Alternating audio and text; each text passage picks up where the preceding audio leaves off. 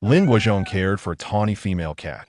When she first arrived, she was no larger than a palm, but after being fed small crucian carp daily by Lin Guozhong, she grew from the size of a hand to the size of a foot, and eventually, she blossomed into a plump cat of considerable proportions. Before long, this sizable feline gave birth to a litter of kittens.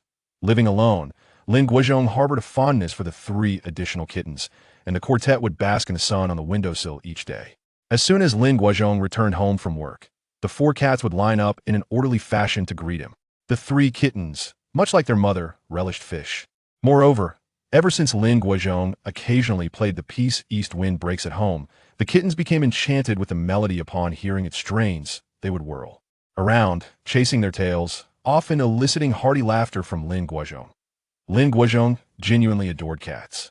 He lived a frugal life, yet he was never stingy when it came to purchasing toys and food for them. Had it not been for the calamity that later befell the city, he and his cats would likely have continued this tranquil existence, nurturing future generations and providing comfort to each feline in their twilight years. However, a plague erupted in the city, which in modern parlance was reclassified as an infectious disease that, in truth, it resembled a plague, as those afflicted bore faint yellow stripes on their bodies, reminiscent of a cat's fur. As was customary, during the widespread outbreak of the infectious disease, animals suffered greatly. All creatures faced ruthless extermination. Stray animals were publicly slaughtered, and beloved pets were not spared, with many owners abandoning or even burying alive their cherished companions. Initially, Lin Guozhong did not contemplate the fate of his cats. He continued to bathe and feed them daily, playing East Wind Breaks for the kittens to dance to. Yet, as the situation grew increasingly dire, several cases of illness emerged at his workplace, and 2 suspected cases were reported in his community.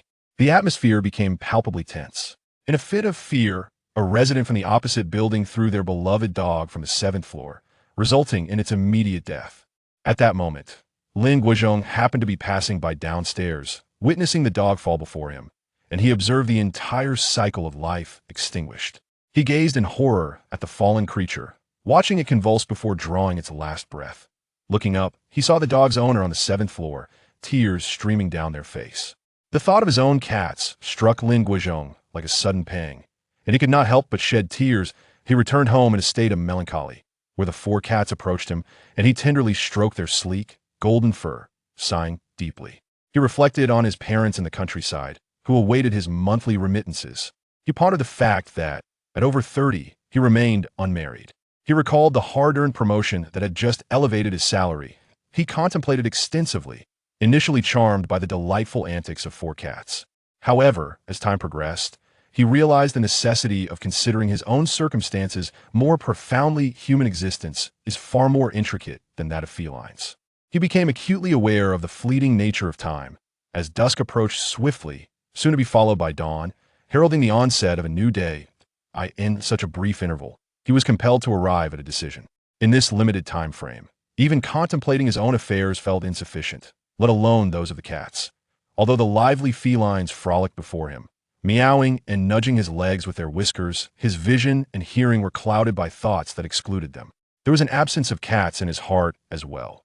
After a series of intense puffs on several cigarettes, he steeled himself, seized a large snakeskin bag, and methodically placed each cat inside.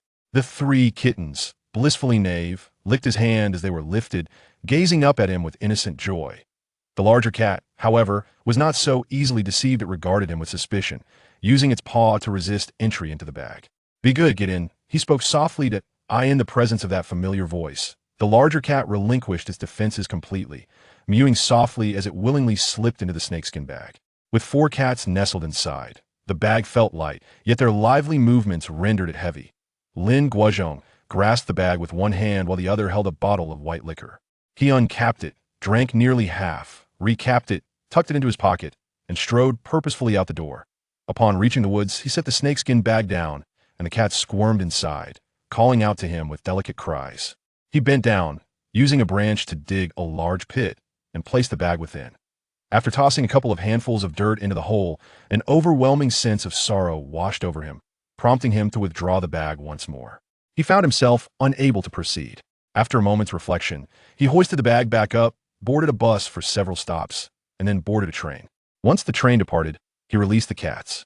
Due to the pandemic, the carriage was nearly empty, leaving just him and the felines. The cats joyfully explored the confines, and coincidentally, the train speaker played East Wind Breaks, prompting the three kittens to dance. The train traversed a vast, ancient forest. Reputed to be impenetrable, the tracks were the only evidence of human presence in the expanse that stretched for 7 kilometers. Without a single station, it was said that neither humans nor animals could find their way out of this oceanic woodland, even when following the tracks, as the forest possessed an innate ability to confound living beings. As the song reached its most stirring crescendo, the kittens danced with unrestrained exuberance, and the larger cat beamed with pride.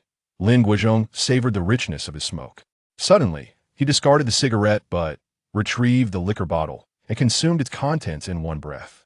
In a fluid motion, he seized the 3 kittens and tossed them out of the window in swift succession. Caught off guard, the larger cat reacted too late, and the kittens, flung from the window, instinctively flailed their limbs in rhythm with the music of East Wind Breaks as they soared through the air. The train sped past with breathtaking velocity. The shadows of the 3 kittens vanished in a flash. The larger cat, regaining its composure, lunged toward the window, only to be halted by Lin Guozhong, who firmly grasped the fur on its neck. At this moment, Lin Guozhong was thoroughly intoxicated. His mind no longer preoccupied with the burdens of reality. Instead, he found himself consumed by thoughts of his beloved cat, a creature of such endearing charm. Faintly aware of his transgressions, he yearned to grasp the last vestige of life that belonged to him, and thus he seized the large cat. The large cat struggled for a considerable time, yet could not withstand the brute strength of a drunken man. As the train traversed the landscape and returned, the large cat gazed dreamily out the window, while Lin Guozhong mirrored its gaze, both fixated on the vast expanse of the forest, oblivious to any trace of the kittens. Eventually, Lin Guozhong regained his sobriety and found himself locked in a gaze with the large cat. The cat's tear-filled eyes compelled him to turn away. He refrained from further aggression towards the large cat. The epidemic soon passed, restoring the animal's freedom to roam. Each day, the large cat ventured outside, lamenting mournfully, departing early and returning late. Lin Guozhong carved a small hole in the door to facilitate the cat's excursions. He understood that the large cat was searching for the 3 kittens. He had also stealthily ventured into the forest in search of them, yet dared not disembark from his vehicle for fear of losing his way. Naturally, he found no trace of the kittens. Many nights, he would awaken to find the large cat perched on the windowsill, lost in thought. One fateful evening, he was suddenly stirred by the strains of East Wind Breaks. Had he forgotten to turn off the television? Something felt amiss. Ever since the kittens had been discarded, he had not heard East Wind Breaks. The melody evoked a profound emptiness within him, mirroring the vacant gaze of the large cat. Who could be singing East Wind Breaks this night? Quietly, he rose and illuminated the living room. The light revealed the wooden floor, etched with concentric circles of claw marks. In times past, the 3 kittens had danced in circles to the rhythm of East Wind Breaks upon that very floor. Now, he beheld the large cat twirling in circles, dancing to the music of East Wind Breaks, its movements a perfect echo of the kitten's past performances, as new marks were inscribed on the floor beneath its paws. The sight brought a sting to his eyes. As the large cat danced, it opened its mouth to vocalize. To his astonishment, the sounds were not the typical meows of a cat. Instead, a series of resonant, mournful notes emerged, each a lamentation of East Wind Breaks. Trembling, he softly uttered, "Cat?" The large cat ceased its spinning, turning to face him, its round eyes glimmering with infinite sorrow. It stood before him, resembling a statue, head held high as it sang East Wind Breaks. Lin Guozhong was overcome with tears, stumbling back to bed, covering his head with a blanket, and plugging his ears to block out all sounds, yet he could not silence the cat's rendition of East Wind Breaks. Night after night, the cat sang. With each performance, Lin Guozhong's tears flowed uncontrollably. As time passed, his vision deteriorated severely, leaving him with only blurred shapes, making even walking a challenge. People advised him to acquire a guide dog, but he replied, "I have a cat." Indeed, the large cat was an exceptional companion, always guiding him through the tangled streets and back home from the maze-like paths resembling a spider's web. "Cat, I shall provide for you in your twilight years," Lin Guozhong often murmured while stroking the fur of the large feline. The cat gazed at him with a sorrowful expression. Although he could not discern its eyes clearly, the weight of its sadness was palpable. One evening, He and the cat wandered along an unfamiliar street, one he had never traversed before, with the cat leading the way at a leisurely pace. Despite his impaired vision, he felt reassured by the cat's innate sense of direction with it by his side. No distance seemed too great to find their way home. The cat had never abandoned him each time. It was the creature that guided him back. This occasion would be no different. However, an unexpected turn of events transpired when, midway through their journey, music suddenly emanated from a nearby home. The east wind blows. It was the very song that pierced their hearts, leaving both man and beast momentarily frozen in place, before bursting into tears. Lin Guozhong felt as though a hole had opened in his heart, a torrent of emotions cascading forth. The cat wept as well, its cries resembling those of a child who had been scolded by an adult. After a spell of lamentation, the cat nuzzled against his leg, leading him back towards home. "Dear cat, you are truly remarkable. You have never forsaken me," Lin Guozhong said, his words somewhat muddled this declaration. The cat shuddered, its fur bristling as if struck by a sudden realization, turning back to cast a profound gaze upon Lin Guozhong. In that moment, the last clear sight he beheld in this life was the depth of the cat's penetrating eyes. Then, with a swift motion, the cat pivoted and gracefully leapt over a wall, vanishing from view. "Cat! Cat!" Lin Guozhong's heart surged with an inexplicable dread, calling out in all directions. There was no response from the cat, only the lingering echoes of the east wind blows wafting through the air. Lin Guozhong soon realized he was lost. Yet, paradoxically, his heart found a strange tranquility. He let out a soft meow and wandered through the labyrinthine alleys, remaining silent when approached by others who inquired about his destination. Days passed as he roamed aimlessly until he finally collapsed. When he fell, a smile graced his face. He felt as though he had been lost for a lifetime, yet at last arrived at the place he was meant to be. He fell with his head directed towards the forest. The spot where he lay was merely a narrow alley away from home. With a few more steps and a turn, he could have reached it. The White River flowed silently, its placid surface undisturbed, meandering gracefully through the mountains before merging with the Yangtze. The surroundings were tranquil, and Mu Hua paddled the boat to the center, skillfully casting the fishing net. The net slowly sank beneath the water, and after a while, Mu Hua retrieved it. Discovering several grass carp flopping within, he placed the fish in the boat's hold and cast the net once more, gazing at the shimmering river surface, letting out a sigh. In recent times, the fish in the White River had dwindled once. A single cast would yield a bounty of silvery catches. Yet this past year, landing merely 10 fish had become a stroke of fortune. As dusk approached, he returned to shore, hung the fishing net on a nearby rack, and made his way home, carrying the 12 fish he had caught. The smoke from the kitchen had long begun to rise, with mother busily attending to her tasks, while father sat on the steps at the entrance, puffing on his pipe. "Where is sister-in-law?" he inquired. Father gestured towards the inner room with his pipe. Upon entering, he found sister-in-law reclining on the bed, cradling the child in her arms. The infant's eyes were tightly shut, and its purplish face appeared somewhat ghastly in the dim twilight. A faint metallic scent wafted through the air. Was the child beginning to decay? He switched on the lamp, and sister-in-law's eyelids fluttered slightly. "Sister-in-law, please set the child down," he whispered gently. "I want to hold him a bit longer," she replied mechanically. Emihua lingered in the room for a moment before turning to leave, selecting the largest fish and gutting it by the ditch, removing its scales. Father continued to gaze down the road in front of their home, anticipating the arrival of his eldest son, Mu Jie, who had received a phone call and should be nearing home by now. Twilight enveloped the surroundings like a dark smoke, plunging both the interior and exterior into shadow, while the kitchen lights shone brightly, yet silence reigned, heavy as a millstone upon the eaves. Mu Jie's silhouette gradually emerged from the dusk, standing before his father, shrouded in the smoke exhale from the pipe. "Father," he called out. "Back already?" Mu Shixiang tapped the ashes from his pipe onto the steps. "If you're home, then let's get to work." Mu Jie nodded, greeted his mother in the kitchen, and then retreated to his room. His wife, Hua Ying, cradled a lifeless child in her arms, a foul odor emanating from the little body. He leaned in closer to inspect. It was a plump, robust son, with a striking red birthmark on his forehead. Born only to die, their son had not escaped the cruel fate that befell many others. He extended his hand, but Hua Ying recoiled slightly, and with a firm grip, he took the child from her. "Let's go," he said. Hua Ying drew a heavy breath, donned her clothes, and descended from the bed. Mu Shixiang and Mu Hua were prepared, standing at the doorway awaiting the two of them. The four of them took turns carrying the deceased child, slowly making their way to the riverbank.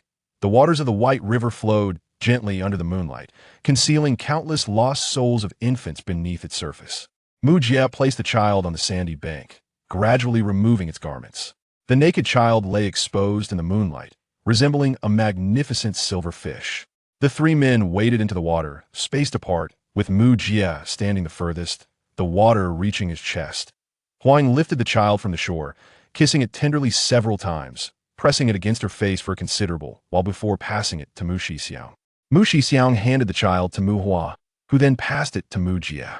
Mu Jie gently received his son. The lifeless child had stiffened, now exceedingly heavy. He bent down, extending his arms, and submerged the child into the water. The moonlight illuminated the surface of the water so brilliantly, in the distance. The bottom of the White River glimmered with a silvery sheen. Go now, there are many little friends awaiting you in the water. He slowly released his grip, gently pushing the child forward, allowing the body to drift into deeper waters. Thus, the child vanished from sight, forever beyond his gaze, as the moonlight failed to penetrate the surface of the water. Mu Jie gazed forlornly with wide eyes, yet all he could perceive was the shimmering river water. Over the past 5 years, he had witnessed countless infants sink to the riverbed, and today, it was finally his turn. He strained to recall the White River from 5 years ago, but his mind yielded nothing. All that lingered was the sight of the river's snow-white bed glimmering beneath the surface, as if it had been thus since time immemorial. However, he was acutely aware that 5 years prior, the riverbed had not been white. It had not even been known as the White River. It had possessed a melodious name, though it had slipped from his memory. He only remembered that during those times, the village welcomed a multitude of children each year, and the fish in the river seemed inexhaustible. But then everything changed. Ever since the first family had given birth to a stillborn infant 5 years ago, the village had not seen a living child since. All the children in the womb appeared healthy, passing every examination without issue. Even as labor approached, one could hear the strong heartbeat of the unborn. Yet, upon birth, they emerged lifeless, their faces tinged with a bluish hue, their lips ash-colored. The doctors attributed this to asphyxiation, but deep down, everyone knew the truth was far more sinister. According to age-old customs, infants under 1 year of age were not to be buried thus. All the deceased children were cast into this river. An unending stream of stillborns found their final resting place in its waters.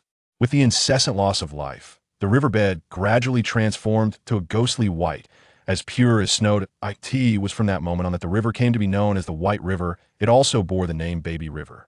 The relentless cycle of death could not extinguish the desire for procreation. The villagers continued to reproduce, yet not a single child survived. Even when they relocated to other areas or ceased to intermarry with locals, the grim reality of infant mortality remained unchanged. Investigations were conducted time and again. Yet the cause of the stillbirths remained elusive. 5 years had passed, and the cries of newborns had vanished from the village. Not a single infant graced their community, causing the village to appear aged. Once home to over 1,000 households, more than half had departed, leaving barely 400 families behind. Yet life continued. Much like the White River itself, regardless of the color of its riverbed, it still nurtured the inhabitants along its banks, its depths teeming with aquatic life. Recently, however, the fish had begun to dwindle, leading the villagers to mutter that even the White River had lost its capacity to bear life. "Brother, we're back." Mu Hua's voice pulled Mu Jie from his reverie. He responded with a soft acknowledgement and slowly made his way back. The four of them walked side by side in silence. Home. A meal awaited them. A steaming bowl of snow-white fish soup sat on the table, its color reminiscent of the riverbed, while the tender fish flesh mirrored the delicacy of an infant's meat. The White River continued to flow, as did the passage of time. Life persisted in its monotonous rhythm, albeit the fish were indeed growing scarcer. Over 10 days later, as Mu Hua once again rode to the center of the White River, preparing to cast his net, a fish leaped from the water. Then, several more followed suit. Soon, a multitude of fish broke the surface, their silvery scales glistening in the sun, creating a spectacle where the river's head and tail seemed to be alive with fish there. Movements forming ripples that obscured the water with a shimmering sheen. Mu Hua's eyes were dazzled, and after rubbing them, he cast his net, pulling in a substantial catch. With another throw, the net brimmed once more. After 3 throws, the fishing boat was laden to its utmost capacity, yet the fish continued to leap energetically, and more vessels joined the fray. Mu Hua steered the boat back to shore, unloading the fish into the hold before returning to the river. Casting his net again. On this day, the entire Baya village rejoiced in an abundant harvest. Countless descendants of the Dragon King fell into the nets, and every household's boat and fishery brimmed with bounty. Eventually, when they could no longer accommodate the excess, they reluctantly returned to shore. Hua Ying and her mother entered their backyard, where they had constructed a fishery, intending to catch a few fish for dinner. As the wooden door creaked open, Hua Ying turned on the light, casting a warm orange glow that illuminated the fishery, revealing a surface blanketed in white. Upon closer inspection, she discovered it was a multitude of fish, each one pale and lifeless. Kneeling beside the pool, she reached down to grasp one. Feeling its soft, sticky body that offered no resistance, it was dead. All the fish had perished. In that moment, Hua Ying was reminded of her own deceased child, and tears streamed down her face as she held the fish. Both Mu Jie and Mu Hua stood frozen before the pool of glimmering dead fish. Mu Jie, too, recalled his child and began to scoop the fish one by one into a wooden bucket, preparing to dispose of them in the river. Then Mu Hua followed closely behind, bearing a load of lifeless fish on a yoke. As they walked toward the riverbank, the faint stench of decay grew more pungent. The closer they got, the more intense the odor became. The moonlight shone brightly, illuminating the scene where a crowd had gathered, forming a barrier that obscured the Baiha. Mu Hua and Mu Jie pushed through the throng, and upon seeing the river, they were struck dumb. The surface of the Baiha was thickly coated with dead fish. Seemingly endless, the entire river appeared to have stilled and vanished, leaving only the lifeless fish suspended in. The gaze of the onlookers, the overpowering stench assaulted their senses. All the fish in the Baiha had died. It took the villagers 3 days to clear the river of the lifeless fish. Once devoid of the dead, the waters of the Baiha flowed as clear as ever, silently gliding along. Beneath the surface, there were no fish, no shrimp, no life whatsoever. The Baiha, much like the women of Baiha village, had lost its ability to nurture, yet life persisted. It was a sweltering summer, and along the river's edge, there lay a strip of shallow pebbles untainted by erosion. The water was clear, reaching just an adult's waist. Each evening, people flocked here to bathe, while the more adept swimmers ventured into the deeper waters. As was customary, this twilight saw villagers swimming and bathing near the shore, the aroma of cooking wafting from the land. A child swam toward the deeper waters, unnoticed by those around him. Children raised by the Baiha had always been skilled in swimming. Moments later, the villagers heard a distorted cry from the boy, splashes erupting not far from the shore, as the terrified child struggled in the water, exclaiming, "Help! Someone is pulling me!" Several men swiftly swam toward him, with Mu Hua leading the charge. The child's visage vanished beneath the surface of the river, leaving only a strand of hair adrift. Mu Hua swiftly grasped that strand, pulling upwards with fervor. The hair tore free from its roots, yet the child continued to descend. Mu Hua distinctly sensed a force below, resisting him, dragging the child deeper into the abyss. With no time to ponder, he plunged beneath the water, his hands grasping the child's armpits. The water of the White River was remarkably clear, unobstructed to his gaze. Mu Hua observed the child's body rising in response to his efforts, while that unseen force persistently pulled downward.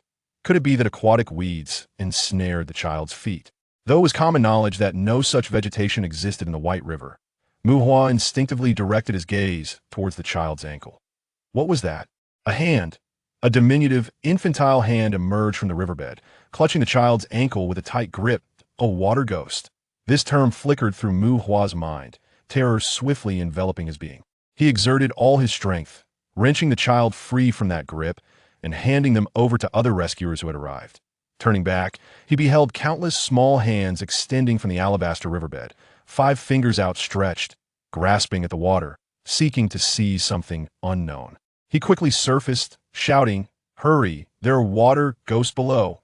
The crowd exerted every ounce of strength to swim towards the shore, those nearer to the bank scrambling and rolling onto dry land.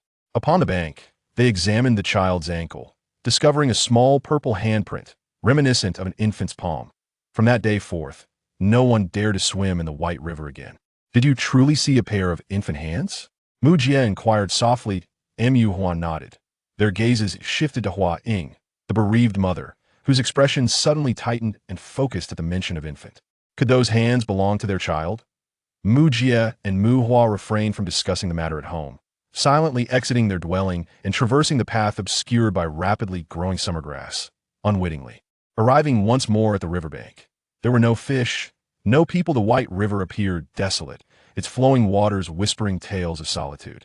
The Mu brothers untied the small boat moored by the river, each taking in oar and slowly paddling towards the river's center.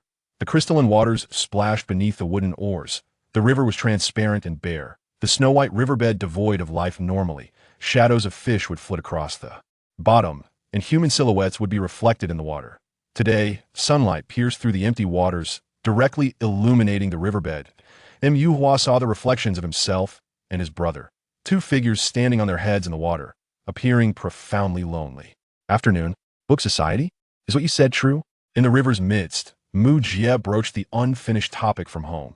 Before Mu Hua could respond, they heard a cacophony of splashing water. Following the sound, they turned their heads. Both brothers beheld, just beneath the transparent surface and not far from the boat, a dark shape thrashing in the water. As the splashes subsided, they glimpsed an infant's face, pudgy little hands reaching above the surface, grasping at the air as if in desperate plea. Yuhua was taken aback. Yet, before he could utter a word, Mu Jie had already leapt into the water. Brother, Mu Hua exclaimed anxiously, rising to his feet. I'm going to save him. Mu Jie surfaced briefly, uttering those words before plunging ahead. He swam closer to the child. Mu Hua stood frozen on the boat, his gaze fixated on the infant bobbing in the water, a peculiar sensation coursing through him. Mu Jie approached the child. Finally snapping back to reality, Mu Hua's complexion turned ashen. It was indeed a baby's face, but what kind of smile graced those lips? The child grinned widely, revealing a row of razor-sharp teeth reminiscent of sharks. It extended its chubby little hand towards Mu Jie, the translucent nails glistening in the sunlight, casting faint shadows, each nail approximately half an inch long. No, this was not an infant. Brother, come back quickly. Mu Hua shouted, his hair standing on end, his voice hoarse with panic. That is a water ghost. But Mu Jie did not hear. His head was submerged, rendering him oblivious to the warning. His hand grasped the baby. The infant suddenly clutched his wrist with an iron grip. In a moment of desperation, Mu Hua plunged into the water. Swimming frantically towards Mu Jie, he saw Mu Jie ensnared by the child, being dragged downwards, struggling fiercely to break free. The baby bared its ghastly white teeth, lunging to bite Mu Jie's hand. A stream of crimson emerged from Mu Jie's wrist. The white riverbed began to bubble ominously, and several round infantile heads surfaced, their clawed hands reaching out to pull Mu Jie downward. Mu Jie fought against them, but they drew him into the riverbed. His body sank into the riverbed, half submerged in the water, half lost to the depths, existing and vanishing simultaneously, bubbles incessantly escaping from his agape mouth.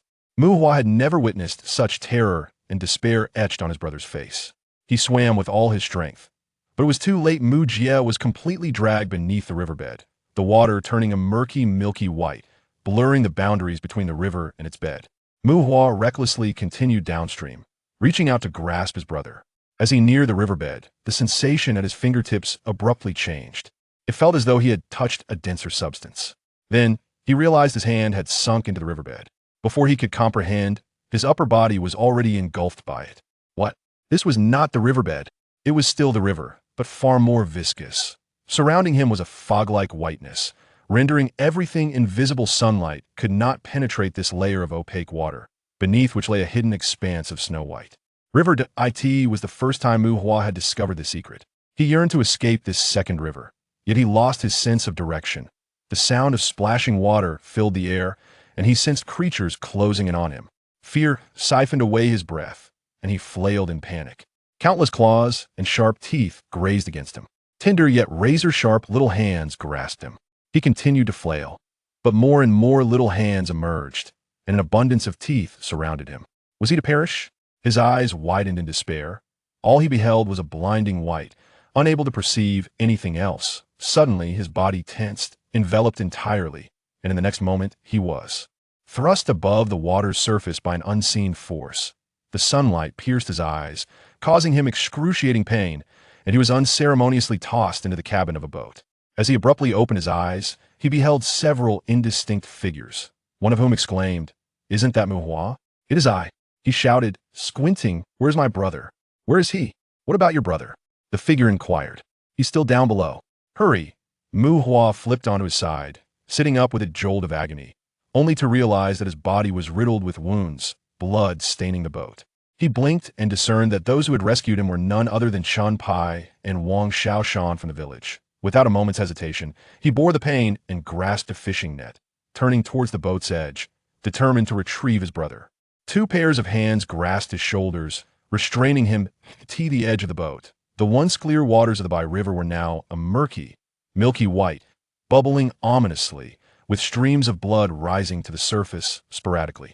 Revealing fragments of flesh, Mu Hua's heart ached painfully as he leaned over the edge, calling out for his brother, while Chun Pai and Wang Xiaoshan held him back with unwavering strength. "It's too late," Chun Pai declared loudly. "When we arrived, we saw blood bubbling up from below and caught sight of Shadow, suspecting a monstrous fish was attacking. That's why we fished you out." He paused, breathless and shaken. "Another child was brought up with you, but midair, he broke free from the net and fell back down. He's likely been devoured by the monster. What kind of creature is this? I've lived by the Bai River for so many years and have never heard of anything man-eating lurking in these waters." "It is not a monstrous fish," Mu Hua murmured, his gaze fixed on the river. The waters gradually calmed, the bubbles dissipated, and the swirling eddies vanished, leaving the blood and milky liquid to settle. "That child is the man-eating monster," Mu Hua stated. "What?" Chun Pai and the others widened their eyes in disbelief. The river regained its pristine clarity, sunlight glimmering on the surface, the white riverbed remaining serene, indistinguishable from other riverbeds. Who could have imagined that this riverbed concealed another waterway beneath? Who could have foreseen that within the white waters lurked a voracious infant? Even Mu Hua struggled to trust his own vision, momentarily dazed, before he seized a bamboo pole and plunged it straight into the water. Wang Xiaoshan and Chun Pai, bewildered, watched him intently. The bamboo pole, over 2 meters long, met no resistance as it entered the water. Mu Hua pushed the pole deeper, stirring slightly. Initially, nothing changed, but as only 2 inches remained above the surface, the pole disturbed the milky liquid, rendering the area near the riverbed murky. "Is it bottomed out?" Wang Xiaoshan questioned, perplexed. "The Bai River can't be this shallow. There is no bottom," Mu Hua replied with a bitter smile. "The clear water of the Bai River is merely 2 meters deep beneath that lies only the milky waters." This revelation left the 2 men in shock.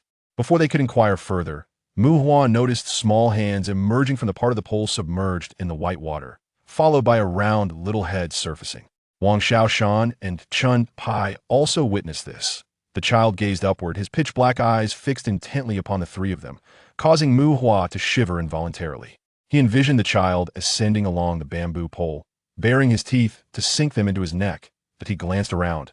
The crystal-clear river enveloping their small boat, how many flesh-eating infants lay hidden beneath the white riverbed? Daring not to contemplate further, he shouted, "Return," and seized the oar, rowing with all his might. Wang Xiaoshan and Chun Pai ceased their chatter. The trio exerted themselves, swiftly approaching the riverbank. The white river remained eerily tranquil. Those infants concealed within its milky depths no longer surfaced. His brother, Mu Jie, had also vanished without a trace. Upon reaching the shore, Mu Hua was struck by the stark realization that he would never again have a brother. How was he to return? He lingered by the riverbank for an extended period, and by the time he arrived home, lunch had grown cold. His father, mother, and sister-in-law, their 6 eyes fixed upon him, soon let their gaze drift beyond him, searching the emptiness behind. "Where is your brother?" Huang inquired. He swallowed hard. Noon passed in a blur, tears, cries, followed by a profound silence, as they moved in and out of the room with utmost care, as if fearing to disturb a slumbering soul. "Did he have a red birthmark on his face?" Huang suddenly asked, too. Mu Hua was momentarily taken aback. Hua Ying raised her gaze to him, her eyes emanating a sorrowful light from beneath the creases of her forehead. In that instant, he recalled the night her son had perished, the very night of her childbirth, when she had gazed upon the lifeless body of her infant with such a look had been. A robust boy, a crimson birthmark adorning his forehead. Had he lived, he would have blossomed into a handsome young man. His thoughts drifted back to the unsettling sights he had witnessed in the White River, and he shook his head in relief mixed with fear. No, those children bore no birthmarks. Thank goodness, his brother had not perished by the hands of his own flesh and blood. "Let us go." Mu Shixiang hoisted the grappling hook and stepped out. The other 3 followed closely behind. Several boats accompanied them as they rowed across the White River, traversing back and forth, casting and retrieving the grappling hook and fishing nets. Yet Mu Jie's body remained elusive. Glub, glub. A stream of bubbles surfaced. An infant emerged from the milky waters, wriggling like a fish, gradually traversing the transparent expanse of the White River until it reached the surface. All eyes fell upon It. It turned its round eyes toward Mu Hua, revealing a grin adorned with sharp teeth. A chill enveloped Mu Hua. The infant submerged once more, twisting its body before vanishing from sight. They searched for its shadow in vain, unable to find it. Chen Pai, pulling the grappling hook from the water, leaned halfway over the side of the boat, when suddenly, someone grasped his hand submerged in the water. A jolt of terror coursed through him as he shouted, "It's got hold of me!" The others on the boat immediately seized him. As nearby vessels drew closer, several oars plunging into the water. The grip on his small hand loosened, and an infant swam leisurely away from the crowd. Glub, glub, glub. More bubbles erupted from all directions. More infants surfaced, their heads breaking the water surface, while countless tender bodies swam beneath. They found themselves encircled by the infants. Oh, not fear, they shall not leave the surface of the water. As long as we refrain from submerging our hands, we shall be safe, proclaimed Mu Shixiang loudly. No sooner had he spoken than a cacophony of cracking sounds filled the AI. It was the sharp teeth gnawing at the wood. It took a moment for the crowd to grasp the reality. They are gnawing at the bottom of the boat. This revelation sent waves of panic through the people, who frantically paddled as if they were windmills, hastening towards the shore. Crack, crack, the gnawing intensified. Some of the infants dared to leap from the water's surface, darting past the faces of the onlookers, seizing morsels of flesh with each pass. Screams erupted in succession, blood splattering, as the infants continued to breach the water. Fear gripped the hearts of the people, who paddled desperately, scrambling ashore. All were marked by wounds. The White River had truly become a river of death, and no one dared traverse its surface again. Day and night, the infants floated within the waters, seemingly awaiting something, their clear eyes glimmering with a ravenous hunger. They emitted cries reminiscent of infants. This sound lingered throughout the days and nights in the village of White River, instilling an unsettling itch in every listener. What are they wailing about? Mu Hua, from a distance, gazed at the floating figures, murmuring to herself. They are hungry, replied Hua Ying. Mu Hua looked at her in astonishment. They are hungry, they yearn for milk, Hua Ying said, her gaze dimming as she turned to retreat indoors. Indeed, they were hungry, but their cravings were not for milk. They sought blood and flesh. The dog ran along the bank of the White River, and the infants, spotting it, turned their heads in unison, their thirsty gazes fixated upon the creature. A few infants swam to the shore, hesitating momentarily, before one attempted to climb onto land. The dog, sensing danger, bared its teeth and emitted a low growl. The infant, on all fours, let out a shrill laugh and lunged forward, sinking its teeth into the dog's throat before it could react. More infants surged forth. The dog howled in despair, rolling twice upon the ground before lying still. The infants, like a swarm of ants, swarmed over the dog's lifeless body, gnashing their teeth and tearing at the flesh. Witnesses from a distance turned and hurried home, hastily closing their doors. In the days that followed, the infants captured every creature that dared approach the riverbank, growing bolder and spending increasingly longer periods on shore. Fewer people ventured outside. One morning, days later, Mu Hua heard a scratching sound at her window. Groggily, she opened her eyes to see a row of sharp teeth gnawing at the windowsill. Through the glass, the head of an infant emerged. Cursing, Mu Hua seized a hoe from the corner of the room, opened the door, and advanced towards the window. The infant, perched upon the window, ceased its gnawing upon noticing her approach. Watching her warily, Mu Hua raised the hoe and struck at the infant's head. It clumsily dodged. Mu Hua lifted the hoe again and on land. The infant was far less agile than in the water. It managed to evade her, but not before sustaining a gaping wound on its arm. Blood gushing forth, Mu Hua struck it again. But it fell to the ground, gasping for breath, its face quickly turning a shade of bluish purple. Before it lay still, Mu Hua cautiously approached and prodded it with a hoe, yet it remained unresponsive. Upon checking its heart, he found it no longer beating. It seemed to have perished. Yet, were not these infants, cast into the river, already dead from the moment of their birth? The lifeless bodies of the infants had been surrendered, and the villagers dared not linger by the banks of the White River. Armed police erected a barbed wire barricade along the river's edge, yet infants, with their sharp teeth, continued to gnaw through the wire in their desperate quest for sustenance. Without exception, the police shot down those children attempting to flee. The infants once again found themselves devoid of a food source, their plaintive cries echoing endlessly over the White River. Research on these infants swiftly yielded results, as a silver-haired expert arrived at the temporary settlement in White River Village to convey the grim truth to the villagers. For several years, the waters of the White River had been contaminated by waste discharged from various enterprises upstream. This amalgamation of pollutants transformed the river into a milky emulsion, denser than ordinary water, causing it to sink beneath the clear surface. Unbeknownst to the villagers, another layer of water lurked below. They mistook the white hue for a mere alteration of the riverbed's color. Initially, due to sedimentation, the pollution had not significantly impacted their health, and the fish instinctively avoided the contaminated bottom layer, thriving in the clear water above. However, 5 years ago, the emulsion's thickness surpassed half the depth of the White River, directly affecting water quality and contaminating aquatic life.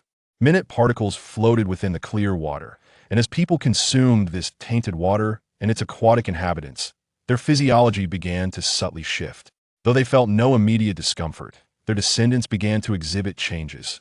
Fetuses, accustomed to the polluted amniotic fluid within their mother's wombs, found themselves unable to acclimate to the untainted air and water upon birth, entering a state of apparent death. The lifeless infants were cast into the White River, sinking into the emulsion at the riverbed, akin to returning to their amniotic sanctuary, thus regaining vitality and even developing gills suited for aquatic life, while their lungs regressed. These infants sustained themselves by consuming fish and shrimp from the water. But recently, due to severe pollution, all aquatic life had perished, leaving them bereft of food, and forcing them to daringly launch attacks on humans. At this juncture, the expert fell silent. Then, a villager inquired, "Are those monsters our children?" The expert nodded.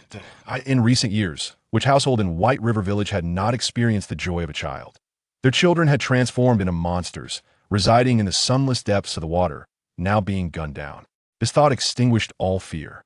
All the men and women who had lost children rushed to the riverbank, calling out their children's names through the barbed wire. To bow. Bye-bye. Who's he? The lamentations of adults intertwined with the wails of infants, as dark clouds gathered ominously over the White River, and the police's weapons trembled. The White River began to churn violently. The last vestige of clear water was tainted, and the White River had entirely metamorphosed into a milky hue.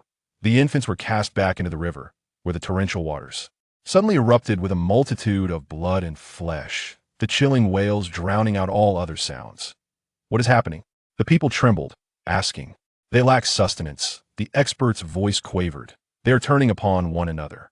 The children struggled in the water, biting and gnawing, as corpses and entrails surfaced only to be devoured by their peers. Parents, on the shore, ran and wept, cursing loudly, yet were powerless to prevent their offspring from killing or being killed. The women, driven to madness, crouched down, tearing at the barbed wire point. One woman initiated the act, and soon more joined her, with men participating as well, leaving the armed police in a state of bewilderment.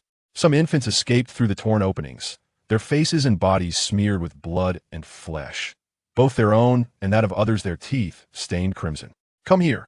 The people, unable to discern their own children, opened their arms indiscriminately. They lunged into their embrace, biting. Blood and flesh splattered. Gunfire erupted. This harrowing scene persisted for several agonizing minutes, leaving a grim aftermath of numerous adult and infant corpses along the shore. Adults fell by bites, infants by bullets. Men and women howled as they retreated, gripped by fear and sorrow, yearning to advance yet compelled to withdraw, their wounds and hearts aching. Who had slain these children? Who had inflicted such harm upon them? The waters of the White River had turned crimson with blood as the starving infants, blinded by hunger, could not be halted in their massacre. 3 days passed, and the milky waters of the White River returned to a deceptive calm. The blood and flesh carried downstream to the Yangtze, flowing into the sea, leaving behind an empty White River. Yu Hua and his parents returned home, finding no trace of Hua Ing. Perhaps that woman had also been bitten to death by the infants during those horrific days, when countless infatuated parents willingly succumbed to the sharp teeth of their children. They opened the door, and a woman's laughter echoed within. It was the voice of Hua Ing. "Sister-in-law?" Mu Hua exclaimed in surprise. Hua Ing did not respond. They then heard the gurgling sound of an infant. A chill ran through the three of them throughout these days. The sound of an infant had become the most terrifying sound in the world. The laughter of the infant and the woman lingered in the air as they followed the sound to the back of the house. Opening the fish shed, in the water tank, a plump infant swam back and forth, while Hua Ying stood on the bank, smiling blissfully, occasionally tossing a fish into the water. The infant leaped up, capturing the fish in its mouth and chewing. A rosy birthmark adorned its forehead. Hua Ying turned to Mu Hua and the others, smiling radiantly. My son has returned. Outside the window lay a thick fog, obscuring all visibility.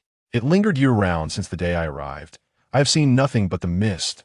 Long ago, on a fog-laden evening, I found myself wandering the streets alone. Had I just finished a night shift? Or was I returning from an outing with friends? The passage of time had obscured my memory. All that lingered was the fog, swirling from every corner of the street like tufts of cotton, gradually merging into everything, blurring my vision. The night was deep, enveloped in an eerie silence, with only the sound of my own footsteps, which, shrouded in mist, had become muted that I retrieved my flashlight to illuminate my path, but the dense fog rendered its beam ineffective, barely reaching a foot ahead. The surroundings were cloaked in a dull gray, the fog clinging to my skin, cold and damp, that a sense of trepidation began to creep in when, at that very moment, I heard a faint sobbing, reminiscent of a child's cries. A chill ran down my spine, prompting me to quicken my pace, only to be halted by a tug at my collar. My heart raced. Looking down, I discovered a filthy little hand clutching my clothing, the rest of the figure obscured by the thick fog. "Who are you?" I inquired, directing my flashlight towards the source. The boy's face emerged, blurred in the mist, tears streaking down his cheeks as he whimpered, "I can't see the way." My irritation flared, yet I couldn't abandon him, so I grasped his hand and asked, "What are you doing out here so late?" He explained that he lived nearby and had just returned from a friend's house. He typically traversed this path, reaching home in a mere 2 minutes, but the fog had descended unexpectedly. Is it truly only a 2-minute walk? I probed. He nodded vigorously in affirmation. "Then allow me to escort you home." I took his hand, prompting him to lead the way. He wiped his tears and managed a smile. Throughout our journey, he clutched my hand tightly. I stumbled along behind him, feeling the ground beneath my feet grow increasingly uneven. I shone the flashlight around, but visibility was non-existent. I was uncertain of our location. Unease settled within me, and I asked if we were nearing his home. Each time, he assured me we were almost there. Minutes slipped by swiftly. One 2-minute interval followed another. Yet we continued to walk. A sense of wrongness enveloped me, and I halted. The fog concealed everything around us, the wind blowing from the right, chilling to the bone. Yet failing to part the mist, IT carried the scent of moss and stagnant water, and its direction was inconsistent with the familiar path. To my right stood a row of tightly clustered buildings, stretching from one end of the street to the other, devoid of any gaps. Even amidst the tempest, these structures shielded us from the wind's intrusion unless it blew from the left. Though we had passed the building where I resided, we had not turned. We must still be on this street. Thus, the wind could not possibly be originating from the right. If to validate my doubts, the wind from the right side grew more delicate and frigid, emitting a low, mournful whimper that rendered half of my body numb with cold. I shuddered, feeling as though I were not traversing the city, but rather wandering through a desolate wilderness. The scent that lingered was not that of the urban ground. Rather, it resembled the odors emanating from neglected corners of the city: decay, unripe, and solitude. As I directed my flashlight to the right, the thick fog enveloped us like milk, rendering the beam of light feeble.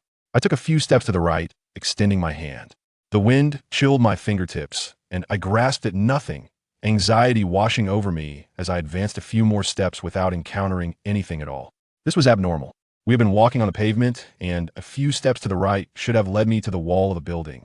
Yet now there was nothing. Moreover, the ground beneath my feet grew increasingly uneven, sticky, and muddy. Unlike the smooth, level sidewalks I was accustomed to, it felt akin to a rain-soaked mire. Kneeling down, I indeed caught a whiff of the foul odor of muck. Lowering my head as much as possible, I discerned in the feeble light of the flashlight that my feet were coated in mud, and the ground was certainly not the well-maintained surface of the city. The soft, black earth was riddled with pits, and heaps of black sludge cluttered the pathway. Occasionally, a few elongated creatures, neither quite loaches nor earthworms, would slither out from the mud piles, only to swiftly retreat back within. Where have we arrived? My heart raced, and I couldn't suppress a shiver. "We're almost there," he replied calmly. I turned the flashlight towards his face, illuminating his glossy, dark eyes, and a chill settled deep within me. From the moment I encountered him until now, no more than 15 minutes had passed. We had been walking in a straight line, and it was inconceivable that I'd strayed from the familiar street. Even if we had taken a few turns, for I could find no such muddy path nearby. "The ground is entirely muddy. Is it like this near your home?" I inquired, quietly straining to withdraw my hand from his grasp, but he held it tightly, his palm dry and cold. No matter how I struggled, he maintained his firm grip. Yes, he lowered his gaze, a hint of sadness in his smile. "It has always been this way." So close to him that I could nearly touch his nose. I could still discern his features clearly even amidst the dense fog. His complexion was pale, slightly gaunt, yet his features were well defined. Several gray streaks of mud adorned his forehead, and his hair was disheveled, seemingly laden with dandruff. He emanated an odor of grass and sweat. The white t-shirt he wore appeared as though it had not been washed in ages, stained and soiled, with a ring of black grime accumulating around his neck. That he seemed like an ordinary child, yet how could a typical child lead me down a path that did not belong to this city? I strained my eyes to see him more clearly, but the fog thickened, obscuring his face once more. It felt as though the mist emanated from his very being, occasionally dissipated by our breaths, yet more often than not, it enveloped us like a white cocoon. He continued to pull me forward, while I remained rooted in place. Hesitant and conflicted, he tugged at my hand with fervor, turning back to gaze at me. Perhaps it was the fog that obscured his expression, for there was no sign of surprise or confusion on his face, as if my reluctance to step forward was entirely expected. I strained to illuminate his face with the flashlight, but the image grew ever more indistinct. Suddenly, I felt his grip tighten, his fingers clawing at me like sharp talons, and he urgently whispered, "We must flee." Yet, I remained still. He was too slight to pull me along, and so he leaned against me, pressing close to my pant leg, seizing my wrist that held the flashlight, extinguishing its light. The surroundings plunged into utter darkness. Just as I was about to question him, a cacophony of footsteps echoed around me, causing me to swallow my words. Countless sounds approached from all directions in the obscurity. I could distinctly sense the presence of many, their heavy breaths and exuberant laughter reverberating in the air. The scent of their bodies wafted towards me, a potent mix of sweat and the unmistakable odor of unbathed youth, along with a peculiar aroma that only children possess. Yes, they were merely children, but what kind of children were they? Their laughter was disturbingly exuberant, and numerous hands with sharp nails gripped my arms, shoulders, and thighs. Every part of my body was ensnared by those little claw-like fingers, tugging at me from every direction, as if they sought to rend me apart. "Get away from her. She is mine, mine," shouted the first boy I recognized, his voice hoarse with desperation as he endeavored to pry the little hands away from me. I too struggled to break free, but there were simply too many hands. The fog was thick, the dampness stifling my breath. I felt as though I would be dragged into the unfathomable mist, suffocated by these children. Eventually, they released me. Consumed by a tumultuous brawl amongst themselves, IT began with the dull thud of fists, escalating into a symphony of terrifying sounds. The thud of bodies falling, anguished cries, and the sickening crunch of bones. The metallic scent of blood permeated the air that I could not tell when, but a hand gripped me tightly, and the familiar voice of the boy whispered urgently in my ear, "Run." This time, I did not hesitate. I sprinted alongside him. As we ran, I stepped on several soft, fragile bodies, eliciting cries of pain from their owners beneath our feet. I wanted to stop and see how they fared, but the boy's stern command rang out. "Run," behind us. The relentless sound of footsteps surged, and I could no longer afford to consider anything else as I stumbled through the darkness, following the boy. Nothing was visible. A veil of black enveloped us, and I was oblivious to any pitfalls or obstacles ahead, surrendering to his grip as we raced onward. Just when my strength seemed to wane and the run felt interminable, a flicker of light appeared ahead, akin to fireflies that my eyes, having wandered in the dark for so long, could not help but weep at the sight of this illumination. From that moment on, there was no other aim. The light became the singular destination. Without needing the boy's guidance, I instinctively ran towards the source of the glow. The light grew increasingly intense, revealing the faint outlines of the buildings around me. It was only when I stood less than half a meter from the house that I realized I had arrived at its doorstep. The illumination spilled forth from the ajar entrance, where the interior glowed brightly, untouched by even a wisp of mist, as if it belonged to another realm. Peering through the doorway, I beheld a golden-hued wooden floor that reflected the light with a soft radiance, a row of couches casting half-shadowed silhouettes, and to the right, a bar counter, standing tall with an array of cups and teapots, alongside various other items. Scattered across the floor were several toy dolls and miniature cars. As I surveyed my surroundings, the house's contours remained shrouded in mist, obscuring its true appearance. "Come in," the boy said. Having reached the threshold and firmly grasping my hand, I glanced back at the path I had taken, where an endless darkness loomed behind me. Surrounded by shadows and fog, I had no choice but to follow him inside. Beyond the door lay a spacious hall, where 4 couches were arranged in a circular formation at the center. The walls were lined with floor-to-ceiling windows, their curtains drawn tightly shut. Against one wall stood a straight wooden staircase leading to the second floor. The floor was littered with toys and the remnants of food packaging. 3 children occupied the couches, engaged in a heated dispute over some morsel before we entered. Upon seeing me, they abruptly rose, their expressions a mixture of surprise and delight. These children were of a similar age to the boy beside me, none exceeding 8 years, 2 girls and 1 boy. The girls had disheveled hair, their braids in disarray. One girl, with round eyes, sported crumbs of cake at the corners of her mouth, while the other had slender eyes and a round nose, her mouth still busy chewing. The boy had dark skin, shyly lowering his gaze, his long eyelashes casting delicate shadows beneath his eyes. Their clothing was tattered and filthy. The girl with round eyes had a sleeve that was even torn, exposing a thin wrist. They all gazed at me with eager eyes, as though anticipating something. My attention was drawn involuntarily to the food the boy clutched in his hands, of very items they had been fighting over. A hard bun and half of a rather stale piece of bread. "Are you our new mother?" the girl with round eyes inquired. "What?" I was taken aback. "You don't have a mother?" 3 heads shook in unison. "Will you be our mother?" The boy beside me looked up, his eyes filled with a pleading expression. "What an absurd request." I gently shook my head. "Look at us, we are so small. We need a mother to take care of us," the boy persisted. "Let your father find a new mother." "I want to go home," I replied, a hint of impatience creeping into my voice. The room was unbearably filthy, and after wandering for so long, I felt weary without a place to rest. The couches were marred with smudged handprints and muddy footprints, and traces of snot and saliva were evident everywhere. Upon hearing my words, several children began to weep. I found myself at a loss, murmuring reassurances to them, yet their cries only grew louder, tears streaming down their faces in torrents. Ultimately, it was the boy I had first encountered who, with a quivering voice, said, "We do not have fathers either." Upon seeing my astonished expression, he seemed to anticipate my thoughts, and, feeling a touch of embarrassment, sobbed softly. What I initially said was a lie. "Then with whom do you reside?" A sense of foreboding crept into my heart as I recalled the countless small hands in the mist that sought to ensnare me. "Just the 5 of us," replied the boy. "Only us." He gestured toward himself and the others, stating, "I am number 1, they're numbers 2, 3, and 4. He pointed sequentially to the girl with round eyes and another girl, finally indicating the shy boy. "What are your names?"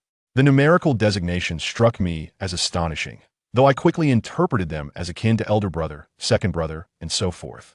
"Number 1, the boy stated. "Number 2, the girl with round eyes chimed in.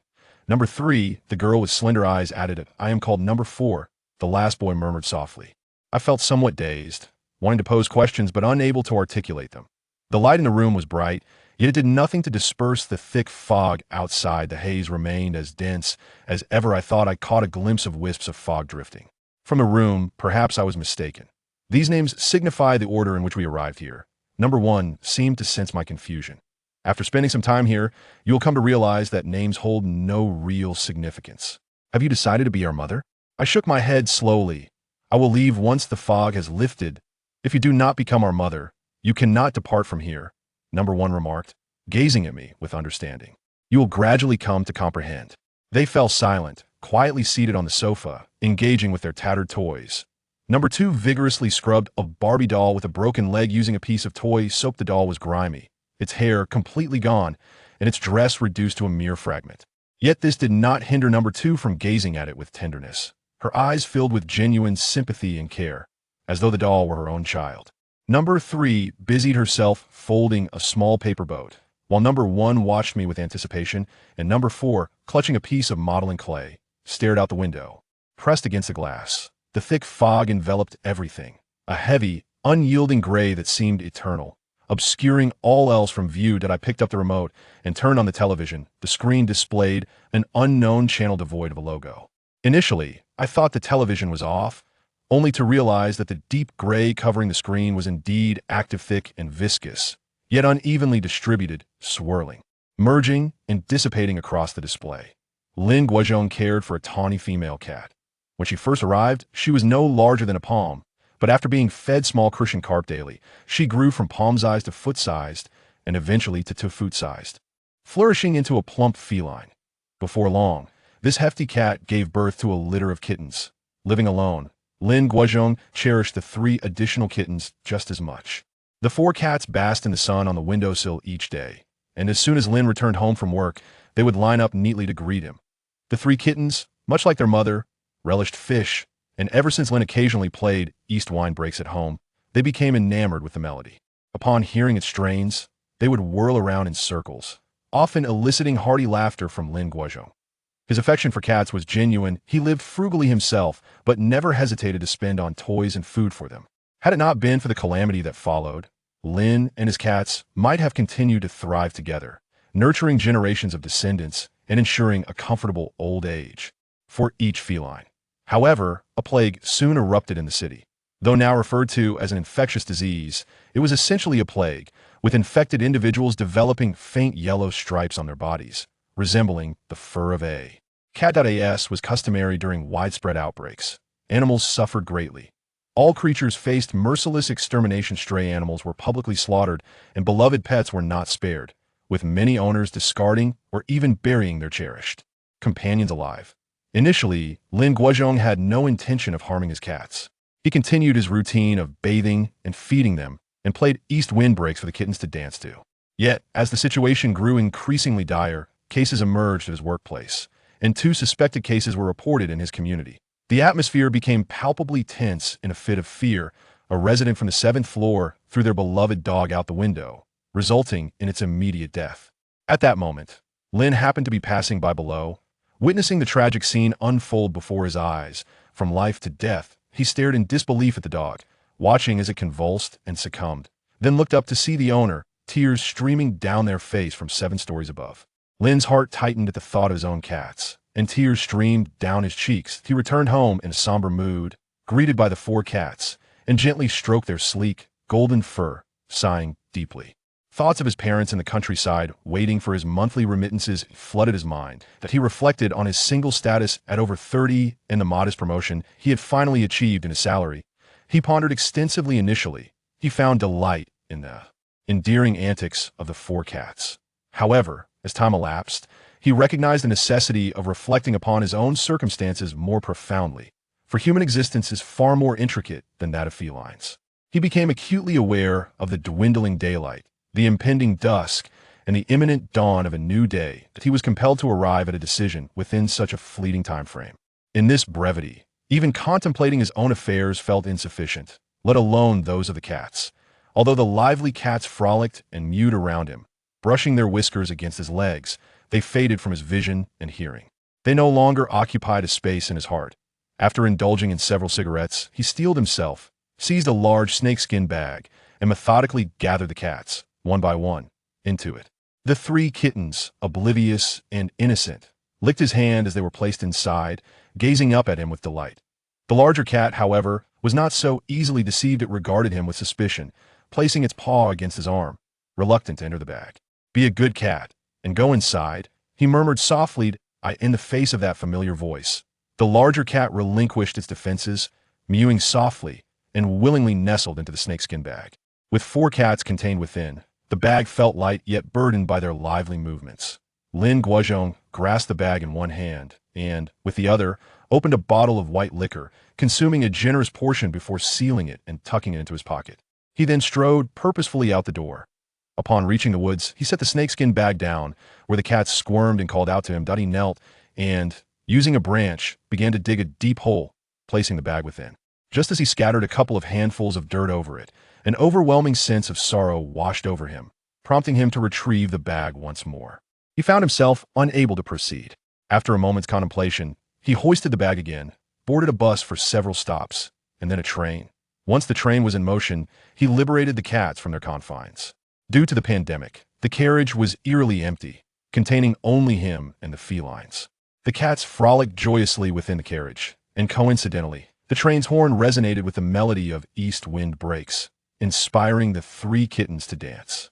The train passed through an ancient forest, said to be a realm where the iron tracks were the only sign of humanity amid a vast expanse of trees, with no stations for a continuous 7 kilometers. That it was rumored that neither human nor animal could find their way out of this oceanic forest. Even following the railway would prove futile, for the woods possessed an innate ability to bewilder any living creature. As the song reached its most rousing crescendo, the kittens danced with unbridled joy, the larger cat beamed with pride, and Lin Guozhong savored the rich flavor of his smoke. Suddenly, he discarded the cigarette but retrieved the liquor bottle and drained it in one go. Then, with fluidity, he seized the three kittens and hurled them out of the window in quick succession. The larger cat, caught off guard, failed to register the swift motion, while the kittens, even midair, instinctively flailed their limbs in rhythm with the melody of East Wind Breaks. The train sped past with remarkable swiftness.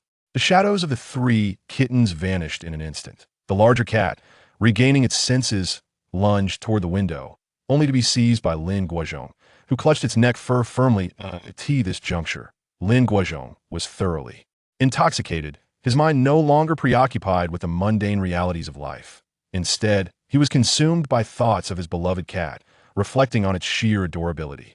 In his hazy state, he sensed he had erred, yearning to grasp onto the last remnant of a living being that belonged to him. Thus, he seized the large cat. The large cat struggled for a considerable time, but ultimately succumbed to the brute strength of a drunken man. The train journeyed forth and then returned, passing through the forest once more. The large cat gazed dreamily out of the window, while Lin Guozhong mirrored its gaze, both fixated on the vast expanse of the forest, devoid of any sign of the little kittens. Eventually, Lin Guozhong awakened from his stupor, locking eyes with the large cat, whose tearful gaze compelled him to avert his own. He refrained from further actions against the cat. The epidemic soon dissipated, restoring the animal's right to roam freely. The large cat ventured out daily, wailing mournfully, leaving home early and returning late. Lin Guozhong carved a small hole in the door to facilitate the cat's excursions. He understood that the large cat was in search of the three little kittens. He too had stealthily traversed that forest in search of them, but lacked the courage to disembark from his vehicle, fearing he might lose his way. Unsurprisingly, he found no trace of the kittens. Many nights, he would awaken to find the large cat perched on the windowsill, lost in thought. One fateful evening, he was suddenly greeted by the strains of Dong Feng Pa. Had he forgotten to turn off the television? Something felt amiss. Since the kittens had been abandoned, he had not heard Dong Feng Pa again. Upon hearing the melody, he felt an emptiness within, mirrored in the vacant gaze of the large cat. Who could be singing Dong Feng Pa that night? He quietly rose and illuminated the living room. The light revealed the wooden floor, etched with circular claw marks, remnants from when the three little kittens had danced in tandem with Dong Feng Pa. Now, he beheld the large cat twirling in circles, dancing in synchrony with the music, its movements identical to those of the three kittens, leaving fresh marks upon the floorboards. This sight caused his eyes to well with tears as the large cat danced. It opened its mouth to vocalize his astonishment. The sounds it produced were not the usual meows, but resonated with the melancholic strains of Dong Feng Pa. Trembling, he softly called out, "Cat?" The large cat halted its pirouette and turned to face him, its round eyes radiating profound sorrow. It stood before him, akin to a statue, head held high, singing Dong Feng Pa. Lin Guozhong was overcome with tears, staggering back to his bed, covering his head with the quilt and his ears with his hands, striving to block out all sound, yet he could not silence the cat's rendition of Dong Feng Pa. Night after night, the cat sang. Each time it did, Lin Guozhong found himself unable to contain his tears. Over time, his vision deteriorated significantly, leaving him to perceive only blurred shapes, and even walking became a challenge. Well-meaning individuals suggested he acquire a guide dog, to which he replied, "I have a cat." The large cat was indeed a splendid companion, always leading him through the chaotic streets and back alleys, guiding him home through a web of confusion. "Cat, I shall care for you." In your twilight years, Lin Guozhong often murmured while gently stroking the fur of the large cat. The cat gazed at him with sorrowful eyes. Though obscured, the depth of its sadness was unmistakable. One evening, he strolled along an unfamiliar street, a path he had never traversed before, with the large cat leading the way at a leisurely pace. Although his vision was impaired, he felt reassured by the cat's ability to navigate, believing that as long as it was by his side, no distance was insurmountable for their return home. The cat had never abandoned him, it was always the one guiding him back. This time, however, was destined to be an exception. As they progressed halfway down the street, music suddenly erupted from a nearby home. East Wind Breaks. It was the heart-wrenching melody that resonated deeply within both Lin Guozhong and the cat. Frozen in place, man and feline were overcome with tears, their sorrow palpable in the air. Lin Guozhong felt as though a hole had formed in his heart, a torrent of emotions cascading forth. The large cat wailed, as if it were a child chastised by an adult, its cries echoing in the dusk. After a while, it nuzzled against his leg and began to lead him back home. "Dear cat, you are truly wonderful, you have never forsaken me." Lin Guozhong spoke with a quivering voice. Upon hearing this, the cat shuddered, its fur standing on end in a sudden realization. It turned back to gaze deeply into Lin Guozhong's eyes. In that moment, the last clear sight he would ever have in this life was the profound gaze of the large cat. Then, with a swift motion, the cat leaped over a fence and vanished from view. "Cat! Cat!" Lin Guozhong's heart filled with an unnamed panic as he called out in every direction. No response came from the cat. Only the lingering echoes of east wind breaks floated through the air. Lin Guozhong soon realized he was lost. Strangely, this realization brought him a sense of calm. He mewed softly, wandering through the labyrinthine alleys, remaining silent when others inquired about his destination. Days passed in this manner until he finally collapsed. As he fell, a smile graced his face. He felt as though he had been lost for a lifetime, yet had finally arrived at his intended place. He collapsed facing the direction of the forest. The spot where he fell was merely a narrow alley away from his home. A few more steps, a turn, and he would arrive. The white river flowed gently, its surface undisturbed, winding through the mountains before merging into the Yangtze. The surroundings were tranquil as Mu Hua maneuvered the boat to the center, skillfully casting the fishing net. As the net slowly sank into the water, Mu Hua retrieved it after a while. Discovering several grass carp flopping within, he placed the fish in the boat's hold and cast the net once more, gazing at the shimmering surface of the river, letting out a sigh. In recent times, the fish in the White River had dwindled once. A single cast would yield a net brimming with silvery catches, but this past year, capturing even 10 fish in a single haul had become a stroke of luck. As dusk approached, he drew near the shore, hung the fishing net on a nearby rack, and carried home the 12 fish he had caught. The smoke from the kitchen had already begun to rise, and my mother was busily engaged in her culinary tasks while my father sat on the steps at the doorway, puffing on his pipe. "Where's my sister-in-law?" he inquired. My father gestured towards the inner room with his pipe. Upon entering, I found my sister-in-law half reclining on the bed, cradling the child in her arms. The infant's eyes were tightly shut, and his ashen face appeared somewhat grotesque in the twilight. A faint metallic scent wafted through the air. Could it be that the child had already begun to decay? I switched on a lamp, and my sister-in-law's eyelids fluttered slightly. "Sister-in-law, let the child go," I whispered gently. "I just want to hold him a little longer," she replied mechanically. I lingered in the room for a moment before turning to leave, selecting the largest fish and gutting it by the irrigation ditch, removing its scales. My father continued to gaze down the road in front of our home, awaiting the arrival of my elder brother, Mu Jie, who had already received a phone call and should be nearing home. The dusk spread like a dark smoke, enveloping both the interior and exterior in shadows. The light in the kitchen illuminated the silence, which pressed down like a millstone upon the eaves. Mu Jie's silhouette gradually emerged from the twilight, standing before my father, enveloped in the swirling smoke from the pipe. "Father," he called out. "Returned, have you?" Mu Shixiang flicked the ash from his pipe onto the steps. "If you come back, let's get to work." Mu Jie nodded, greeted our mother in the kitchen, and then proceeded to his own room.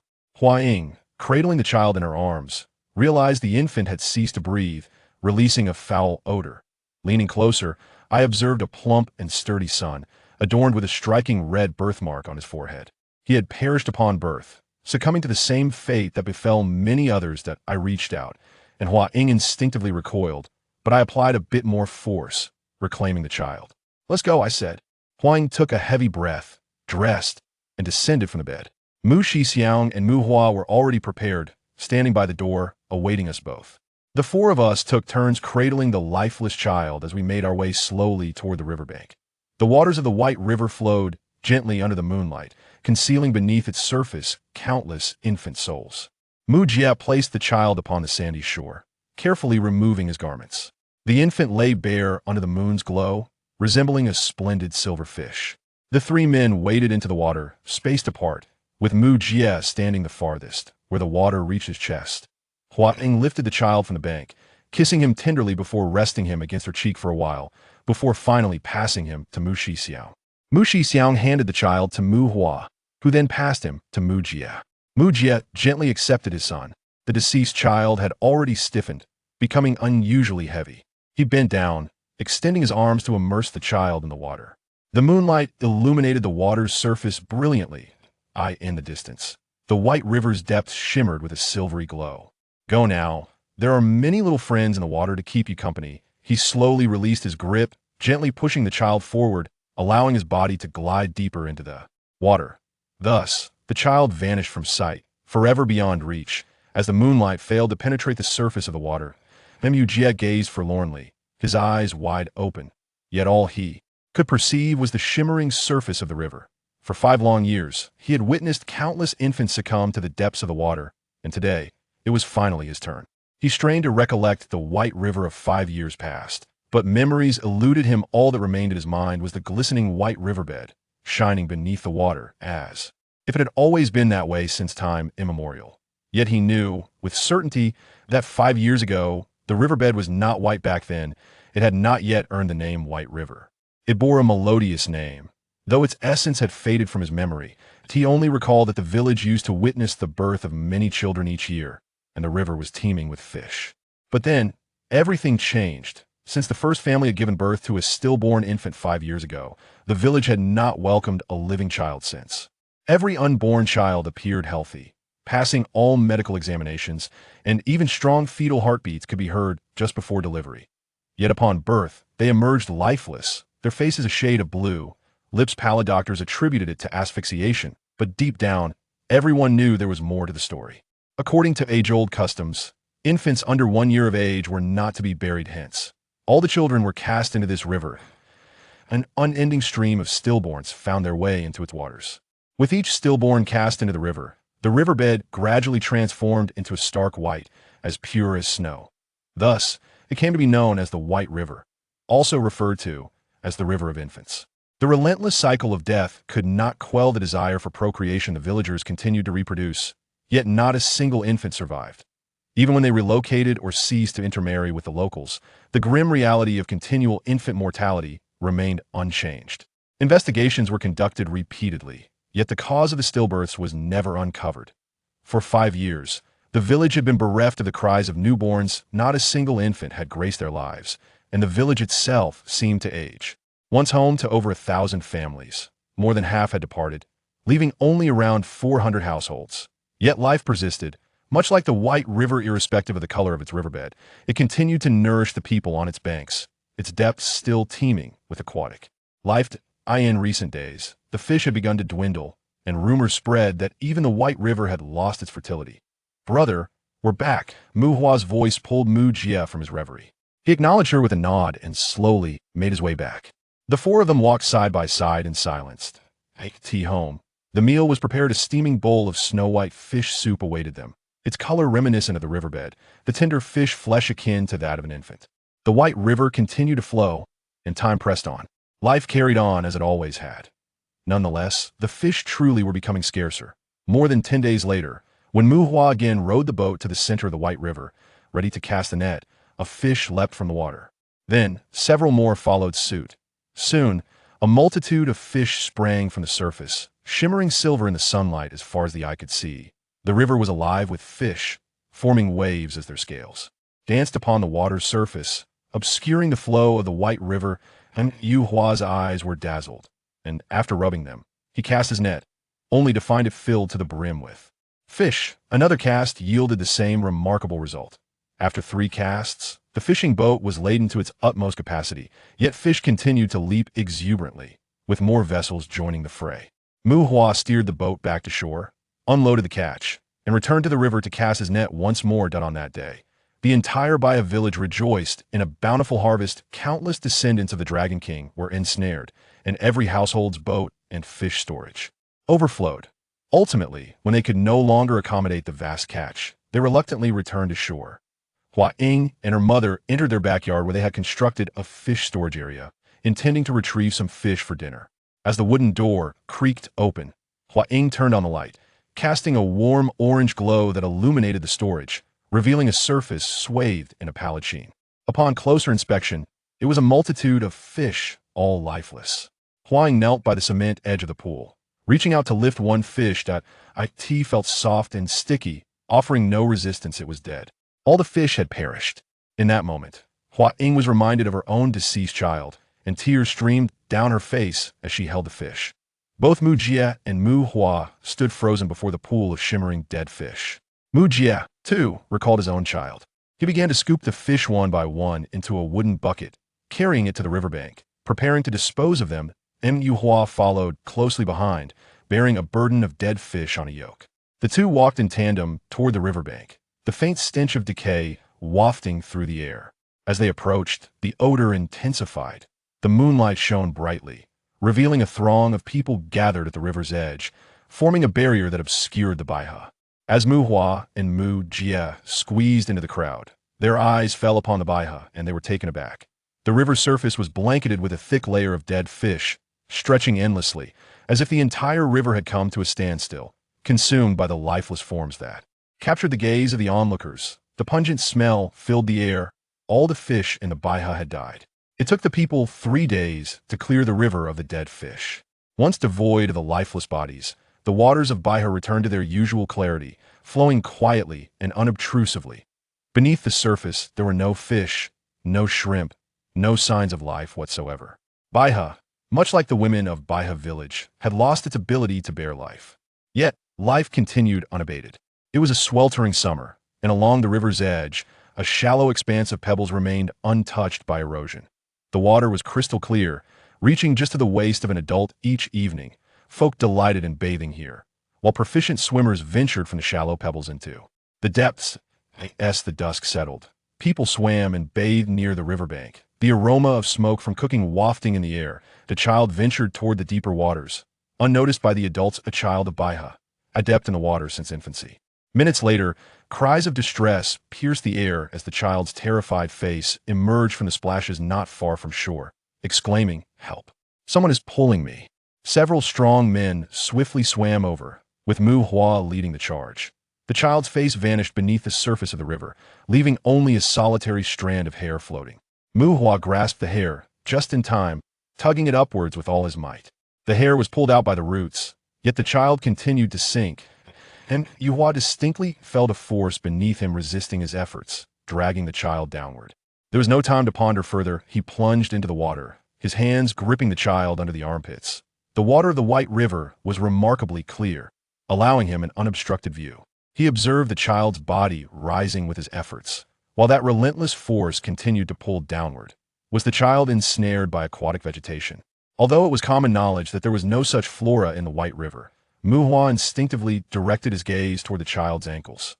What was that? Hands, a pair of tiny, infantile hands emerged from the riverbed, tightly clutching the child's ankle. Water spirit. This term flashed through Mu Hua's mind, dread swiftly enveloping him. He exerted frantic strength, wrenching the child from that grip and handing him over to others who had come to assist.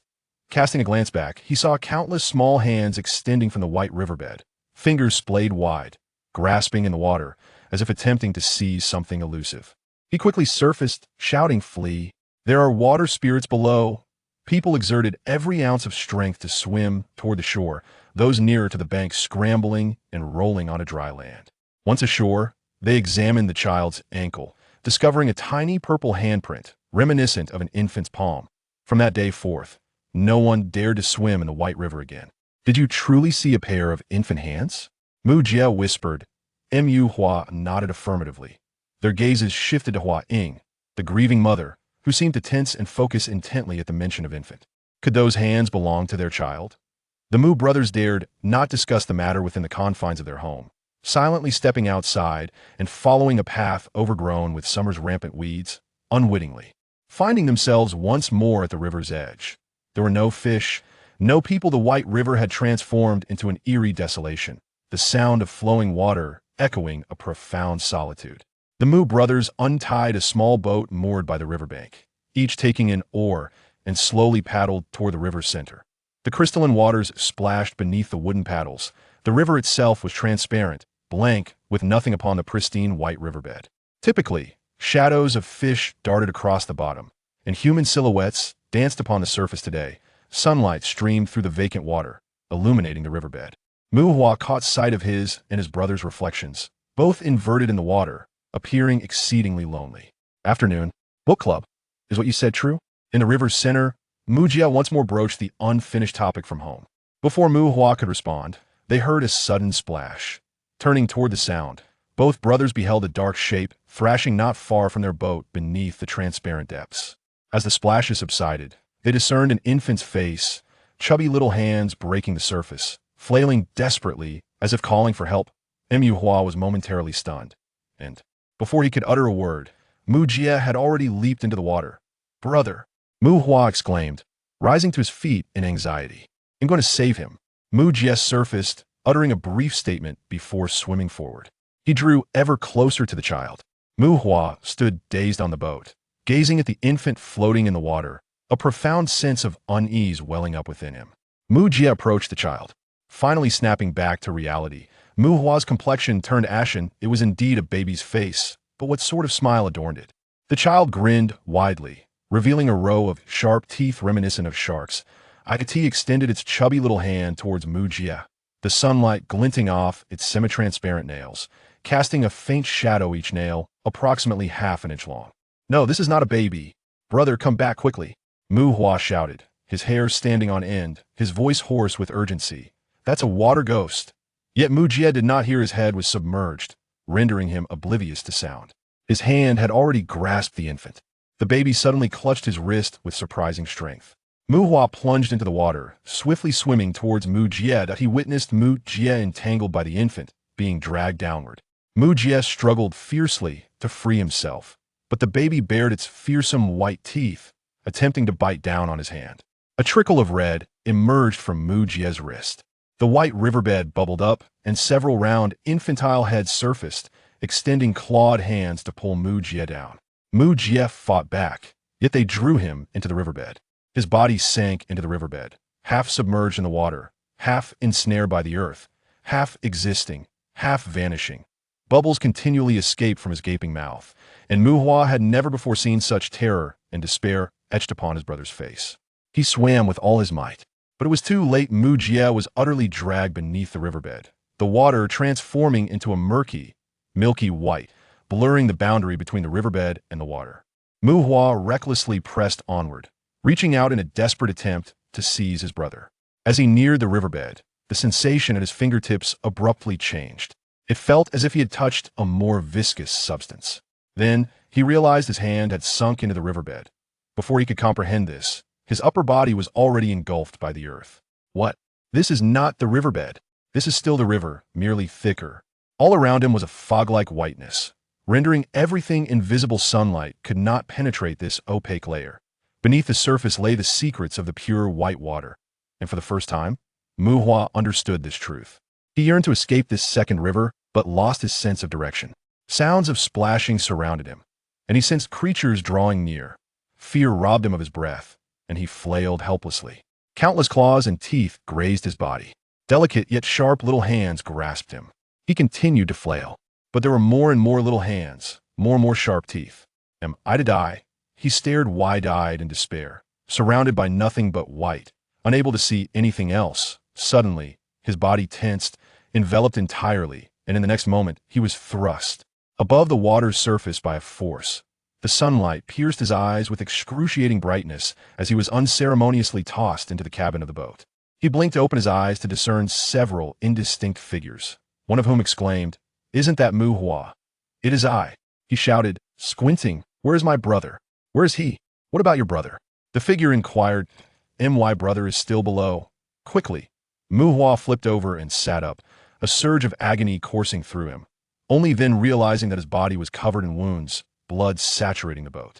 He blinked again, recognizing that his rescuers were Chun Pai and Wang Xiaoshan from the village. Without a moment's hesitation, he gritted his teeth against the pain, grasped the fishing net and turned towards the boat's edge, determined to retrieve his brother. Two pairs of hands simultaneously grasped his shoulders, restraining him to the edge of the boat. The once clear waters of the White River had transformed into a murky, milky swirl, blood bubbling to the surface, with occasional bits of flesh surfacing. Amidst the frothing bubbles, Yu Hua's heart ached with torment as he leaned over the boat's edge, calling out for his brother, while Chen Pai and Wang Xiaoshan held him steadfastly. "It's too late," Chen Pai declared loudly. "When we arrived, we saw blood bubbling up from below and glimpsed a shadowy figure we assumed. It was a monstrous fish attacking someone. So, we used the net to pull you up." He paused to catch his breath, visibly shaken. "We also pulled up a child, but he broke through the net midair and fell back down. He's likely been devoured by that monstrous fish." "What sort of creature is this? I've lived by the White River for so many years and never heard of anything here that devours humans." "It is not a monstrous fish," Mu Hua murmured, gazing intently at the river. The waters gradually calmed, the bubbles vanished, and the swirling whirlpools dissipated, with blood and milky water slowly settling. "That child is the man-eating monster," Mu Hua proclaimed. "What?" Chen Pai and the others widened their eyes in disbelief. The river regained its crystalline clarity, sunlight gleaming brilliantly upon the surface, the snow-white riverbed remaining tranquil and unremarkable, indistinguishable from other riverbeds. Who could imagine that this riverbed concealed another river beneath? Who would suspect that within the white waters lurked a man-eating infant? Even Mu Hua found it hard to believe what he had witnessed. He stood in stunned silence before picking up a bamboo pole and plunging it straight into the water. Wang Xiaoshan and Chen Pai looked on in bewilderment, unsure of his intentions. The bamboo pole, over 2 meters long, met no resistance as it entered the water. Mu Hua gently stirred the pole while inserting it further. Initially, there was no change, but as only a couple of inches remained above water, the pole stirred the milky liquid, causing it to turn murky as it approached the riverbed. "Is that the bottom?" Wang Xiaoshan questioned, perplexed. "The White River can't be that shallow. There is no bottom," Mu Hua replied with a wry smile. "The clear water of the White River is only 2 meters deep. Beyond that lies nothing but the milky river water." This revelation left the two men in stunned silence. Just as they were about to ask further questions, Mu Hua noticed small hands emerging from the portion of the bamboo pole submerged in the white water, followed by a round, chubby head surfacing. Wang Xiaoshan and Chen Pai saw it too. The child gazed upward, his pitch-black eyes fixated on the three of them, causing Mu Hua to involuntarily shiver. It seemed as though he could envision the child climbing up the bamboo pole, baring his teeth to sink them into his neck, that he glanced around, the crystalline river water enveloping the small boat. How many man-eating infants lay hidden beneath the surface of the White River? He dare not dwell on such thoughts, shouting return, as he seized the oar and began to paddle vigorously. Wang Xiaoshan and Chen Pai spoke no further. The three of them rowed with all their might, swiftly approaching the riverbank. The White River remained eerily tranquil. Those infants concealed within the milky waters did not re-emerge. His brother Mujie had also vanished without a trace. Upon reaching the shore, Mu Hua was struck by the realization that he would never again have a brother. How could he return? He sat by the riverbank for a long while, and when he finally returned home, lunch had grown cold. His father, mother, and sister-in-law, 3 pairs of eyes, fixated upon him before their gazes drifted past him to look behind. "Where's your brother?" Hua Ying inquired. He swallowed hard. Midday passed in silence, tears, wailing, followed by an oppressive stillness. Everyone moved in and out of the room quietly, as if afraid to awaken a slumbering soul. Did he have a red birthmark on his face? Hua Ying suddenly spoke. Who? Mu Hua was momentarily taken aback. Hua Ying lifted her gaze to him, her eyes radiating a sorrowful light from beneath the creases of her forehead. He was suddenly reminded of the night her son perished. The very night she gave birth, she had looked at the lifeless infant with that same haunting gaze. It was a plump boy with a rosy birthmark in the center of his forehead. Had he lived, he would have grown into a handsome young man. He recalled the harrowing visions he had just witnessed in the White River, and, relieved yet terrified, he shook his head. No, those children bore no marks. Thank goodness, his brother had not met his end at the hands of her own son. "Let us go," Mu Shixiang said as he hoisted the grappling hook and stepped outside. The other 3 followed closely behind. Several boats accompanied them as they rowed upon the White River, drifting back and forth, casting and retrieving hooks and nets. Yet they had not located Mu Jie's body. Bloop! A series of bubbles surfaced, and an infant emerged from the milky waters, writhing like a fish, gradually traversing the transparent section of the river before surfacing. All eyes were upon It. It turned its round eyes towards Mu Hua, revealing sharp teeth and a smile that a chill ran through Mu Hua's entire being. The infant submerged once more, twisting about before vanishing from sight. Everyone searched for its shadow, yet it eluded them. Chun Pai, drawing the grappling hook from the water, leaned halfway over the side of the boat when suddenly someone seized his hand submerged in the water. A shiver ran down his spine as he shouted, "It has me!" The others in the boat immediately grasped him, while nearby vessels drew closer, several oars striking the water in frenzy.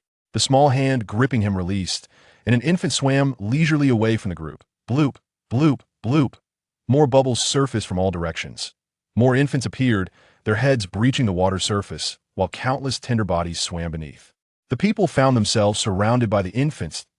Oh, not fear, they shall not leave the water surface. As long as no one submerges their hands, all will be well, shouted Mu. Shi Xiang. No sooner had he spoken than a series of sharp cracking sounds echoed. It was the sound of serrated teeth gnawing at wood.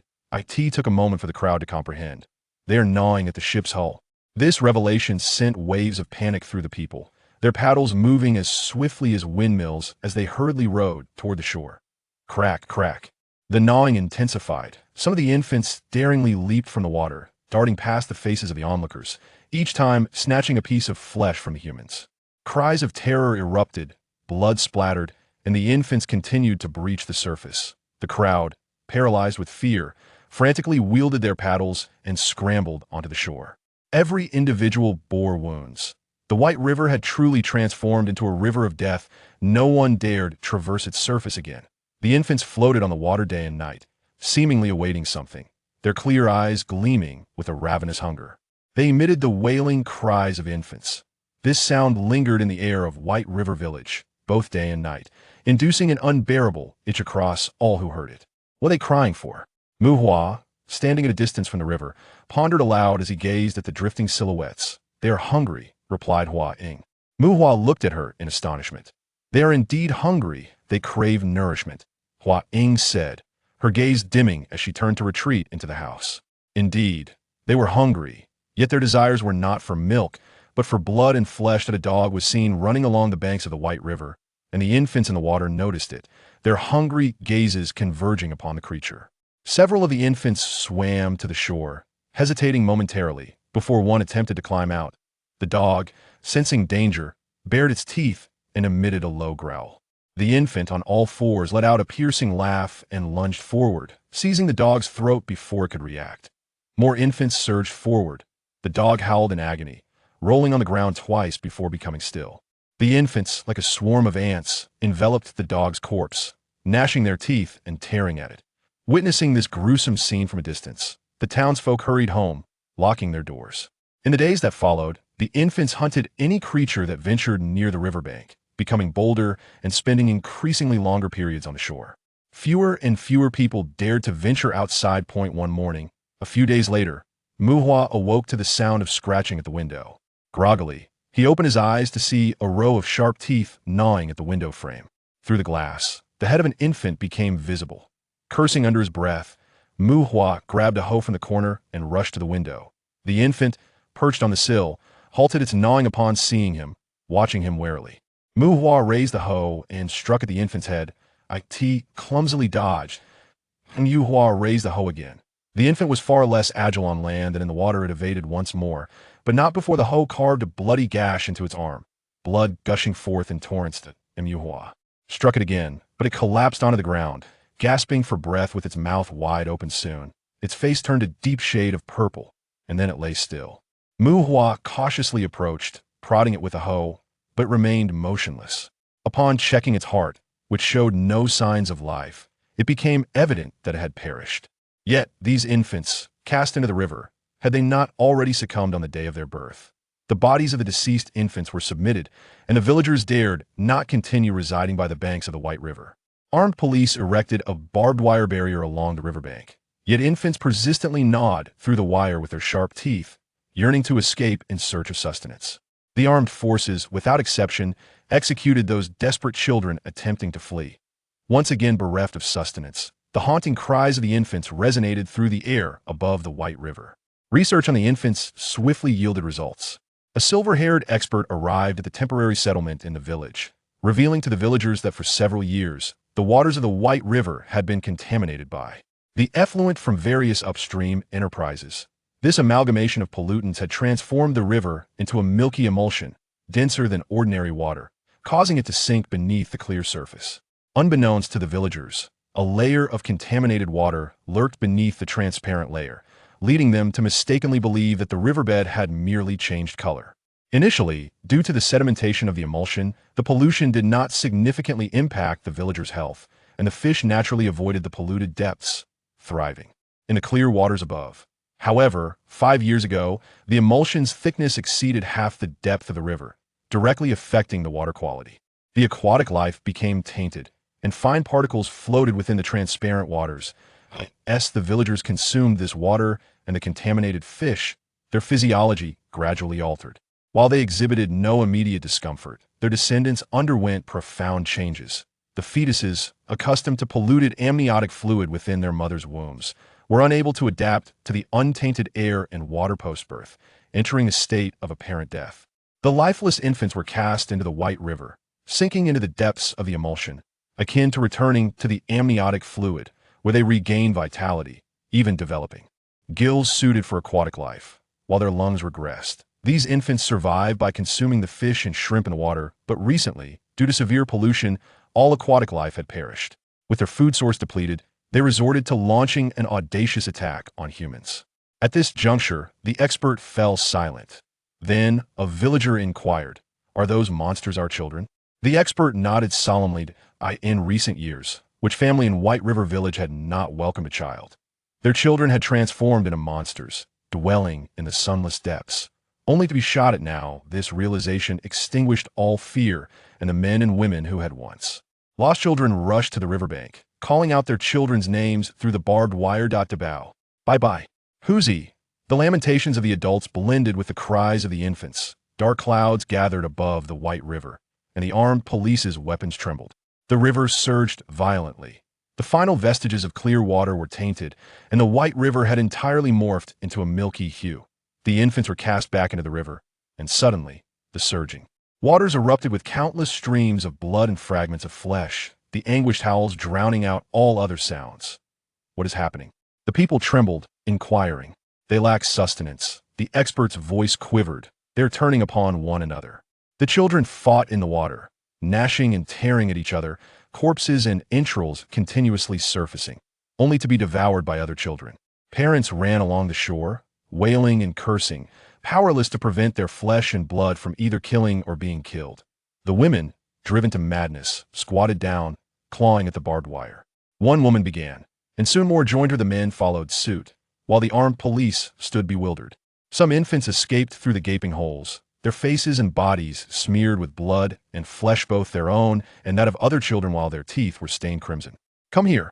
The people, unable to discern their own offspring, opened their arms indiscriminately. The infants lunged into their embrace, biting. Blood and flesh splattered. Gunshots rang out.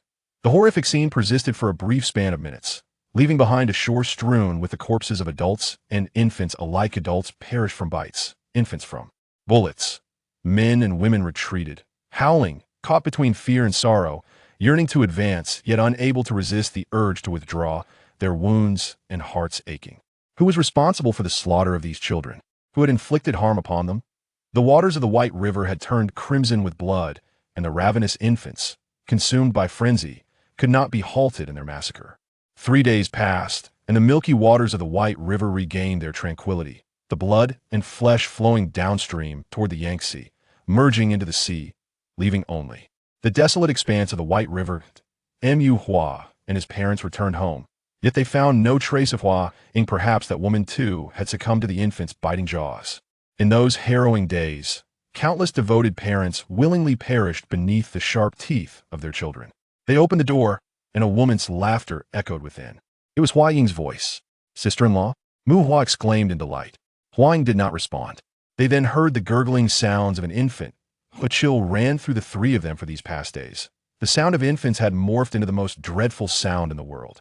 The laughter of infants and women resonated throughout the house as they followed the sounds to the rear, Opening the fish storage in the basin, a plump infant swam back and forth, while Hua Ying stood on the shore, smiling blissfully, occasionally tossing a fish into the water.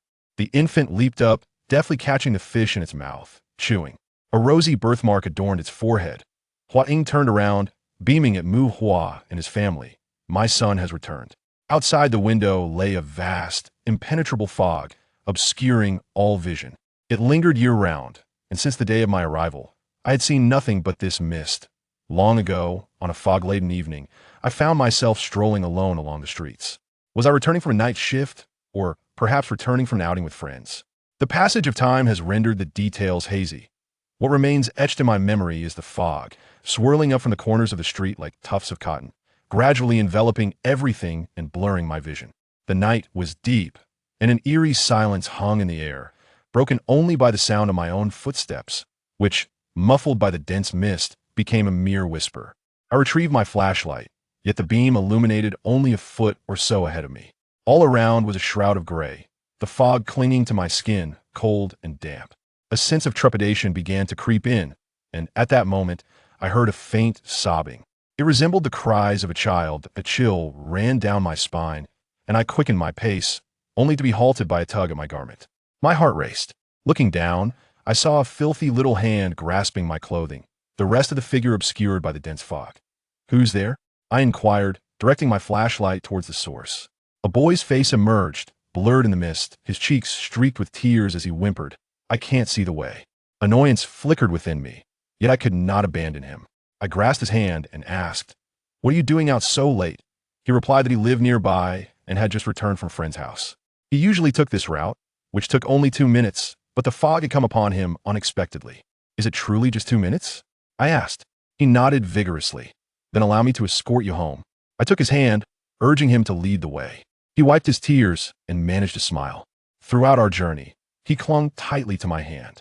I stumbled along behind him, the ground beneath becoming increasingly uneven that I shone the flashlight around, but nothing was discernible, and I had lost all sense of direction. Anxiously, I inquired whether we were nearing our destination, to which he repeatedly assured me that we were almost there. 2 minutes swiftly elapsed. Another 2 minutes passed, though we continued our trek. A sense of unease settled within me, prompting me to halt. Everything around us was cloaked in thick fog, and the wind blew cold from the right, chilling me to the bone, yet it could not part the mist. The breeze carried the scent of moss and stagnant water, and its direction was unfitting for this familiar path. Deep on my right stood a row of closely knit buildings, stretching from one end of the street to the other, without a gap in between. Even amidst the tempest, the shelter of these structures would shield one from the wind, unless it were to blow from the left. Although we had passed the building where I resided, we had yet to turn a corner, remaining on this street. Thus, the wind could not possibly be coming from the right. If to validate my doubts, the wind from the right side grew more ethereal and frigid, emitting a low, mournful wail that rendered one half of my body numb with cold. I shivered, feeling as if I were not traversing a city, but rather wandering through the wilderness. The scent in the air was not that of the urban landscape, rather. It resembled the aromas emanating from neglected corners of the city, decay, unripe, and solitude. I directed my flashlight to the right, where the thick fog resembled milk, and the beam of light appeared feeble. Taking a few steps to the right, I extended my hand. The wind chilled my fingertips, and I found nothing to grasp, a wave of anxiety washing over me as I advanced a few more steps, still encountering emptiness.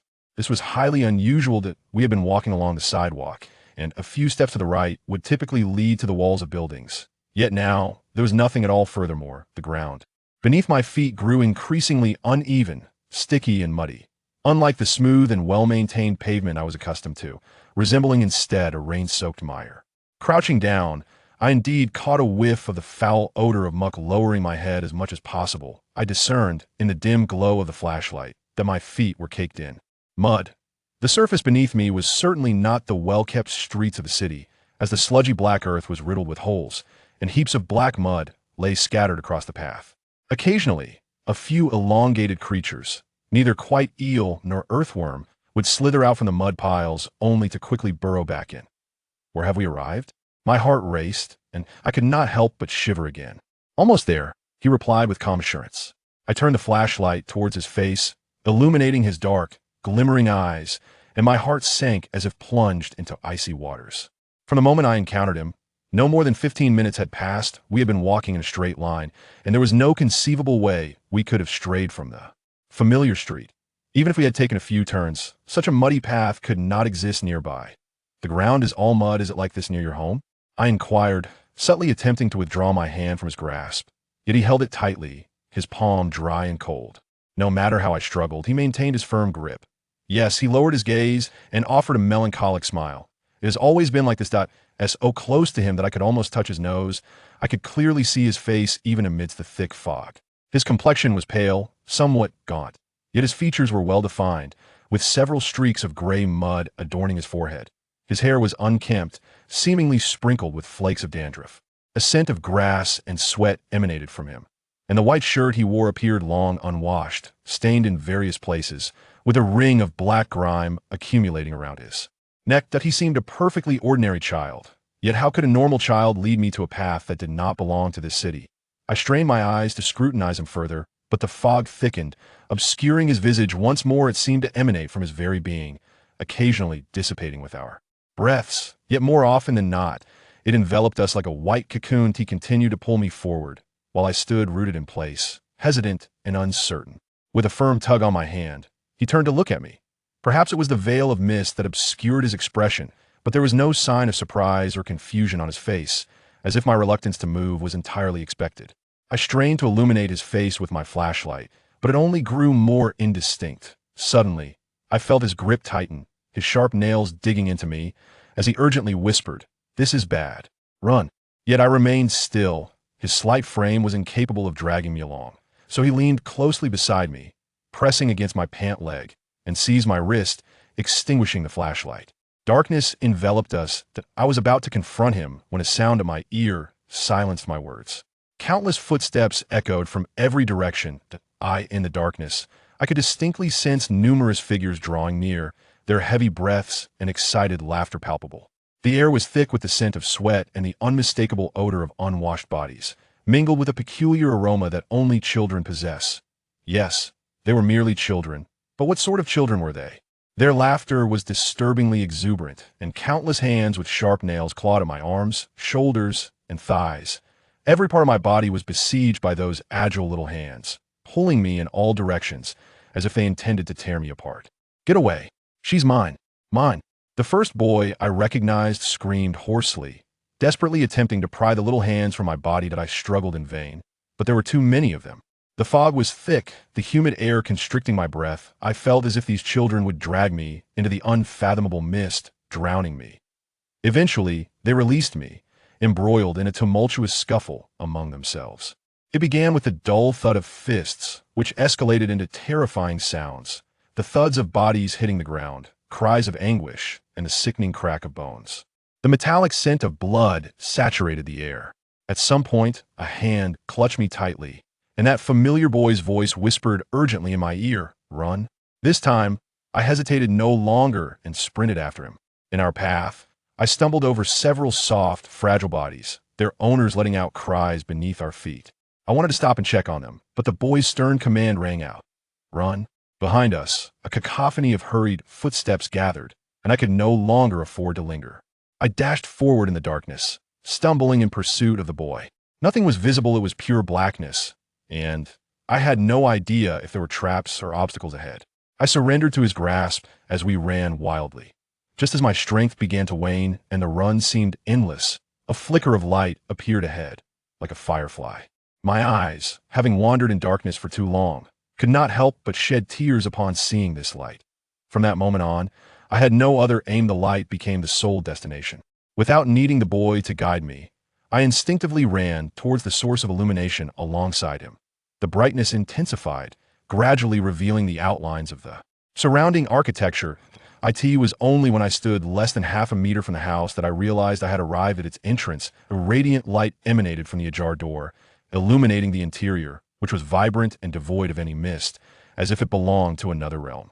Peering inside, I discerned a golden wooden floor that softly reflected the light, a row of half-visible sofas, and to the right, a bar counter, towering at waist height, adorned with an array of cups and teapots alongside various other items. Scattered on the floor were a few toy dolls and miniature cars.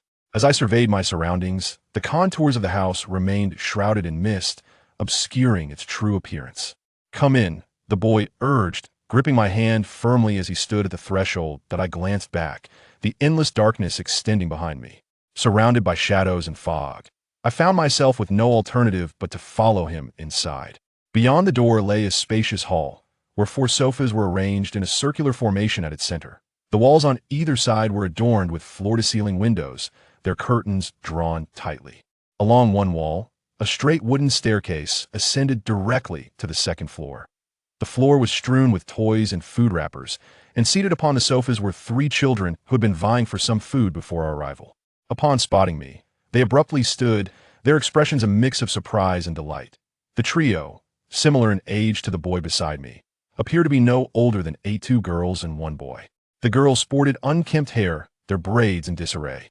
One girl, with round eyes and crumbs of cake at the corners of her mouth, contrasted with her companion, who had slender eyes and a round nose, still chewing on her morsel. The boy, with dark skin and a shy demeanor, hung his head slightly, casting long shadows beneath his eyelashes. Their clothing was tattered and soiled. The girl with round eyes even had a sleeve that was torn, exposing a thin wrist. All 3 gazed at me with eager eyes, as if anticipating something. That my gaze inadvertently fell upon the food in the boy's hand, the very items they had been fighting over, a hardened bun and a half-eaten piece of stale bread. "Are you our new mother?" the girl with round eyes inquired. "What?" I was taken aback. "You don't have a mother?" In unison, they shook their heads. "Would you be our mother?" The boy beside me looked up, his eyes filled with a pleading expression. "What absurd request." I gently shook my head. "Look at how small we are. We need a mother to care for us," the boy continued to implore. "Let your father find a new mother. I must return home," I replied, my patience wearing thin. The house was overwhelmingly dirty, and after such a long journey, I felt weary, yet there was nowhere to sit. The sofas were marred with handprints and muddy footprints, littered with traces of snot and saliva. Upon hearing my words, several children began to weep. I felt somewhat at a loss, murmuring gentle reassurances for them to cease their cries, yet their sobs only intensified, tears streaming abundantly down their cheeks. Eventually, the boy I had first met, with a quivering voice, uttered, "We don't have a father either." Noticing my astonished expression, as if he understood my impending question, he blushed slightly and stammered. What I initially said was a lie. "Then who do you live with?" A foreboding sensation stirred within me, and fear surged as I recalled countless small hands in the mist that seemed to reach out for me. "Just the 4 of us," the boy replied. "Only us." He gestured towards himself and the others. "I am number 1, and there are numbers 2, 3, and 4. He pointed sequentially at the girl with round eyes, another girl, and finally at the shy boy. "What are your names?" The numerical designations astonished me at first, but I quickly comprehended them as a semblance of hierarchy: eldest, second, third, and fourth. "Number 1, the boy announced. "Number 2, said the girl with round eyes. "Number 3, the girl with slender eyes followed. "I am number 4, the final boy whispered. I felt bewildered, wanting to inquire further, but unable to articulate my thoughts. The room was brightly lit, yet it did nothing to dispel the thick fog outside. The haze remained dense. I thought I caught a glimpse of wisps of mist drifting from the room. Perhaps I was mistaken. These names signify the order of our arrival here. Number 1 seemed to sense my confusion. In time, you will discover that names hold no real significance. Have you decided to be our mother?" I shook my head once more. "I will leave once the fog clears, and if you do not become our mother, you cannot leave this place," Number 1 stated, gazing at me with understanding. "You will come to understand this in due time." They ceased their conversation, quietly seated on the sofa, toying with their tattered possessions. Number 2 vigorously scrubbed a Barbie doll with a broken leg using a piece of toy soap. The doll was caked in grime, its hair completely gone, and its skirt reduced to a mere fragment. Nonetheless, this did not deter Number 2 from gazing at it with a gentle look imbued with genuine sympathy and care, as if the doll were her own child. Number 3 busied herself folding a small boat from paper, while Number 1 looked at me with anticipation, and Number 4, clutching a piece of modeling clay, stared intently. Out of the window, pressed against the glass, a thick blanket of fog enveloped the outside world, a solid gray that seemed eternal, obscuring everything beyond view. I picked up the remote control and turned on the television. It displayed an unknown channel without a logo. Initially, I thought the television was unresponsive, but soon realized that the deep gray across the screen was indeed a program. It was active, thick and viscous, yet unevenly distributed, swirling and merging, clumping and dispersing across the screen. I soon grasped the reality. What unfolded on the television mirrored the dense fog enveloping the world outside. This revelation sent a wave of panic coursing through me. I could no longer remain seated. Glancing at the clock, I noted it was already 1 a.m, a time I had never returned home. I looked at the children. They maintained their original postures, with only the first child acknowledging my presence. There was something distinctly amiss in this place, yet I could not articulate it. I pulled out my phone, wishing to call a friend, but there was not a single bar of signal. The first child noticed my actions and pointed toward the bar. There was a telephone there. Just as I stood to approach it, he added, "But it won't help." I hesitated momentarily, yet continued toward the phone, lifting the receiver only to find it devoid of any signal. Turning back, I was met with 4 pairs of eyes, filled with a mixture of pity and anticipation. I decided to leave. Grabbing a flashlight, I made my way toward the door. "Don't go," the first child exclaimed, rushing to block my path. "Have you forgotten what just happened?" Those little hands, those laughter, a shiver ran down my spine as I forced myself not to dwell on it. Gently pushing the first child aside and stepping into the fog. The thick mist loomed like a wall, and I could hardly fathom what emboldened me to traverse it. Once enveloped in the fog, all visibility vanished. The flashlight's beam flickered weakly like a firefly. Looking back, I could no longer see the lights of the villa. I pressed onward, chin held high, but after just 2 steps, several sharp little hands grasped my arms and legs. The light illuminated pairs of terrified eyes floating in the mist, appearing and disappearing. They returned, just as before, tugging at me with a fervor that felt as if they were trying to tear me apart. Their strength was minimal, yet the mist seemed to possess a sinister magic, binding my limbs. Before long, I found myself on the ground, countless small feet trampling over me. They wrestled among themselves, the metallic tang of blood wafting through the air. I sensed glimmers of blades flashing within the fog, yet they carefully avoided my body, allowing only the chill of the blades to graze my skin. I dared not move. "Mommy," one child cried out. "Mommy, mommy, mommy." More children crowded around my ears, each voice laced with longing. I clasped my hands over my ears, gritted my teeth, and curled into a ball. What on earth was happening? It felt like a nightmare. "Mommy," a familiar voice rang out beside me. A small hand directed the flashlight's beam toward his own face. It was the first child, flanked by the second and third, all gazing at me intently. "It's us. Please agree to us," the first child implored urgently. "If you don't, we will all perish here. They will perish too. Do you wish to condemn everyone?" The chaos of fighting and slaughter intensified, palpable in the turbulence of the air, the scent of blood, and the rising wails of the children. I had no time left for hesitation and nodded emphatically. The 3 children clapped their hands in joy. The sounds of conflict dissipated, as if the tide had receded. I could hear the rapid retreat of children's footsteps, a dense throng dispersing in all directions, countless children fleeing from my side. Amidst the echoes of footsteps mingled with heavy sighs, I discerned a profound sense of disappointment and sorrow. I found myself back at the villa, having promised to embrace the role of their mother. What on earth had transpired? I inquired from my position on the sofa. Those were the missed children, with number 4 nestled closely beside me, offering a charming smile, the very mist being a creation of their own. My curiosity yearned for more answers. Yet we were all fatigued. As I lay in the bedroom, the 4 children sprawled around me. We drifted into a deep slumber. Morning light roused me from sleep. While several children remained in slumber, I rose stealthily, drawing back the curtains to allow brilliant rays to spill through each window. The mist had dissipated. I hadn't even considered greeting the children, my eagerness propelling me to seize my bag and step outside. However, after just 2 steps, I halted. Sunlight enveloped the entire villa, yet mere inches beyond its threshold, dense mist still clung tightly. I attempted to step into the fog, but darkness engulfed me, just as it had the night prior. Before the mist children could appear, I hurriedly retreated. "Mama." Number 3 unexpectedly appeared at the door, her hair disheveled, clutching a broken-toothed comb and requesting my assistance in untangling her locks. Distractedly, I began to comb through her hair, which had not seen water in quite some time and was matted into a tangle. Lacking the patience to meticulously detangle it, I yanked at the knots, causing her to wince in pain. Yet, each time I glanced at her in the mirror, she bestowed upon me a blissful smile, evoking a twinge of guilt that softened my grip. I inquired about the origins of our peculiar situation, but she could only repeat her overwhelming joy. Once I had attended to the grooming of all 4 children, hunger gnawed at me. The kitchen yielded no sustenance, and as I furrowed my brow in dismay, number 2 chimed in. "Mama, you can make a phone call." "A call for what?" I replied with a bitter smile. "The phone line is dead. The grown-ups can connect." And you can procure anything you desire, she asserted confidently. Though skeptical, I succumbed to her persistent encouragement and lifted the receiver. As soon as I did, a frail voice emanated from the other end. Hello? What do you want? To my astonishment, I promptly relayed my breakfast order, and the voice understood before promptly hanging up. When I picked up the receiver again, hoping to call my workplace, the same elderly voice greeted me. Hello?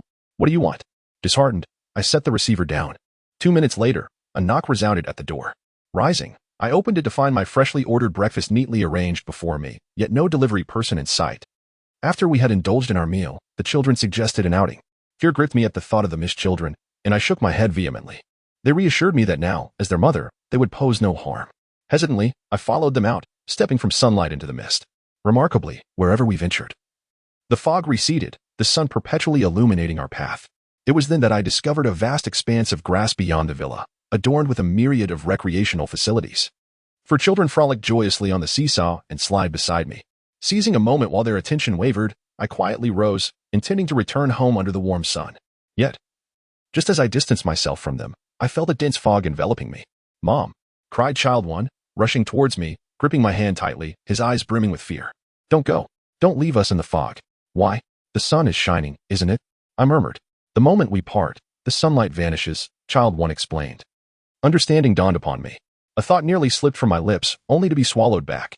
I had intended to ask them to accompany me home, but I knew they would never agree. The moment we separated, the sun would disappear, and they could not bear to remain in the thick fog. Thus, I stayed. Like a true mother, I tended to their needs, cleaning the house, bathing them, doing laundry, procuring a plethora of new toys and clothes, and an array of snacks. Discarding the rubbish outside, they blossomed, their cheeks flushed with happiness. By day, sunlight perpetually bathed us. By night, sometimes the stars, sometimes the moon illuminated our surroundings. Everything appeared as enchanting as a fairy tale. Yet, I never forgot that I was a prisoner, reluctantly assuming the role of their mother. I constantly sought opportunities to venture out alone. This proved to be a formidable challenge, for they were exceedingly sensitive. If I strayed, even a little, the dimming of sunlight and moonlight would immediately prompt them to follow. Moreover, I dreaded the unrelenting fog and the fog children lurking within it. Although they claimed the fog children could no longer harm me, I could never muster the courage to test that theory. Time passed, and each day I gathered courage. When I felt ready to attempt my escape, I exploited the privileges of adulthood and, unbeknownst to them, ordered sleeping pills over the phone. That day, we did not venture out for a walk. I mixed the pills into their milk, and soon all 4 children slumbered peacefully. When I rose, no one noticed. As I stepped outside, no one followed, and as I entered the fog, no one questioned my intentions. The fog enveloped me, still as dark as ever, unchanged by my newfound maternal role. Yet, my eyes began to discern faint outlines within the mist. I wandered aimlessly forward, glimpsing villa after villa tightly clustered together. I also saw countless other children lost in the fog. Some rummaged through garbage heaps for food, others clamored over a toy, while some hurriedly led an adult man or woman, only to have many children swarm them in a fray. They occasionally cast glances my way, their eyes filled with envy and longing. I hastily passed them by, slipping under the eaves of a nearby villa. Sitting in front of the villa was a boy, around 7 years old, resting his chin on his hands, lost in thought.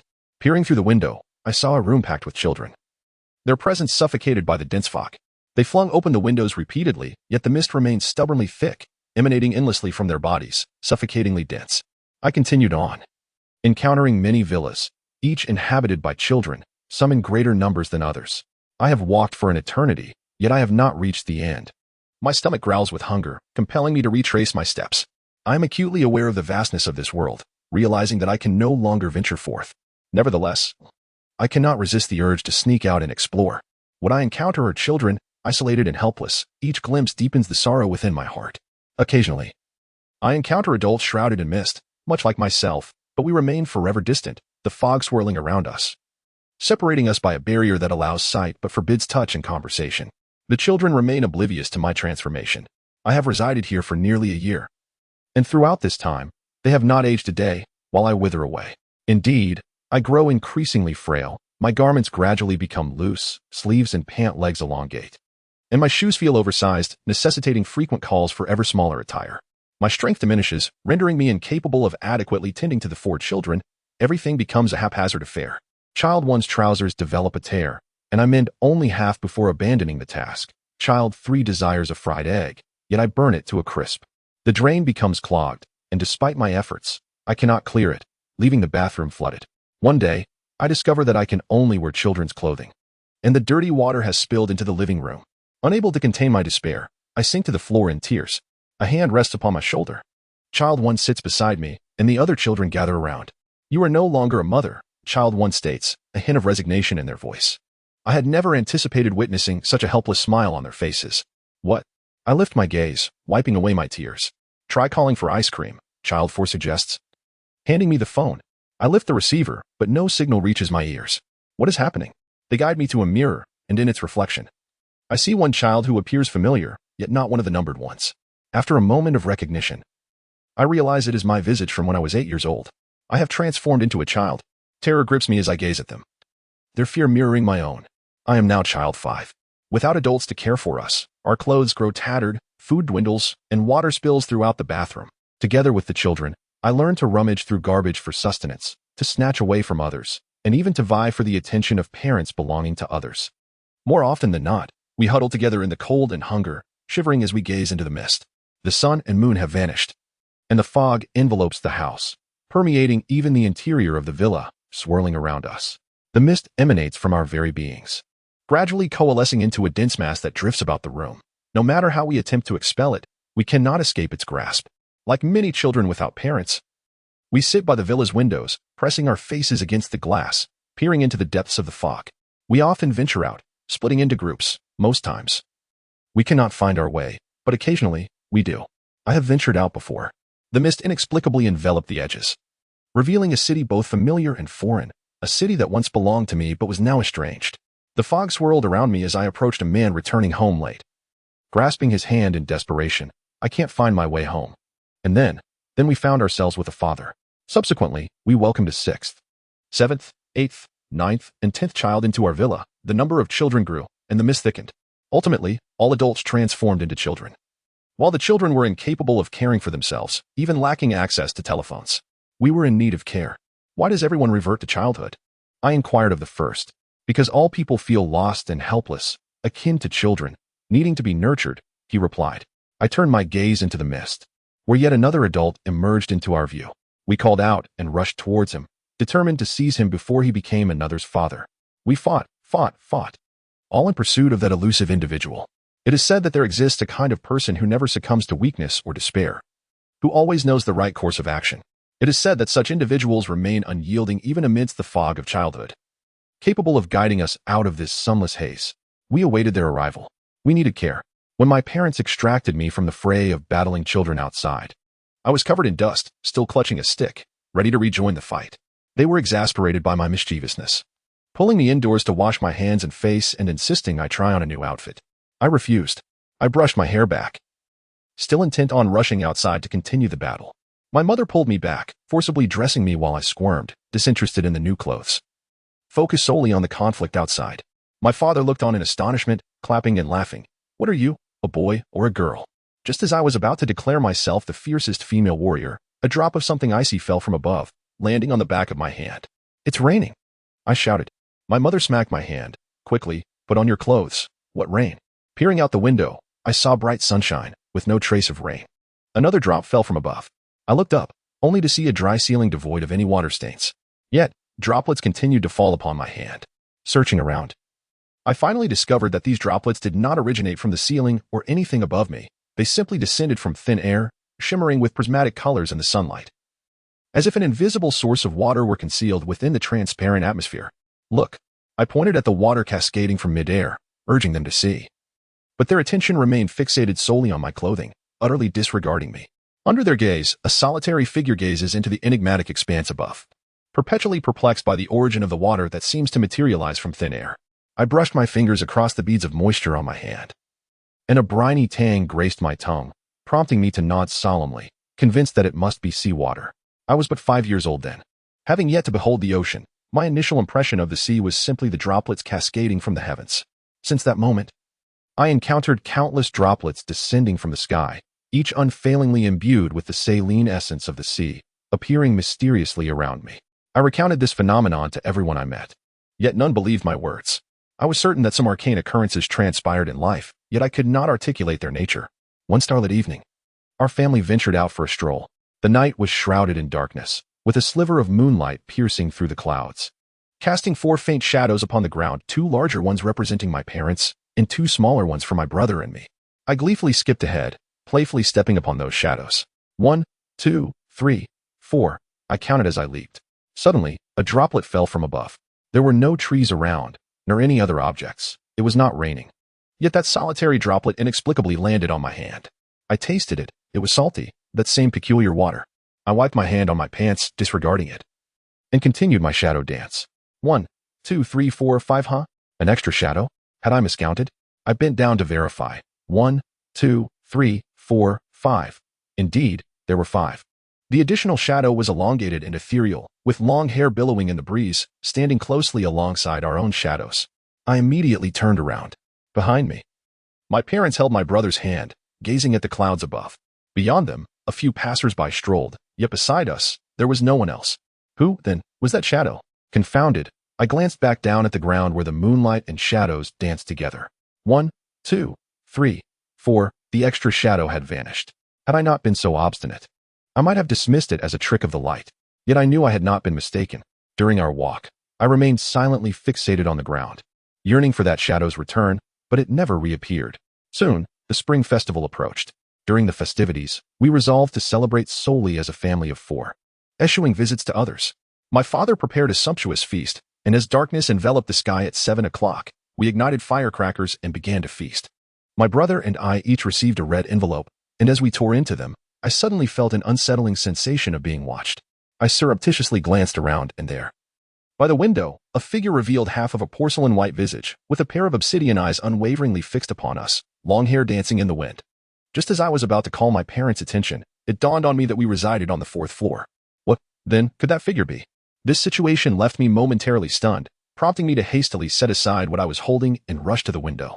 In the instant I stood up, that figure had vanished. Upon pushing open the window, I found the outside world deserted. The New Year's street lay barren and desolate, littered with fragments of red firecrackers swirling in the wind, as if that person had disintegrated into pieces and disappeared. A sense of fear enveloped me, compelling me to quickly close the window. My family was calling me to dinner, and I returned to the table, casting glances back, but saw nothing. The New Year's Eve meal was consumed amidst a palpable unease. Despite my apprehensions, the celebration of the New Year still brought joy. My father adjusted the camera and captured a cheerful family portrait.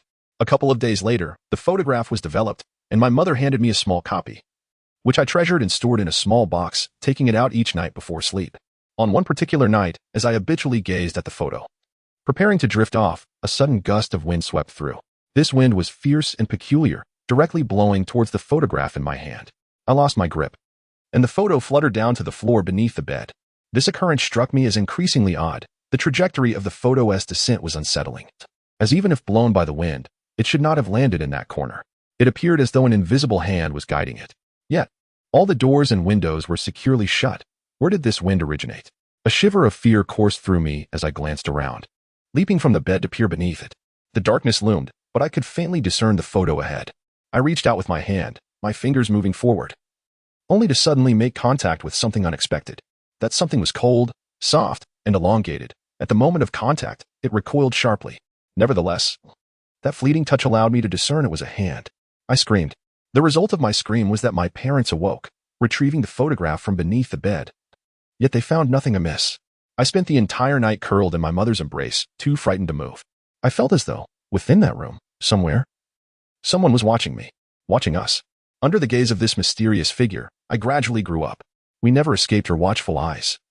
Although she left no trace for a long time, the sensation of being observed lingered, leading me to develop a habit, even when alone at home. I would instinctively look around. Like any child, the rebellious phase inevitably arrived. The clash with my parents intensified as never before. Arguments became commonplace. One day, after yet another quarrel, my father and mother sat in the room, visibly upset. I lingered regretfully on the balcony, surveying the distant scenery. At that moment, a deep sigh echoed from behind me. It was a woman's voice, but certainly not my mother's. A chill ran through me as I slowly turned around. In the dimly lit room behind me stood a woman clad entirely in black. The absence of light merged her dark attire with the surrounding twilight, rendering her seemingly a part of the shadows themselves. That face was so pale, as if it had not seen the sun in ages, yet it was not unpleasant. She gazed at me gently and sorrowfully, as if she wished to convey something, parted her lips but fell silent, tilting her head as if lost in thought, smiling faintly. And then, quite suddenly, she vanished into thin air. Her disappearance was gradual, first her calves, then her waist, followed by her head, and I remained transfixed, unsure of how to react until she completely faded away. "Ah!" I heard my mother exclaim, having witnessed the final moments of that woman's vanishing. Her expression a mix of surprise and dread as she looked at me. I was equally astonished by her reaction. Fear enveloped us both. When I recounted everything I knew, my parents' demeanor shifted to one of grave seriousness. After several days of deliberation, they decided to move with my brother and me. Perhaps by leaving that place, the woman would cease to appear? We all held on to that hope. Indeed, the woman no longer manifested, as though she had vanished entirely with our departure from that old house, which brought us a sense of relief. Yet, I remained unsettled. The sensation of being watched lingered. More alarmingly, a dreadful transformation was gradually taking place within me. Both my mother and I had encountered that woman, though my mother had only seen her from behind, while I had glimpsed her face. It must be said, her visage was not repulsive. Her melancholic features possessed a certain serene intellectualism. Years passed, and as I grew, my appearance began to change. Some remarked that I resembled my mother, while others claimed I took after my father. Only I understood who I truly mirrored. I was like that woman. Each time I stood before the mirror, beholding my evolving features, a wave of terror washed over me. This countenance was a complete replica of hers, and I wondered if, in the end, I too would drift through others' homes like a phantom. The woman ceased to appear. Yet as I roamed the house, I often caught sight of my reflection in the glass, and in those moments of reverie, it felt as though I could see her once more, sometimes blurring the line between her and myself. Day by day, I matured, perpetually anxious about the possibility of my own disappearance, often pondering whether the woman who remained here, bearing this visage, was truly me or her. Indeed, time flowed like water. It seemed but a fleeting moment when my parents aged. My father fell ill, gravely so, teetering on the brink of death. One day, while I kept him company in his hospital room, I needed to fetch water but was reluctant to leave him alone, for he could no longer see anything. As I hurried back with the water, I caught sight of a dark figure dissolving into the air, while my father's swollen lips bore a smile. The woman had returned. A profound unease gripped my heart. Something significant was about to transpire. I watched my father intently throughout the day, and he remained so tranquil. Yet, when I noticed his overwhelming calmness, it was too late. He had already passed away. We had long hoped for his departure to be peaceful, and when that peace finally came, it felt all too swift. Reflecting upon the decades we have spent together, memories cascade before my eyes like a flowing stream, with the silhouette of that woman in black intermittently emerging within. The affairs of the world ebb and flow like a grand dream. Nothing more than this. In 2008, all of China was captivated by Beijing, and even my mother resolved to witness the Olympics in person. Yet, I remained at home, seizing a long-awaited opportunity to fulfill a cherished aspiration. "Are you ready?" inquired the figure clad in black attire from the secluded valley. I nodded in affirmation. "It may be somewhat uncomfortable," the figure cautioned. I smiled knowingly. I had anticipated this. We began our journey backward in time. On my lap rested The Desert Journey of No Return by Bruno Bauman, open to a particular page. My feelings upon gazing at the Kria River were peculiar, for I had never stood beside such a river. It lacked a destination. Its waters never flowed into the sea at any particular point. The Kria River was on the brink of desiccation, unable to withstand the encroachment of the desert. Yet, it was hard to believe that this river, still vibrantly coursing through this place, would soon run dry. I have read this passage countless times, and since my father's passing, I have deeply felt that life resembles the Kria River. Like the stream, even when it runs dry in the depths of the desert, tumultuous waves still surge at its origin. Our journey back is to return to the time before the river had dried, to witness the scenery of our past. According to previous theories, life is irrevocably unidirectional. However, now it is 2008, and theories have taken a significant leap forward. The vessel first transported me back to the year I turned 5, as the figure in black handed me a set of invisibility garments from Madeira. I beheld my entire family during that year. My parents were youthful, and I was but a small child. Observing their happiness together stirred within me a blend of jealousy and excitement, prompting a tear to escape my eye. That tear fell upon the hand of my 5-year-old self, who looked up in confusion towards my direction, unaware of my invisible presence. Thus, I revisited our past, reliving the days when all my loved ones were still present. Occasionally, I would forget to conceal my traces, eliciting fear and suspicion from that past version of myself, which made me chuckle. I recalled the fears of my formative years, the speculations surrounding the woman in black, and only now do I comprehend her identity. I was not mistaken. Indeed, life is akin to a river, with every fragment of the past still existing, not vanished, filling me with profound solace. I perused the tapestry of my life slowly and reverently, which has always been resplendent and vibrant. The final stop of my retrospective journey took me to the morning of April 9, 2005, a date forever etched in my memory. In my youthful folly, there were many things left undone, and now I had the chance to rectify that. The vessel landed in a hospital on that day, where a patient lay in a ward, someone I had not seen in such a state for a long time, yet I recognized him instantly. "Father," I whispered gently. He struggled to open his swollen eyes, peering intently at me. I undertook an endeavor I had long wished to pursue, but had never realized. I embraced him tightly and bestowed a gentle kiss upon him. I sensed my father's smile, the final smile he offered in his waning moments, a smile I, in 2005, failed to witness, for it was stolen by the self of 2008. Upon entering the hospital room in 2005, I had just managed to don my cloak of invisibility once more. There were no regrets left. As long as I wished, I could return to see them, or rather, us, whenever I desired. The vessel was en route to Beijing in 2008. Perhaps he had appeared countless times before, much like many others around me. Those numerous encounters I had overlooked. It wasn't until I was 5 that I truly took notice of him. At that time, I had just become enamored with UFOs, voraciously consuming all related material, especially fascinated by images, as I lacked the ability to directly read lengthy texts and could only rely on adults to relay the information. Thus, images felt far more tangible to me. In a particular issue of Flying Saucer Exploration, there was a vibrant illustration. Above the illustration was a circular halo of light, and below lay a vast square where clusters of people stood by a fountain, each gazing heavenward in awe of the halo. After greedily fixating on the halo for an extended period, I turned my gaze to the crowd below, envious of their privilege to witness a UFO firsthand. It was then that I caught sight of him. It was impossible not to notice him. Although he was positioned quite remotely, half of his body extending beyond the image. Obscured below the neck by the fountain, his expression stood in stark contrast to those around him. Amidst a throng of astonished faces, he was the only one making a face at the camera, seemingly indifferent to the unidentified flying object above. His playful expression amused me, prompting me to look twice. The more I gazed, the more an indescribable feeling surged within me. I struggled to comprehend this sensation, yet it only left me more bewildered. For reasons I could not articulate, I cut out his likeness and affixed it in my sticker book, which was predominantly filled with various UFO images. Time flew by, and as my sticker book neared completion, I was almost 6 years old, surrounded by an array of UFO images. The solitary portrait of a person had nearly faded from my memory, just as he was on the verge of being forgotten. I stumbled upon a fashion magazine of my mother's. In a spread depicting a Valentine's Day celebration, I encountered him once more. Yet, my initial focus was not on him, but on the dark mole on his chin, an olive-shaped blemish, roughly the size of a small fingernail, adorned with white hairs.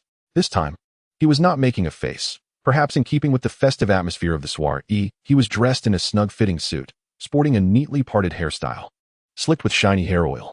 His eyes cast a sidelong glance at the camera, flanked by 2 security personnel.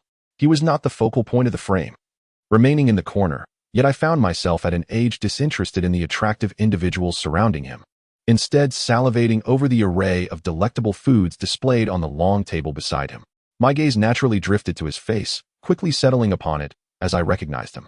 Once again, I cut out his likeness, enduring several sharp slaps from my mother for my trouble. In the same manner, I tucked his image into my scrapbook, casting him aside in my mind. In the subsequent years, 7, 8, 9, 10, I would occasionally encounter him in the photographs I stumbled upon, and he seemed to grow alongside me. Each time, I meticulously clipped his picture and added it to my scrapbook. By the time I turned 12, he had transformed into a figure of 30. I began to sense that this phenomenon was rather peculiar. If it were merely coincidence, the odds seemed exceedingly high. In every image where he appeared, it was evident that he was neither the subject of the photographer's focus nor a renowned figure. He was simply a fortunate passerby, often relegated to the background.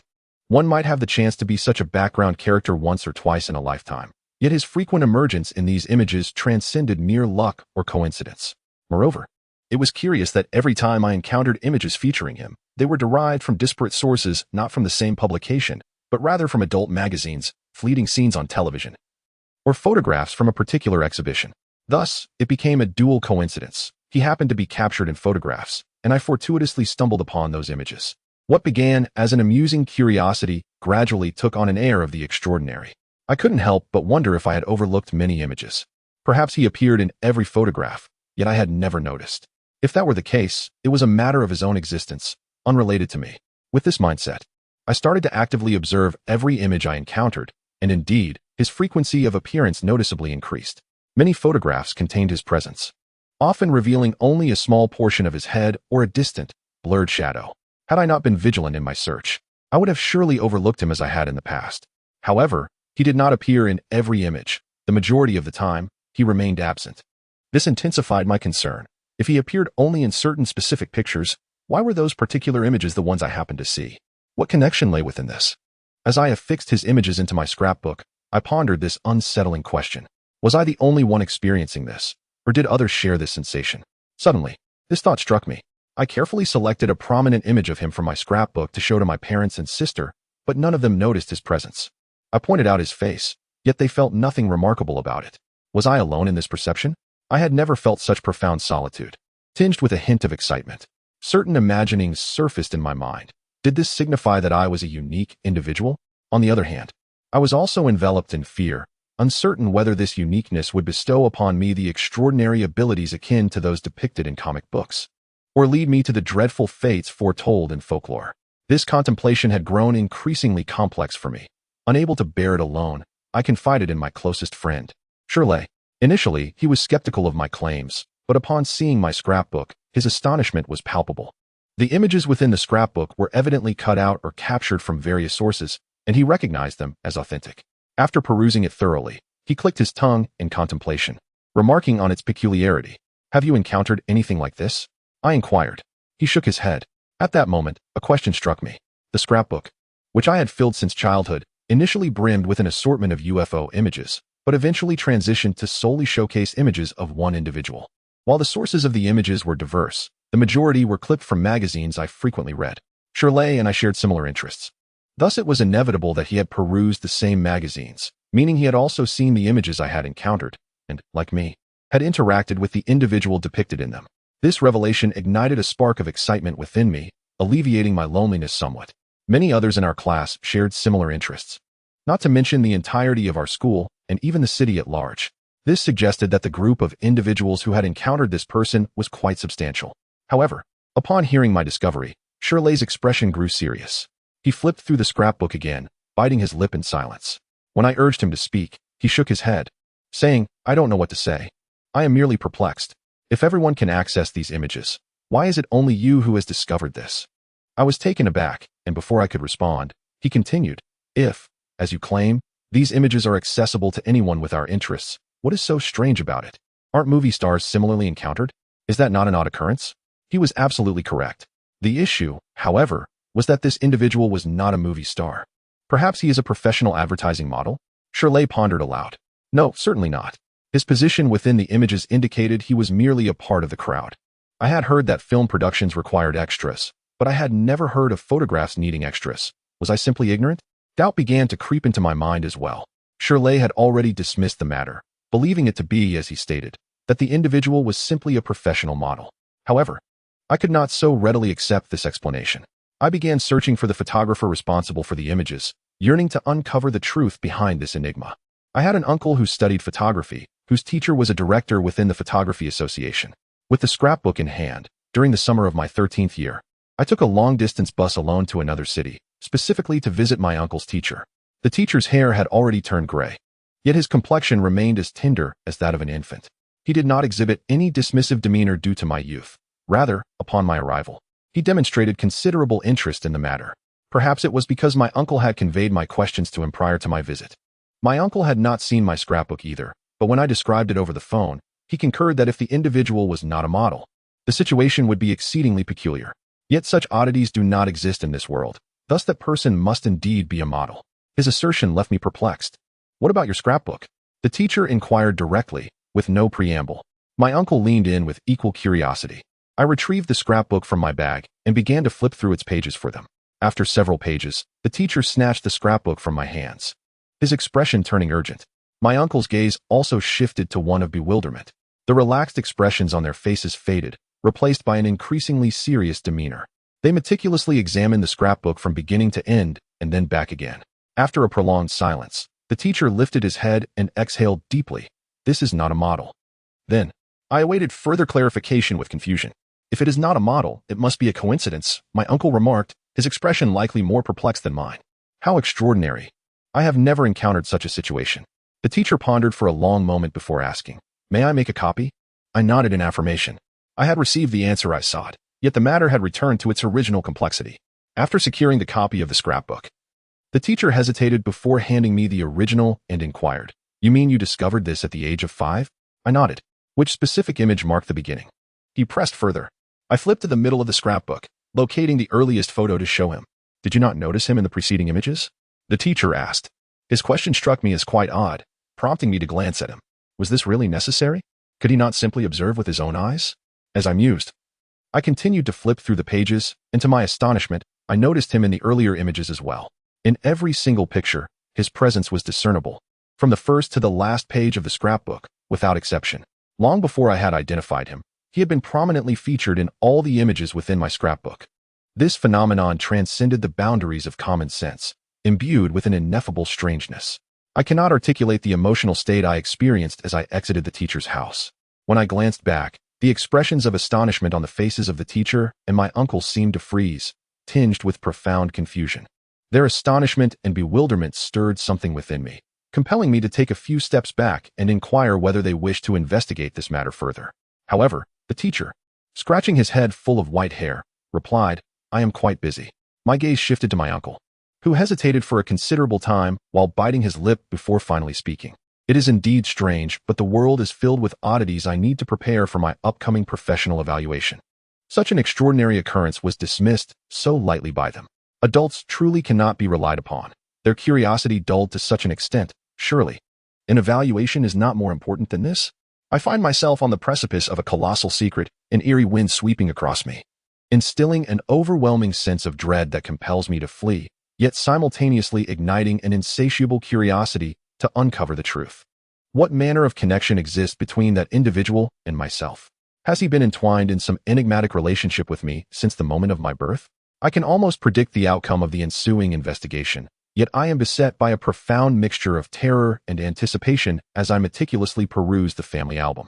Unsurprisingly, within the backgrounds of the photographs taken from my infancy to the present, I consistently discern his shadow. He does not manifest in the background as a tangible presence. Rather, in those images from my babyhood or early childhood, he appears in a pictorial form, perhaps gracing the pages of a magazine or captured within another photograph. Curiously, in every picture featuring me, there invariably exists an object capable of containing images, be it an advertisement, a woman hurriedly passing by with a magazine in hand, or even the screen of a television. It seems as though some unseen force is orchestrating this connection, ensuring that I encounter him in this peculiar manner. My previous conjectures can be dismissed. He is not targeting a group with shared interests, but rather singularly focused on me. This enigmatic figure in the illustrations is solely establishing a link with me, which explains why Shirley and others have failed to perceive his existence. For convenience's sake, I have bestowed upon him the moniker the Picture Man. While I was engrossed in examining the photographs, Shirley called, "I've discovered something." His voice radiated an excitement I had never before witnessed, as if he were being pursued by someone, panting with a blend of anxiety and fervor. "What have you found?" I was already in a heightened state of tension, easily susceptible to his enthusiasm. My heartstrings taut with the thought that he might have encountered the Picture Man in real life. "You must come quickly. You'll see when you arrive. There is not just one." "Not just one," Shirley exclaimed. "Not just one. What do you mean?" The notion of multiple picture men sent a chill of sweat cascading down my back. I refrained from rushing to him, instead meticulously scrutinizing all the photographs and images to ascertain the absence of another picture man. Yet, this did not assuage my unease. Rather, it deepened my confusion and fear. What could not just one possibly signify? With a belly full of questions, I arrived at Shirley's home. Even from downstairs, he poked his head out the window, urging me to hurry. As I sprinted upstairs, I found his door wide open. Upon reaching the threshold, Shirley pulled me inside with urgency and closed the door behind us. I stood at the entrance, momentarily frozen, struck dumb by the scene before me, and also hindered by the sheer lack of space to move. The floor of his living room was completely blanketed by an array of posters, magazines, images, and photographs. Shirley, barefoot amidst the chaos, glowed with excitement. "Look, just look." He thrust a large stack of images into my hands. I instinctively stepped back, my heart racing with the same excitement as I carefully examined the pictures he had presented. Initially, I believed I would see the familiar figure of the artist in the images before me, yet upon examining the pictures in his hands, I found not even a shadow of the artist. "No, really?" I inquired. "Haven't you noticed?" He replied, brimming with excitement. "Noticed what?" I asked. Him, he exclaimed, pointing at a figure captured within the image. The individual was a man in his 30s, with dark, lustrous skin and eyes that squinted slightly in the sunlight, the corners of which were lined with wrinkles. The photograph was taken at an exotic seaside resort, featuring two international superstars prominently in the foreground, while a vibrant crowd and endless stretches of beach formed the backdrop. This man was merely one among the throng. What of him? I questioned, perplexed. This individual was certainly not the artist I recognized, whose pale complexion and serious demeanor were unmistakable. Especially marked by a distinctive olive-shaped mole, there was no way I could confuse them. Shirley remained silent, methodically flipping through the images in my grasp, occasionally pausing to tap his finger on a specific point in a photograph before proceeding to the next. Upon reaching the second image, I felt as though I had been struck by lightning. As he continued to turn the pages, the outcome became increasingly evident. It appeared to be a chronicle of a man's evolution. Much like the artist, he appeared in various images, his presence subtly woven into the background of all Shirley's snapshots. Growing from youth to middle age, just as we did. He was another artist, Shirley's artist. He, too, graced the pages of the magazines I frequently perused. Yet I had never recognized him. How did you discover this? I asked. I wanted to see if I had a picture of the artist you mentioned. He struggled to find the right term for the artist. I suggested my new designation, and he continued, the artist, and in doing so, I stumbled upon this. He gazed at me with anticipation. I swallowed hard, and we exchanged glances, a flurry of thoughts racing through our minds. Is it possible that everyone has an artist of their own? Shirley whispered. This was precisely the question I had pondered. Perhaps it was fate that each individual is destined to have an artist, one that only those who connect with them can discern amidst countless images. Yet even those connected might remain oblivious. Otherwise, why had I not encountered anyone else discussing such matters until now? Why was it that I alone had noticed? This perplexity weighed heavily on my mind, compounded by an even greater curiosity. What did the existence of the artist signify? He had grown alongside me. But what would ultimately transpire? Did he truly exist? A multitude of questions swirled in my thoughts, and when Shirley asked how we should proceed, I found myself at a loss for words. Time passed swiftly, and the frequency with which the artist appeared in our lives escalated. From a few times a year to several times a month, eventually culminating in weekly appearances. By the time we reached 17, we found traces of our respective artists in images almost daily. They, too, had matured into figures approaching 40. We engaged in numerous speculations regarding their existence, each hypothesis ultimately dismantled by our own reflections. The initial wave of fear has dissipated, and we have gradually come to accept this existence. They merely exist, having no tangible impact on our lives. We once attempted to inquire whether others had encountered these figures, yet no one showed interest in our words. We remain steadfast in our belief that everyone possesses a figure, but apart from that specific individual, others are oblivious to their presence. My friendship with Shirley has deepened considerably since we shared this secret. As we approach the end of our 17 years, we find ourselves on the brink of 18. Had we not stumbled upon that revelation, perhaps we would have continued to live carefree, untroubled by the future. In a few months, Shirley will turn 18, and shortly thereafter, it will be my turn. 18 heralds the onset of adulthood, while the looming pressures of the impending college entrance examinations draw ever closer. Despite the abundance of time that seems to flow through the air like an endless river, we can still sense the palpable urgency of spring's fermenting atmosphere. Days pass swiftly, and an indescribable anxiety fills my heart to the brim. Shirley and I retreat to the bedroom, repeatedly perusing our scrapbook. After years of accumulation, it has filled my drawer to capacity. Our figures age day by day, their eyes remaining the only clear aspect of their appearance. Two changes occurred that we discovered almost simultaneously. It was a Sunday when Shirley and I decided to undertake a thorough organization of our scrapbooks, intending to label them chronologically. Just as we were about to commence, the doorbell rang.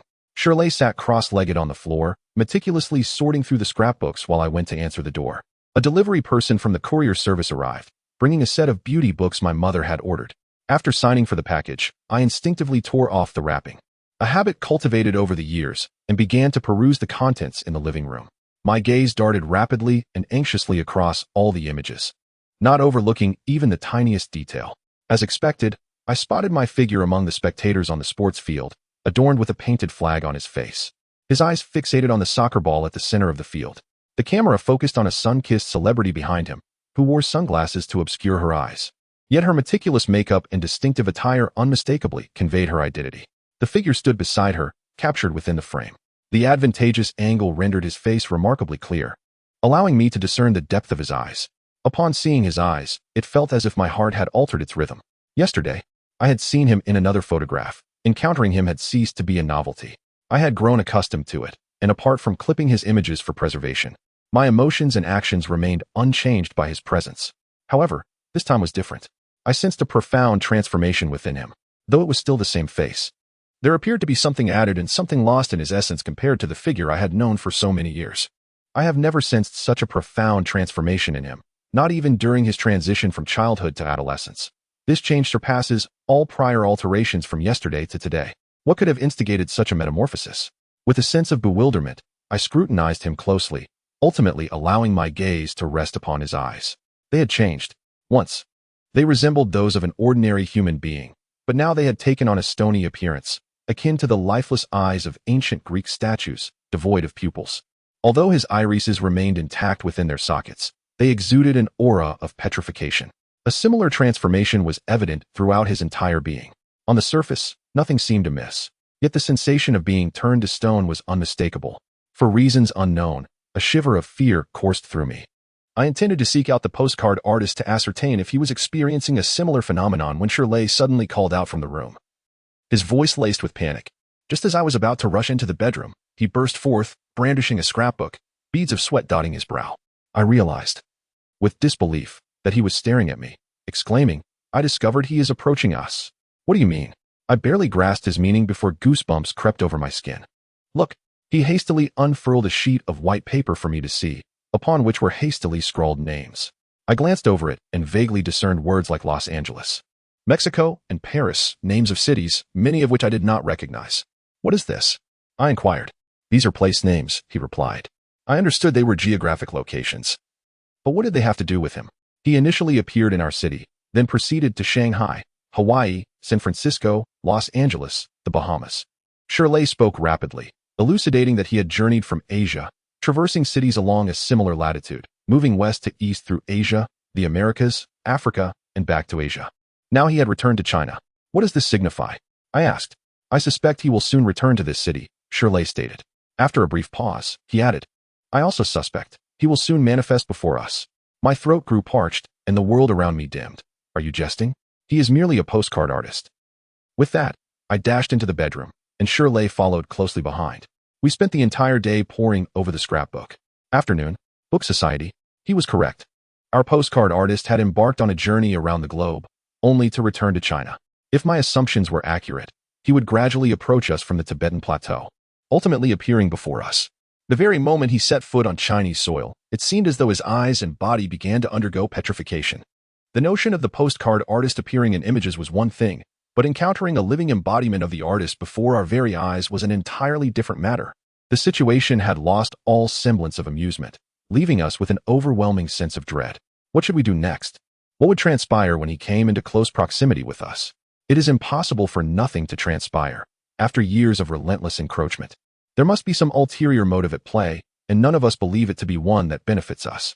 Once fear takes root, it becomes an unstoppable force.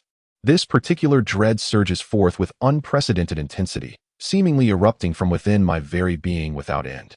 I instinctively began to avoid any medium that might contain images, lest I catch a glimpse of the figure drawing closer to me. Yet, he always materializes in the most unexpected places. Indeed, I can discern that he is inching ever closer. I obsessively preserve the images he inhabits, utilizing their distinct features to seek out his whereabouts. And each revelation sends shivers down my spine along with Shirley's. They have been relentlessly advancing towards us, traversing from the distant west, and with each step, the petrification of their bodies becomes increasingly pronounced. This petrification is perceptible only to us, manifesting as an experience that transcends mere sight. "What shall we do?" Shirley inquired anxiously. "How would I know what to do?" I replied. After much contemplation, I suggested, "Do not look at any images. I surmise that as long as he does not appear before us, he cannot draw nearer."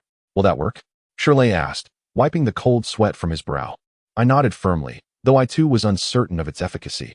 Nevertheless, it was our sole recourse, and we must place our faith in it. Yet, evasion seemed futile. No matter how we concealed ourselves, he perpetually manifested before us. As I walked along the street, I dared not open my eyes, fixating instead on the ground. Yet he would invariably gaze at me from some scrap of paper strewn upon the pavement with his stone-like eyes. In class, I often lost focus. having been called upon by the teachers several times. At least during lessons, there was a semblance of safety. For I was fortunate enough to attend a prestigious high school where, apart from textbooks and reference materials, no other images could invade my sight. However, once class was dismissed, the situation deteriorated significantly. The magazines and stickers passed among classmates often left me deeply unsettled, observing my pallid complexion and the beads of sweat on my brow. Teachers and peers assumed I was unwell. Shirley's plight was even more dire. He attended a private high school with far greater exposure to various images. We met frequently, and I sensed his mental state deteriorating, as he appeared to have lost considerable weight. A week later, news arrived. Shirley had gone mad.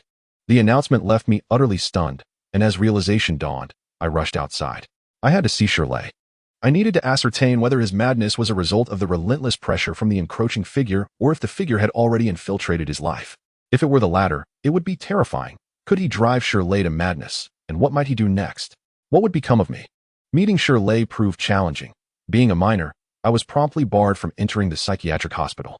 Fortunately, I encountered Shirley's mother, her eyes swollen from crying. Upon seeing me, she rushed forward, lamenting her troubles. I lacked the inclination to console her, persistently repeating my desire to see Shirley. Naturally, she could not refuse, and after a brief exchange with the doctor, she accompanied me into the ward. The atmosphere within the psychiatric hospital was permeated with an eerie, uncanny essence, as if the very air was infused with a contagion of madness, leading me to question whether I too might succumb to insanity at any moment. Upon encountering Shirley, he stood with his back to the door, his face directed towards the corner, utterly motionless. The nurse called out to him several times, yet he remained unresponsive. Accompanied by his mother, I entered the room, where I beheld a face that was yellowed and vacant, with eyes devoid of any spark. After much insistence on my part, they finally permitted me to spend some time alone with Shirley. Once we were alone, a sudden glimmer ignited in his eyes. "You aren't insane?" I whispered. He responded with a smile and a nod. "What is going on?"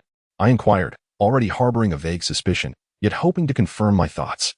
Indeed, the reality aligned almost perfectly with my conjectures. Like myself, Shirley harbored a profound dread of anything that might bear images, to the extent that he appeared somewhat unhinged. After being questioned multiple times by his parents, he had an epiphany and exaggerated his condition, which swiftly led to his admission here. I truly had no other choice. Shirley sighed. "Consider it. Where in this world can one escape images?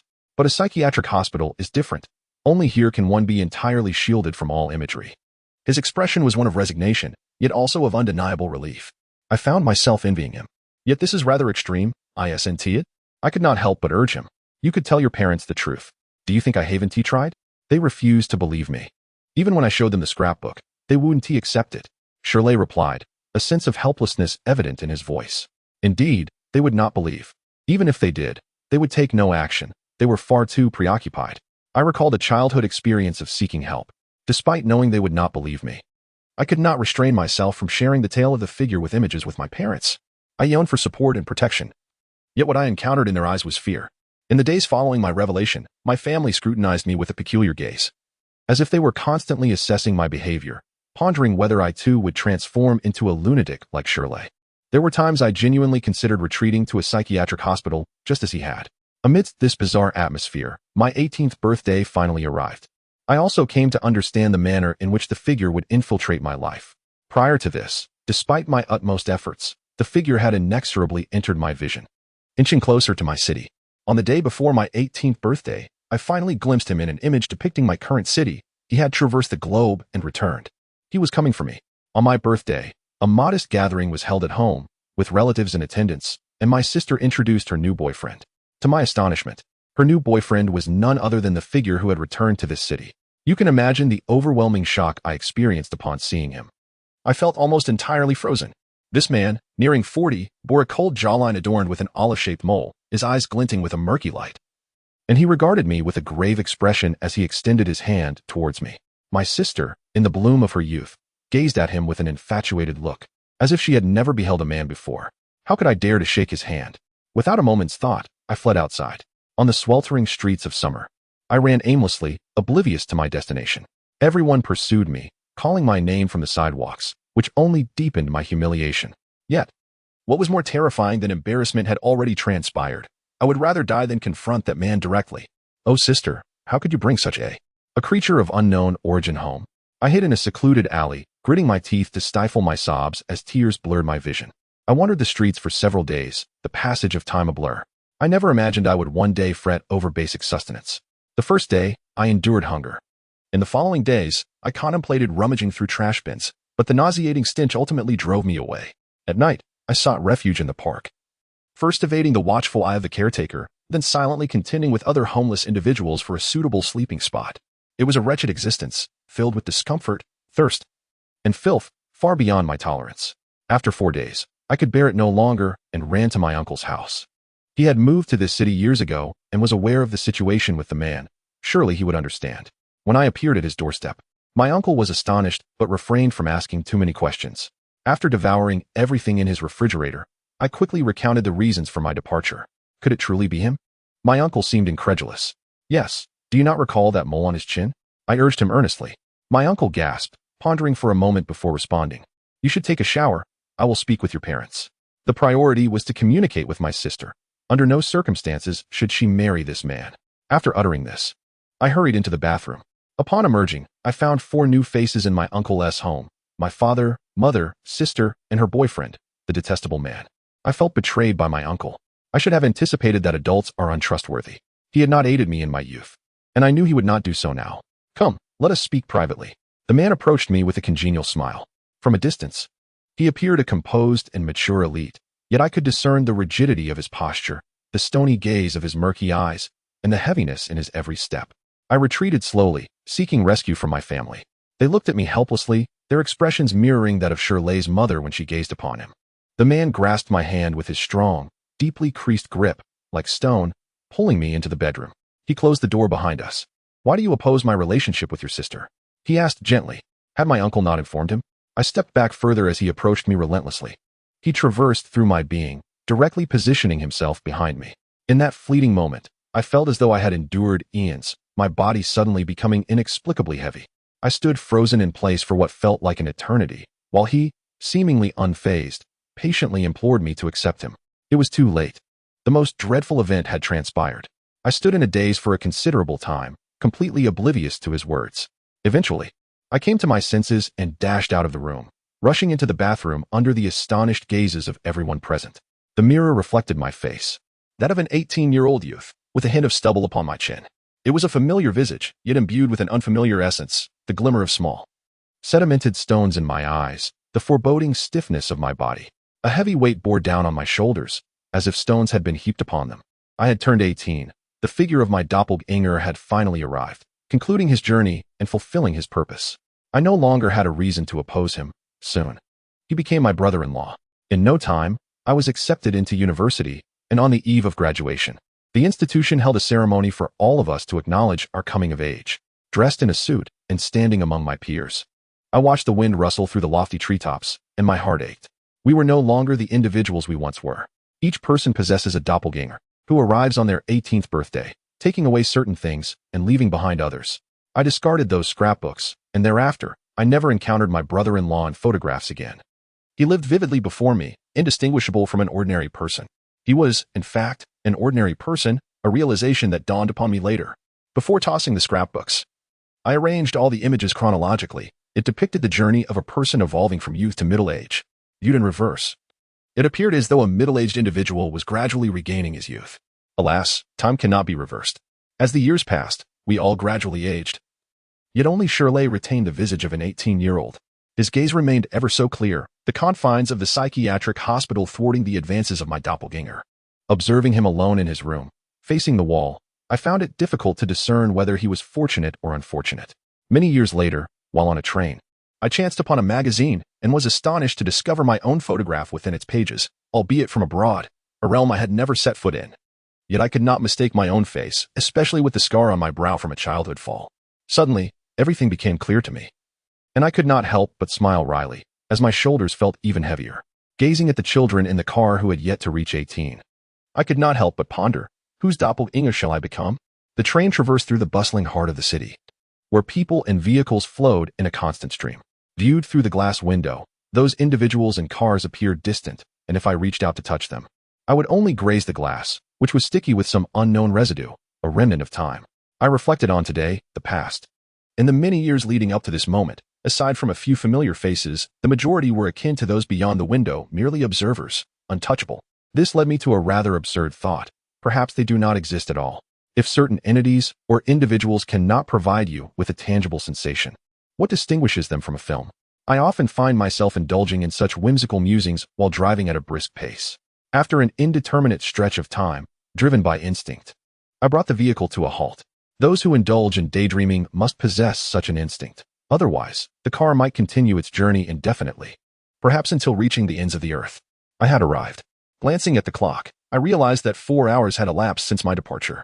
Ahead lay a quaint little village, where a solitary figure stood hesitantly, peering through the windshield at me. I exited the car and surveyed my surroundings. Taken aback by the realization that in my reverie, I had failed to notice the environment, I had ventured deep into the mountainous heartland, enveloped by undulating hills, resembling a profound well. On either side, mountains loomed, with a narrow path of yellow mud winding through, leading to this village, devoid of human presence beyond it. Is that Zhao Fong? I scrutinized the figure, short hair, pale face, slender frame, quite akin to the description provided by the manager. Indeed. Zhao Fong approached swiftly. You must be Zhang Ping. Yes. Have you prepared everything? Yes, everything is ready. He raised the travel bag he was holding. Shall we depart now? Or do you wish to return home to bid farewell? Let us go. Let us go. I've already said my goodbyes, he replied somewhat shyly. I beckoned him to join me in the car, and he ambled over, pausing at the door to cast a final glance behind him. Following his gaze, I beheld the serene fields, where dogs and children frolicked, and adults wielded hoes, their laughter echoing in the distance.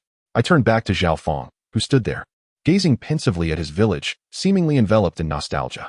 Upon noticing my scrutiny, his face flushed, and he ducked into the car. As is my custom, I preferred silence. Yet Zhao Fong continued to pose various queries. Is the company large? He inquired. It's decent, I replied tersely. Is it far? Yes. How long will it take to arrive? For hours. That truly is quite distant. Indeed. Although I favored silence, I did not feel inclined to interrupt him. Eventually, sensing the chilly atmosphere within the vehicle, he smiled and leaned over the seat back toward me. You don't enjoy conversing? Not particularly. Why? This question posed a slight dilemma for me. There are myriad reasons for disliking conversation, perhaps due to laziness, or the fact that many thoughts cannot be succinctly expressed within a short span. Most crucially, I have always believed that individuals cannot truly comprehend one another through mere language. In other words, one cannot fully understand another person. The notion of empathy is, in reality, a fallacy. For instance, as I drive, having already traversed over 7 hours, I feel fatigued, my eyes are strained, and my back aches slightly. Yet, I cannot convey this sensation to others. If I were to share these feelings with Zhao Fong, he might express sympathy and offer comfort, but what would that truly accomplish? He cannot transfer my weariness to himself. Language, as it turns out, is a rather impotent entity. The older I grow, the more I recognize this truth. One must never expect others to truly comprehend one's essence. To a certain degree, everyone exists in solitude. Even amidst the bustling city, this isolation remains unaltered. The inquiries posed by Zhao Fong have spiraled into an elaborate discourse within my mind, and the mere thought of articulating them induces a headache, prompting me to feign ignorance. At this juncture, the vehicle has already ventured into the vibrant city center. After posing his question, Zhao Fong refrained from further inquiries. He emitted a series of gasps from behind me. These buildings are so tall, just like on television, he exclaimed. I could hardly muster a response, absorbed in the act of driving. Such exclamations continued to escape his lips, eventually leading me to inquire, have you never seen buildings before? Not this tall, he replied. My question had unlocked his eloquence. He revealed that at the age of 19, he had never ventured beyond his village, where the tallest structures were but 2 stories high. The city, indeed, bustled with life. Look at that woman in a tank top. And I found my head throbbing. I had previously understood that women were fond of conversation, yet I had not anticipated this man's loquacity. However, his chatter was somewhat comprehensible, albeit incongruous with his genteel and shy demeanor. Amidst his astonishment, I began to perceive that the city I had known so well was not as devoid of vitality as I had thought. Perhaps it still possessed certain charming and novel aspects that I had grown blind to over time. Upon arriving at the company, only an hour remained until the end of the workday. I parked the car in the garage and accompanied Zhao Fong directly to the 25th floor via the elevator. Following the directives of our superior, I promptly ushered him into the office. Upon seeing Zhao Fong enter, the boss was momentarily taken aback, but quickly grasped the situation. In an unprecedented manner, he rose from his grand chair and stepped out from behind the massive desk, extending his hands towards Zhao Fong. Peasant from the Peach Blossom Spring? He inquired, initially somewhat reserved. Zhao Fang's eyes lit up at this address, and he extended his hand in return. You are a man from the desert? The two engaged in a fervent handshake. Hearing their mutual titles left me a bit bewildered. Yet their ensuing dialogue swiftly clarified that they were online acquaintances who had been corresponding for over 6 months, each regarding the other as a kindred spirit. Upon learning that Zhao Fang had never left his village, the boss eagerly invited him to join the company. Prior to this, he had never personally arranged for anyone to join us, highlighting the significance he placed on Zhao Fang. Observing their spirited conversation, I discreetly turned to leave, only to be called back by the boss. Zhang Ping, do not depart just yet. Join us in this discussion, he said, introducing Zhao Fang. This is Zhang Ping, our company S-planner. He is the only one with whom I can truly converse. This remark struck a chord within me. I had never considered myself to resonate with anyone in such a manner. Although the boss often sought my company, I had always perceived our exchanges as superficial. And I was taken aback to find that he regarded me as a confidant. As the three of us conversed, it became evident that we indeed shared common ground. For instance, we all perceive humanity as inherently solitary, believing that such solitude is inescapable and indelible. The moniker of our boss, Desert Dweller, encapsulates this sentiment, as he often expresses a profound sense of isolation, feeling utterly alone even amidst a throng of people, perceiving others merely as grains of sand in a vast desert. The more individuals present, the deeper his sense of loneliness becomes. Zhao Fang, on the other hand, shares that the sole source of warmth in this world for him is a quaint little village. Beyond that sanctuary, he finds the world to be starkly indifferent, which elucidates his choice to remain in that village, eschewing the outside world. In due course, we endeavored to delve into the origins of this pervasive sense of loneliness. Yet no one could articulate a coherent explanation. As the workday drew to a close, the boss instructed me to escort Zhao Fang around the various departments to familiarize him with our colleagues. I guided him through the offices, where the arrival of a new colleague elicited enthusiastic responses from everyone. However, as soon as we turned away, they resumed their previous conversations, revealing that the newcomers' lives remained irrelevant to them. Their interests were confined to their own affairs. Each individual, myself included, was similarly preoccupied. Throughout this time, I stayed closely by Zhao Fang's side. Eventually, we returned to my office, where the older Zhao and Lily were engrossed in reading the newspaper. Upon seeing Zhao Fang, they both rose warmly to greet him, eagerly engaging him in conversation. Meanwhile, I settled at my desk to browse the news online. Before long, Zhao Fang excused himself to use the restroom. As he stepped out, he casually closed the office door behind him. Though it was his first visit to the city, he did not exhibit signs of trepidation. After all, this was within the company, and he had been introduced to various areas. There was no necessity for me to accompany him to the restroom. Thus, as he exited, I remained focused on the news before me, my attention unwavering. The older Zhao and Lily continued their perusal of the newspaper. Suddenly, we were startled by Zhao Fang's frantic shout from outside, followed by the sound of hurried footsteps, as if he were racing through the office in a panic. We exchanged alarmed glances and nearly simultaneously leaped towards the door. Before we could open it, Zhao Fang burst back inside, slamming the door shut behind him and leaning against it, gasping for breath. His complexion was as pale as parchment, beads of sweat glistening on his forehead, cascading down like rain. His eyes, wide and almost bulging from their sockets, darted frantically between us, his mouth agape yet silent. What happened? We were taken aback by his expression, sensing something dreadfully amiss outside. They are all dead, he murmured. What? Replied the older Zhao, incredulous. Zhao Fang fixed his gaze upon us, slowly raising a trembling finger to point towards the door. The people outside, they are all dead. His words left us agape, struggling to comprehend such a notion. In the expanse of office beyond, at least 15 individuals had been bustling about just moments ago, full of life. The idea that they could have perished so suddenly and silently was utterly inconceivable. However, the expression on Zhao Fang's face was one of sheer panic. His trembling body and pallid complexion were unmistakably genuine, and the nearly imperceptible pupils in his eyes could not deceive. What on earth had transpired outside? After a moment of stunned silence, we quickly regained our composure. Old Zhao and I rushed forward, pushing Zhao Fang's limp form aside as we flung open the door. Even before it was fully ajar, we discerned that Zhao Fang was not speaking the truth. The voices of people conversing drifted in from the partially open door, and I could recognize each individual by their varying tones. Once the door swung wide open, the bustling office appeared as usual, with people moving about, some engrossed in work, others engaged in casual conversation. There was nothing amiss. Old Zhao and I exchanged glances. He raised an eyebrow at me, shrugged his shoulders, and returned to our office with a smile. I turned to gaze at Zhao Fang. They're all dead, aren't they? He still bore that expression of sheer terror. Indeed, I humorously quipped, they've passed on in vibrant health. Hearing my words, he paused, straining to listen as if only then noticing the sounds from outside. He looked at me in disbelief and dashed to the doorway, staring blankly into the main office. What is going on? After a long moment, he turned back to me and asked. In the past, when I had just graduated from school, I would have been intrigued to learn why he believed the people outside were all dead.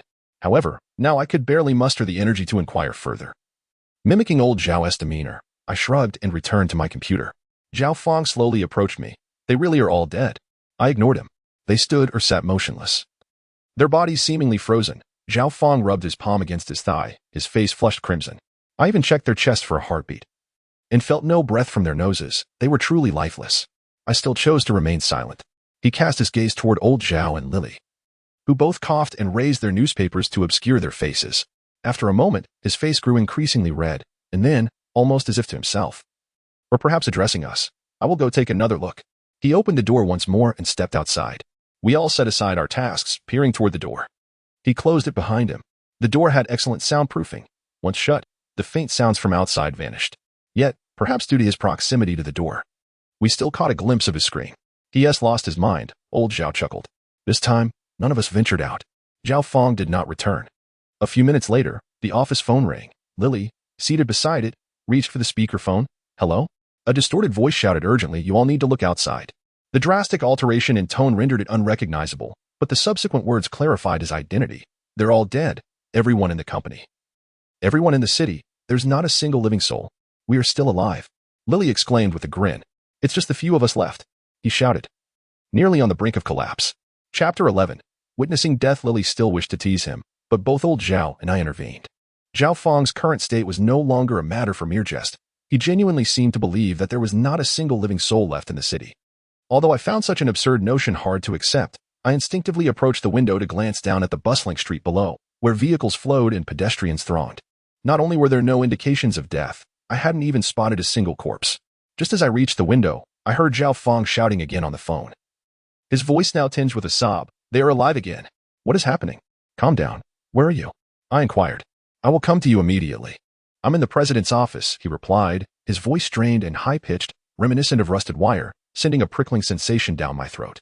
Even the people in the desert have perished. Is that so? I attempted to soothe him. Do not move. I will be there shortly. Old Zhao and I hurried to the president's office, knocking on the door, which swung open instantly to reveal Zhao Fong at the threshold. Upon first glance, I scarcely recognized him. In such a brief span, he appeared utterly distorted, his face seemingly gaunt, maintaining an expression of sheer terror. What of President Shah? I asked him. He's dead, he stammered, pointing behind him. You are the one who is dead, President Shah's booming voice rebuked. As we peered over Zhao Fong's shoulder, we saw President Shah rising from his large chair, rubbing his eyes and laughing as he scolded Zhao Fong. In the midst of President Shah's words, Zhao Fong seemed suddenly jolted, his body stiffening as he turned around, pointing at Shah. You, I thought you were dead? From Zhao Fong's expression, President Shah sensed something amiss and inquired with confusion. What is going on? Old Zhao squeezed past Zhao Fong, opening his mouth to speak before glancing back at him. Zhao Fong, you should step outside. I need to discuss something with President Shah. I won't go out. Zhao Fong replied, his face awash with sweat and tears. There are dead people outside. I refuse to leave. I exchanged a look with old Zhao, understanding his intent. Such matters were inappropriate to discuss in Zhao Fong's presence. I patted Zhao Fong on the shoulder. Let us return to the office. There are corpses everywhere. Zhao Fong said anxiously. Come now, I assure you there are none, I replied, firmly pulling him out of the president's office and shutting the door behind us. He struggled. But upon catching sight of the people in the large office, he fell silent. They are alive again, he murmured. Indeed, I said, leading him back to our office. Lily approached, seemingly about to inquire, but a mere glance from me stilled her words. She understood, nodded, and poured Zhao Fong a cup of hot water. Throughout the ensuing moments, he clutched the cup as if it were a lifeline, his body occasionally spasming, at times muttering to himself, though most often he furrowed his brow. Lost deep in thought. I fear that if he continues to think this way, he may descend further into madness. I sought to engage him in conversation to divert his attention, yet regardless of what I said, he would urgently insist, they are truly gone. I even called 110. But no one answered.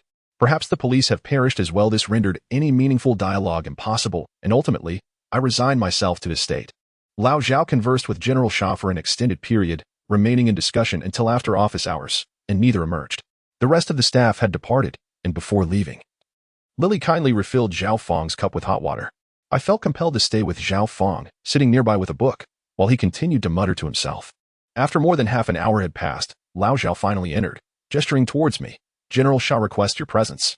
As I stepped outside, I noticed Zhao Fong tremble slightly, seemingly wishing to accompany me, but Lao Zhao restrained him, saying, "I'm here."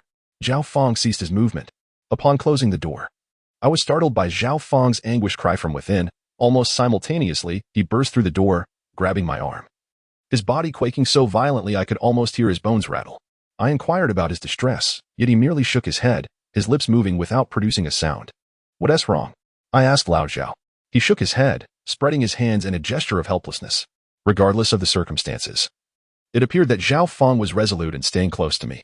I led him towards the CEO's office, and as we approached, he suddenly murmured something in a low voice. I could not discern his words, and just as I was about to inquire further, General Sha opened the door. Upon seeing us, he paused momentarily, sighed, and beckoned us inside. "Zhao Fong, you seem to be struggling to adapt to our company," General Sha tentatively remarked. Zhao Fong, arms crossed, sat on the sofa staring at his toes, remaining silent. "We intend to send you home. You have no objections, do you?" General Sha asked again. Upon hearing this, Zhao Fong finally lifted his head, nodding vigorously. "I wish to go home. I do not want to stay here any longer. This place," he faltered, seemingly struck by a thought, pausing before continuing. "I do not fit in here." "Very well," General Sha nodded. "We initially planned to have your family come to collect you, but after several attempted calls, no one responded. Perhaps we should have Zhang Ping drive you home?" Zhao Fong glanced at me, contemplating for a moment before slowly nodding in agreement. "Then it's settled," General Sha said, rising. "Let us send him home before darkness falls." He leaned closer to me, lowering his voice. "He appears to have some mental issues. The sooner we get him home, the better." I nodded in acknowledgement.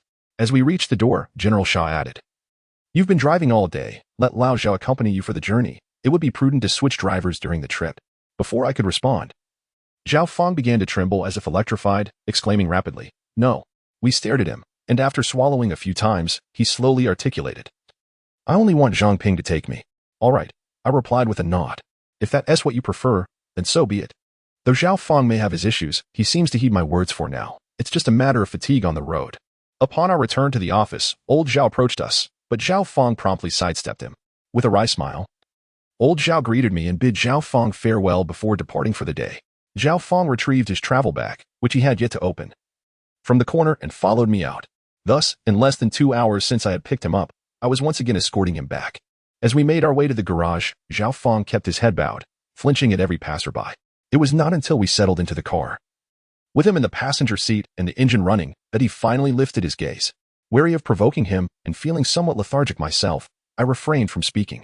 His eyes stared blankly ahead, seemingly devoid of any desire to converse. After a while, Zhao Fong's eyes began to wander, surveying the surroundings with growing agitation. Several times, he even turned to look behind the vehicle, his complexion pale, expression grave, and lips pressed tightly together. When I inquired about what he was observing, he remained silent. It was only as we exited the urban sprawl and gradually entered the desolate mountains that he finally spoke. "Zhang Ping," he suddenly called out, sending a shiver down my spine for reasons I could not fathom. It was not due to any sinister tone in his voice, on the contrary. His tone was remarkably calm, neither high nor low, which inexplicably instilled a sense of dread within me. I glanced at him. He appeared to have relaxed somewhat, his complexion regaining a hint of color, yet his hands, resting on his knees, continued to tremble as if typing on an invisible keyboard. "The people in the city are all dead," he stated. "You just saw it too. All the people we encountered along the way were alive," I replied. He shook his head and offered a rueful smile. "It's not like that." He cast a complex glance my way, one that almost resembled pity. "When you see them, they are alive, but what do you know of them when you do not see them? Do you mean they are dead when I am not looking?"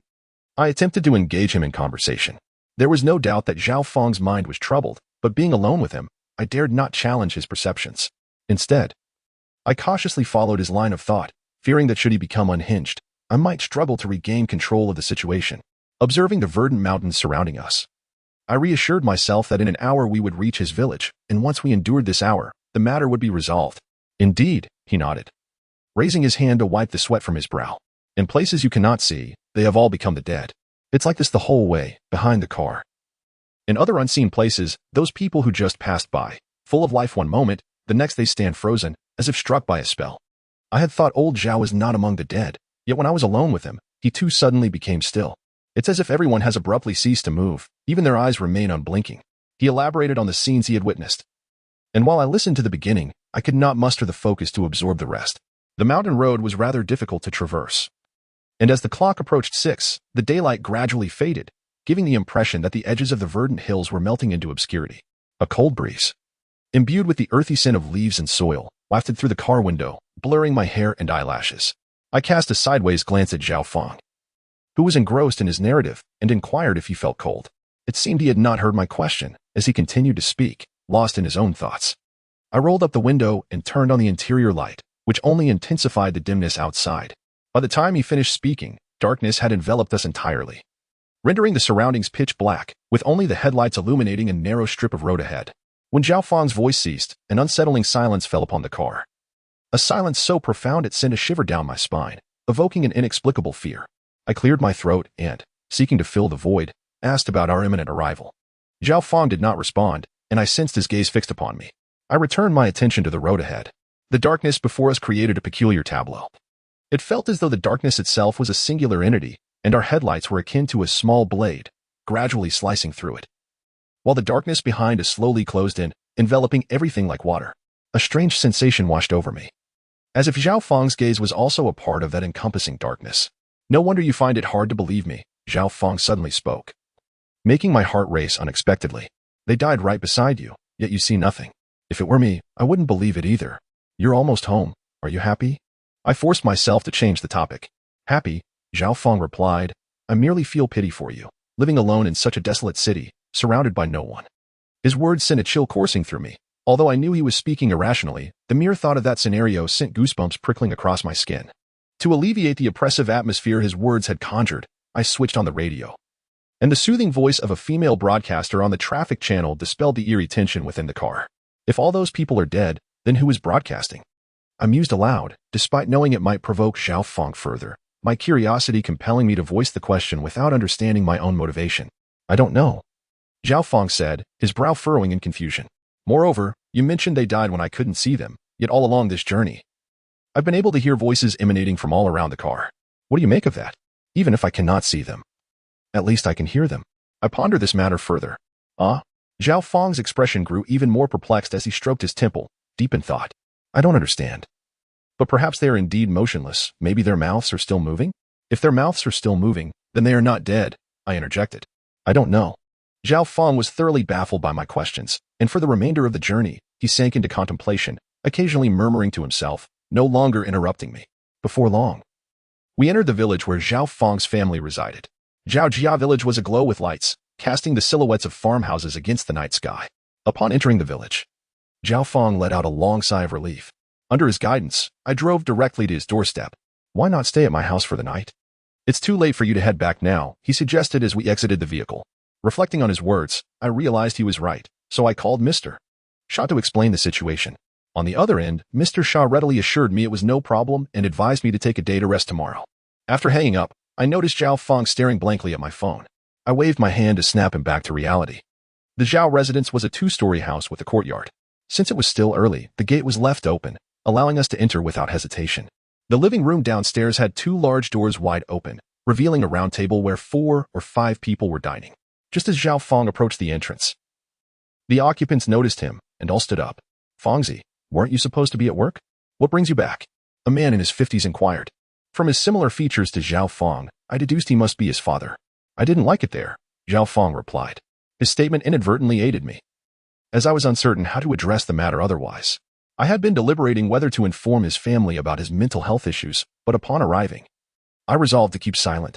Perhaps Zhao Feng simply needed time to adjust to that city, and maybe he wouldn't encounter such difficulties again. It seemed unnecessary to burden his family with worry. Even if he were to relapse, it would likely be easily noticed, rendering my disclosure moot. Clearly cherished at home, Zhao Feng's words elicited no reprimands, only encouragement to return to farming if he found city life unappealing. After exchanging a few pleasantries, Zhao Feng's father turned to me and asked, and who might this be? Zhao Feng hurriedly introduced us. The Zhao family consisted of 6 members, his parents, himself, an elder brother and sister-in-law, and a nephew. After a brief round of polite conversation, we finally sat down to eat. My hunger was palpable, and the farm-fresh meal was exceptionally delightful, making for a most enjoyable dining experience. Meanwhile, Zhao Feng appeared somewhat distracted, frequently stealing glances at his relatives.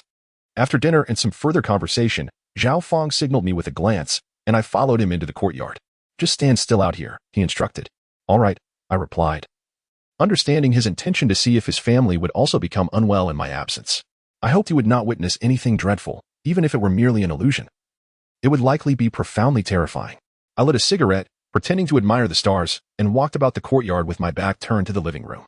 Zhao Fong stepped inside. Almost instantaneously, he dashed out, his footsteps hurried and his breath heavy before he even reached me. A weight settled in my chest. Could he be experiencing the same delusions here? "It's fine," he exclaimed upon reaching me, his excited expression revealing all. He had not witnessed any terrifying scenes. "I'm glad to hear that," I said, patting his shoulder. "Fongzi, what is going on?" His sister-in-law called out from the living room. "Nothing," he replied. He waved his hand within the hall and said to me, "I am exceedingly delighted." His chest rose with a deep breath, indicating a sense of relief. He then remarked, "I cannot enter now, for they would consider me peculiar. I shall stand here for a while." "Very well." I offered him a cigarette, which he declined. We stood silently in the courtyard, gazing through the thorny fence at the fields beyond. "It is indeed better here," Zhao Fong stated. "This place is the safest. Though I often feel lonely, it remains the most secure." He glanced at me and suggested, "Why don't you stay here from now on?" "How could that possibly be?" I chuckled. "I am concerned for your well-being," he sighed. It seems he still clings to the belief that my city is filled with the deceased. There was no need to debate this further, and soon we shifted the conversation. He pointed to a house beyond 2 rows of fields and said, "A girl lives there." "Oh?" Without needing to hear more, I could discern from his expression and tone the special significance that girl held for him. Yet, I said nothing, simply listening in silence. To be able to listen so quietly without uttering a word is, in itself, a form of enjoyment. Chapter 12. This city lies for you. The relationship between Zhao Fong and the girl named Bayun unfolds like a quintessential tale of childhood sweethearts. Much like the heroines of such narratives, Bayun possesses striking features that could easily inspire a 3,000-word essay from Zhao Fong alone. His profound reminiscence of her and the life they shared in this place is not solely attributed to their childhood bond, but also to the stark contrast between the unsettling experiences in the city he inhabits and the serene familiarity of this quaint village. This juxtaposition heightens his appreciation for the preciousness of the present moment. In summary, despite the day's numerous tribulations, it culminated in an exceedingly delightful conclusion. As our conversation lingered past midnight, we ascended to the 2nd floor, stifling yawns. Zhao Fong's room featured a bed by the window, adorned with a fresh mattress recently replaced by his sister-in-law. She had also set up a steel bed in the corner, complete with a full set of new bedding. Upon our arrival upstairs, his sister-in-law poked her head from her room, informing us that there was hot water in the thermos. We nodded in acknowledgement, each sipping a glass of warm water before inhaling deeply by the open window and succumbing to sleep. I often ponder the notion that an individual's habits can, at times, alter the course of destiny, a sentiment I find to be undeniably true. Had I not cultivated the habit of rising early, the subsequent events might never have transpired or been discovered. Regrettably, this habit has entrenched itself within me, compelling me to awaken promptly at 7, even during holidays, leaving me unable to return to slumber. The consequence of remaining in bed would be an uncomfortable ache in my bones. After rising, I leaned against the window, gazing outside for a while. The morning fields appeared remarkably vibrant, enveloped in a delicate veil of mist that floated in the air. The surrounding farmhouses were shrouded in fog, silent and devoid of any sound, while silhouettes of a few individuals stood motionless in the fields. At first glance, it resembled an ordinary rural morning. What struck me as particularly unusual was the profound silence that distinguished this place from others.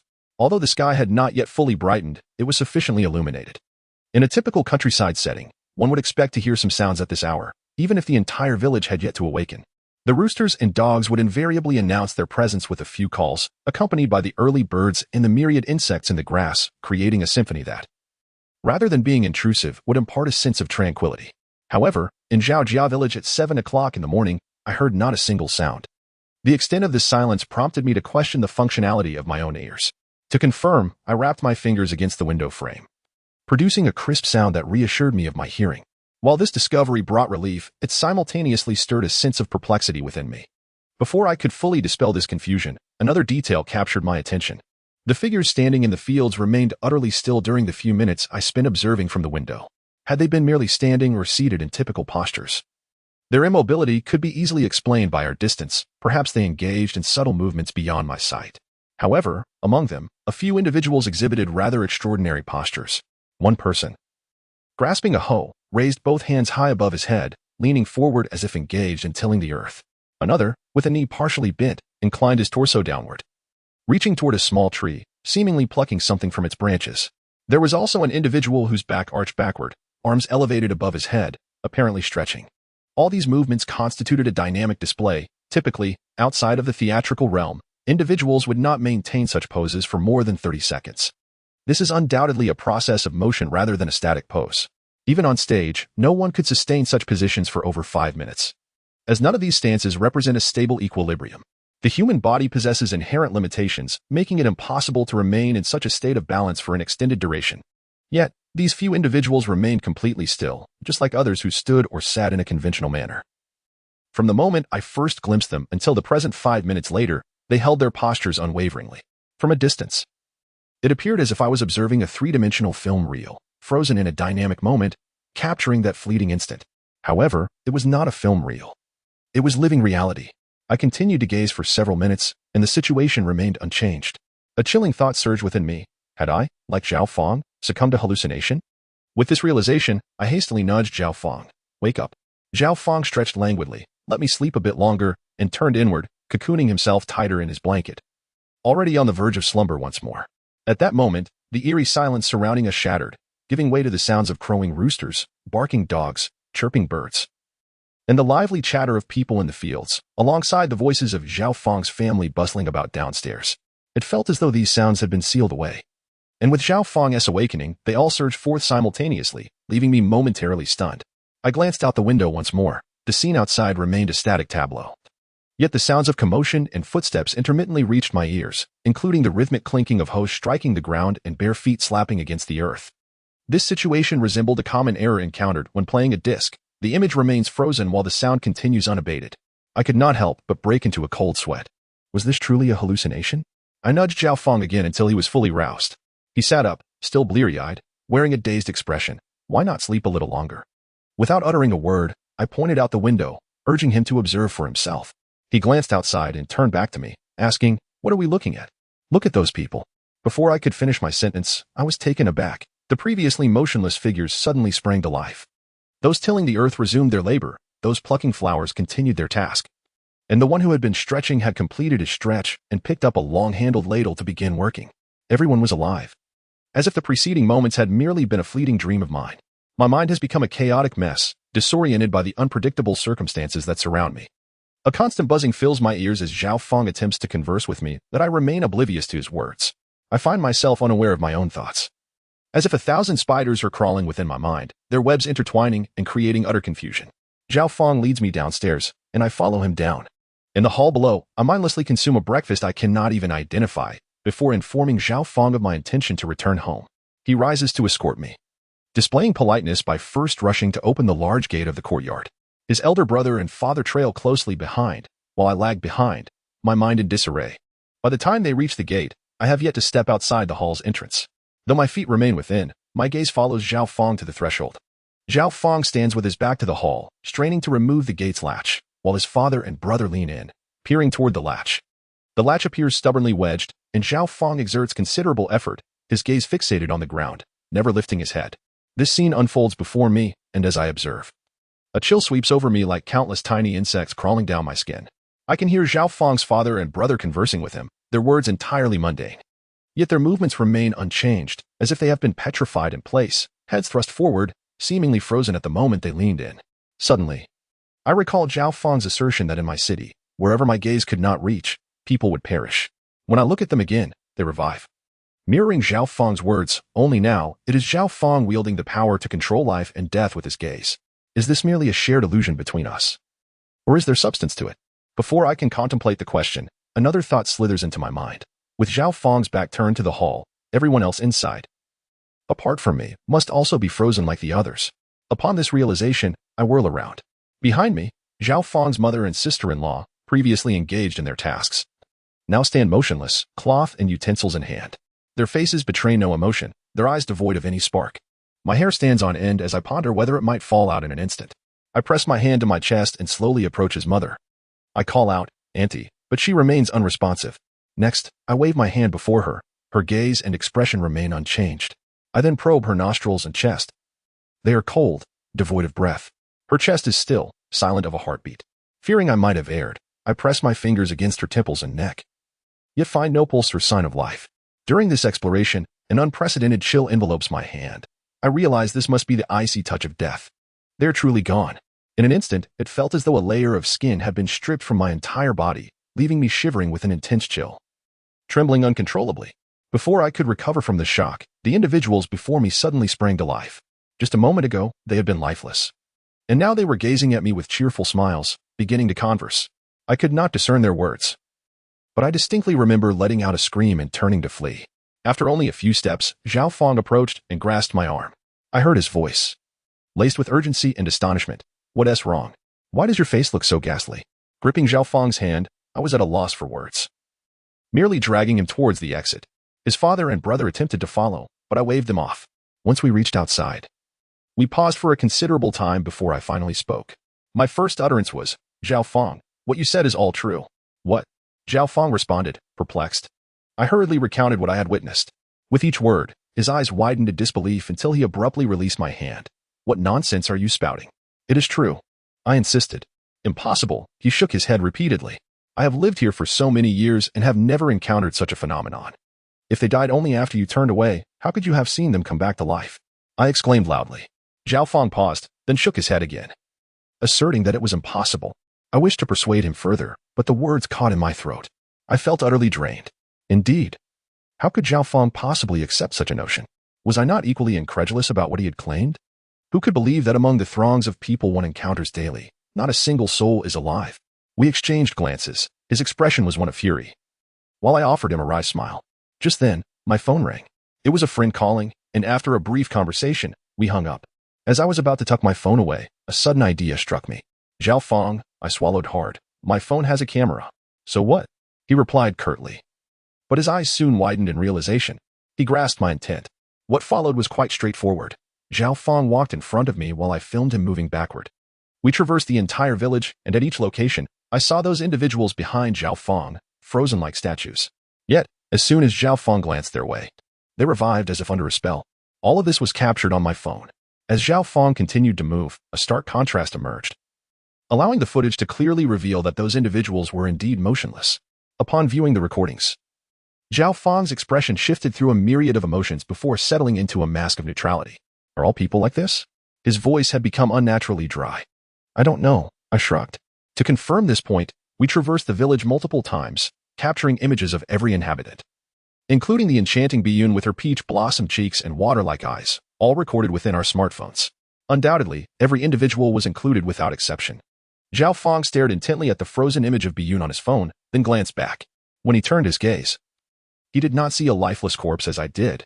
In that fleeting moment, Biyun appeared to come alive once more, gazing at him with tender affection and whispering words.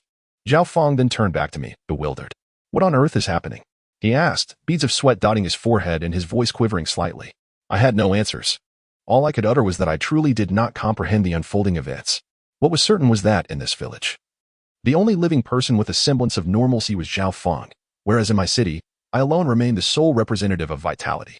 As for the rest of the world, we remained in ignorance. Perhaps, could it be that we were the only two living souls in existence? This thought instilled an unsettling dread in both of us. Perhaps this peculiar sense of isolation derived from the very notion that, despite our lack of awareness, we could sense that true living beings were few and far between in this world. Why do they only seem to perish when I cannot see them? Zhao Feng murmured contemplatively. Perhaps this village exists solely because you inhabit it, and those people, I gestured toward the other villagers, are merely here to alleviate your solitude. Then does the city exist because of your presence? Zhao Feng inquired. It appeared so, I replied with a bittersweet smile and a nod. I had never felt so significant. The vitality of an entire city hinged upon my existence. But what if I were to die? Would everything dissolve into nothingness? I often felt as though I were the only person in the world, and it turned out that was no mere illusion. With this knowledge, what were we to do next? Epilogue. I soon departed from Zhao family village, as we were, to our knowledge, the only two normal living beings. A profound kinship developed between us. Zhao Feng wished for me to remain, while I hoped for him to join me in the city. Ultimately, neither of us could persuade the other. We exchanged bittersweet smiles, acknowledging that the world was not designed for me. What I witnessed here were mere specters. And to linger was to endure torment. The same was true for Zhao Feng. To leave was also a form of suffering. After sharing our phone numbers and online contacts, I drove back to the city. It was still the familiar urban landscape, bustling with vibrant life, brimming with exuberance. as I weaved through the throngs of people. My skin tinged with fear, my heart felt desolate. Chapter 13. Prophecy. Upon hearing the sound of the window creaking open, Yizijuan's heart skipped a beat. She hastily set aside the beast hide she had been sewing and, barefoot, rushed up to the attic, frantically searching through a large collection of keys for the one that would unlock the attic door. The keys clattered together in her hand, producing a jarring sound that heightened her anxiety. After what felt like an eternity, she finally located the small, gleaming silver key. However, upon opening the door, she found the small room in the attic completely deserted. She dashed into the room, leaning out of the open window, and peered down to see her sister's hairpin, crafted from beast bone, darting through the thicket below. "Sister," she shouted, "come back." Her sister glanced back momentarily before swiftly turning away, seemingly moving even more quickly. Yizijuan scratched her tousled hair and paced around the room in a flurry. Suddenly, she came to her senses, lifted her skirt, and rushed downstairs. After donning her grass shoes, she tied her skirt above her knees with a strip of beast hide. She rummaged through the woodshed and unearthed a transparent crystal vial. Holding it up to the light, she saw that it still contained a generous amount of bright red liquid. She tucked the vial into her waist and sprinted out. The fragrant scent of her sister's hair lingered in the thicket, and Yizijuan followed it, racing out of the bushes, climbing a hill, and leaping over 2 small streams before finally spotting her sister's silhouette ahead. "Sister," Yizijuan called breathlessly as she approached, but her sister remained motionless, seemingly oblivious to her cries. "What are you doing?" Yizijuan inquired, leaning closer to her sister. Her sister's eyes were as calm and unyielding as stone, silently fixed on a distant house. After a few moments, she appeared to make a decision and began to walk toward the house. Yizijuan quickly retrieved the crystal vial from her waist and offered it to her sister, urging, "Drink this." Her sister, however, flicked her wrist, sending the vial crashing to the ground. In a panic, Yizijuan hurriedly picked it up, shaking it gently to ensure it had not shattered, and sighed in relief. "Hey!" her sister shouted toward the house. Yizijuan felt a wave of dread wash over her and repeatedly gestured for her sister to be quiet. Simultaneously, she uncorked the vial and poured the liquid toward her sister's lips. Ugh! After taking a large gulp, her sister suddenly spat the liquid out, making it appear as though she had coughed up a mouthful of blood. "Don't stop me," her sister replied in that same flat tone. In truth, Yizijuan could no longer restrain her. Several familiar villagers emerged from the house. Upon seeing Yizijuan, they greeted her with warm smiles. But their attention was first drawn to her sister. "What does Zifeng want to say?" a man asked, frowning. Before Yizijuan could intervene, Zifeng had already spoken. "This house is about to collapse." Yizijuan covered her face with her hands and let out a lamenting sigh. "Oh," the group chuckled in response, leaving Yizijuan feeling a burning embarrassment on her cheeks, while Zifeng appeared utterly oblivious to their ridicule, her expression unchanged. "Is it really going to collapse?" "All right, I understand." The man who had spoken earlier replied with a grin. "Is there anything else?" "Nothing more," Zifeng stated earnestly, this time without waiting for her sister to call her. She turned around and walked back. Yizijuan stumbled along behind her. The sound of people's unrestrained laughter echoed from the direction of the house. Yizijuan could only resent that her steps were not swifter, wishing to escape this humiliating situation. Meanwhile, her sister remained oblivious, maintaining her leisurely pace and occasionally bending down to pluck a flower. "Sister, why do you always have to say things that others dislike?" Yizijuan asked irritably, crumpling a handful of bush leaves in her hand. "Regardless of whether they are pleasing to hear or not, the truth must be spoken," Zifeng replied. "What truth? Your words have never turned into reality. Don't you realize that everyone sees you as a joke?" Yizijuan recalled the many unkind things her sister had said in the past, especially during weddings and rituals when everyone was in high spirits. And she would suddenly proclaim that someone would die or that a place would collapse, dampening the mood. Yet, none of her predictions ever came true. Because of this, the villagers despised her. Despite her being the most beautiful girl in the village, no one approached her for courtship. They all labeled her as a cruel girl with a mouth and heart like that of a crow. Now, having passed the age for marriage, her family worried for her. But she remained indifferent, still prone to speaking unkind words. Zifeng did not respond to Yizijuan's remarks, focusing intently on weaving a flower crown, as if nothing in the world could be more important than this task. Each time Yizijuan saw her sister's indifferent demeanor, a surge of hatred rose within her, wishing she could pour the potion from the bottle directly into her sister's mouth. This potion had been specially concocted by the village shaman for Zifeng, said to render one mute for 2 hours after consumption. To prevent Zifeng from uttering such distasteful words, their parents and Yizijuan racked their brains. Each time they sensed she was about to speak something unpleasant, they would try to trick her into drinking the potion, but she had never fallen for it. Moreover, she showed no signs before making such statements, making it impossible for anyone to predict her patterns. The two walked silently back to their bark house. As usual, Zifeng ascended the stairs and shut the door, not speaking to anyone, while Yu Zijuan remained downstairs, fuming alone. Their parents had gone to visit relatives and would not return that night. With a belly full of grievances and nowhere to vent, Yu Zijuan angrily stoked the fire in the stove, as if attempting to uproot the very roof. She cooked some white rice, a fish, a platter of meat spiders, and brewed a large pot of soup. After setting the table with all the food, she shouted irritably, "Sister, it's time to eat." "Coming," Zifeng replied, her voice monotone. Hearing that response, Yu Zijuan's anger intensified. Unconsciously, her fingers brushed against the crystal vial at her waist. And a thought suddenly emerged. Did the potion in this vial truly have any effect? Since the shaman had provided it, she had never tested it. She involuntarily looked up towards the stairs. The attic door remained tightly closed. Zifeng was slow and would not come down so quickly. If she were to do something, there was still time. What should I do? Her heart raced, and her mind felt as if it had turned to wood. Driven by an inexplicable impulse, she uncorked the bottle and poured a small portion of the crimson liquid into the soup. The vibrant red potion stood out starkly against the broth. And after several vigorous stirs with a large wooden spoon, the color gradually dispersed until it was no longer visible. She capped the crystal bottle tightly and forcefully tucked it into her waist. Once these actions were completed, she felt a slight tremor in her hands, and an emptiness settled in her heart, as if there were no grounding. To mask her anxiety, she busied herself with wiping the table and stove. When Zifeng arrived, the two began their meal. As usual, Zifeng ladled a generous bowl of soup to drink first. Zijuan, filled with unease, found herself on the verge of speaking several times. Yet the words faltered on her lips. Watching Zifeng finish one bowl and reach for a second, Zijuan could no longer contain herself. "Sister, do not drink so much soup. Eat some rice instead." Before Zifeng could respond, she snatched the bowl away and filled it with a heaping portion of rice. After only a few bites, an unprecedented sensation enveloped Zijuan. It felt as if an ethereal net descended upon her, shielding her from the world outside. The net gradually tightened, squeezing out the excess within her, and she sensed herself shrinking, transforming into a perfect sphere that flew inward, recognizing it as her true form. Countless colorful gases escaped from her body, leaving her with a vast, unencumbered heart, boundless and clear. Within this heart, she began to perceive ethereal illusions rising like smoke, reminiscent of reflections upon water, swaying in a distant realm. She identified one of the visions, by the village's edge. A young boy named Luowa was ambling towards the river with his toy wooden bucket. As he squatted to scoop up a bucket of water, he suddenly slipped and fell into the stream. The water erupted in a burst of white spray, followed by rippling circles, before tranquility returned. In that moment, realization struck her, and she could not help but scream. As her mouth opened, it felt as if she had been submerged in water. The entire world existed beneath the surface. Countless colorful lights surged into her mouth like water, rendering her speechless as she flailed her arms, watching her body swell rapidly. Finally, with a loud pop, she opened her eyes wide. She discovered herself still seated at the table, her chopsticks suspended in midair, a small piece of fish still steaming between them. What had just transpired seemed merely an illusion. Across the table, her sister stared at her with bewildered eyes, caught between wakefulness and slumber.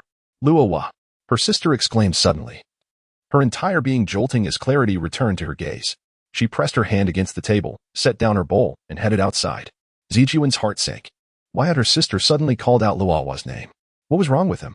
She forced herself to remain calm and inquired, "What happened to Luowa? He might drown."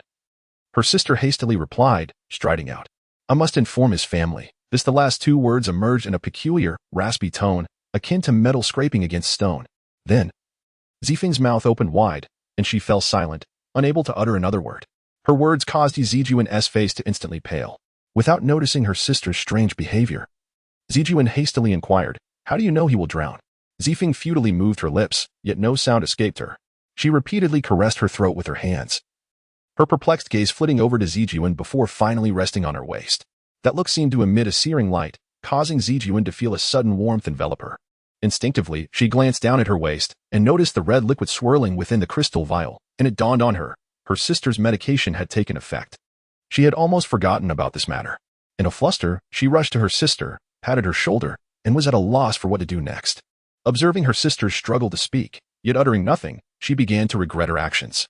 It was evident from her sister's eyes that she understood the situation, and there was no blame directed at her, which only deepened Zijuan's sense of guilt. After a considerable time, she managed to calm herself amidst the turmoil and remorse, prompted by her sister's sudden stillness as she ceased her attempts to break free. Her sister gazed at her, silently moving her lips. "Luowa," it seemed to convey. "What? Zijuan strained to comprehend. Luohua. Her sister exaggeratedly articulated her lips. What? Falling flowers? After pondering for a while, Zijuan suddenly realized her sister was referring to Luohua. Luohua? She tentatively asked. Her sister ceased speaking, nodding vigorously with a look of relief. What about Luohua? She understood her sister's intent. She wished for her to run and inform Luohua's family to prevent him from drowning. The image of Luohua in peril had flashed before her eyes just moments ago. Had it not been for her sister, she might have rushed to fulfill the task her sister wanted her to undertake. Yet, since her sister had mentioned it, it seemed merely an illusion. Her sister often spoke of ominous matters, yet her words had never proven true. Could it be that her sister, like herself, also perceived such visions? This realization sent a shiver down her spine. How did the villagers refer to her sister? The girl with the crow's mouth, the mad girl. The foolish elder sister. They had hurled all manner of unkind words. Would she too become like her sister? She grasped her sister's meaning, yet feigned ignorance. Her sister silently articulated her thoughts. Each word was clear to her, but she pretended not to understand. Eventually, her sister fell silent. Such a clever sister she had always been, never a foolish child. Born as the brightest girl in the village, now she could utter not a single word. Only gazing at her with eyes as fluid as water, Zijuan held her ground for a moment, but ultimately could not endure any longer. All right, I will go take a look, she declared. Ignoring her sister's smile, she hurriedly dashed out of the house, only realizing upon feeling the prick of thorns on her feet that she had forgotten to wear her shoes. Once she resolved to take action, she no longer wished to pause. Without a thought to retrace her steps to retrieve her shoes, she swiftly found two broad leaves by the roadside to wrap her feet and dashed towards Luohua's home like the wind. Chapter 14. Destiny Well. Regardless of whether that illusion was real or not, this matter could not be neglected. Luohua was a chubby and endearing little boy, and she did not wish for him to perish. There were no adults at Luohua's home. They had all gone out to work, leaving him alone. As seen in the vision, when Zijun arrived at the riverbank, Luohua, residing by the river, was swaying as he stepped out of his house, clutching a toy wooden bucket, meandering towards the river. What are you doing, Luohua? Zijun quickly exclaimed. I'm fetching water, Luohua mumbled, his words unclear. Why are you fetching water? Be careful not to drown over there. I'm getting water for Mom and Dad. They work very hard, Luohua replied earnestly. Stop fetching water. Let us play instead. Zijun grabbed his hand, but he forcefully shook her off. I want to fetch water.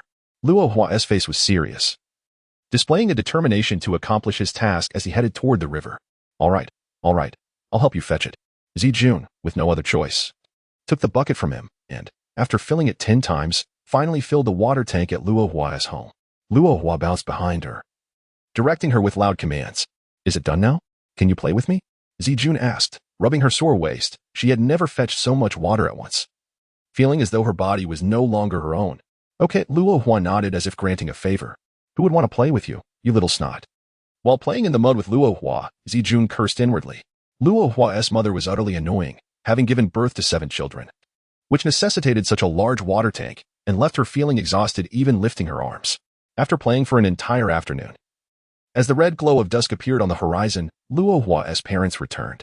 Zijun exhaled in relief and promptly led Luohua, who was building a castle, to the adults.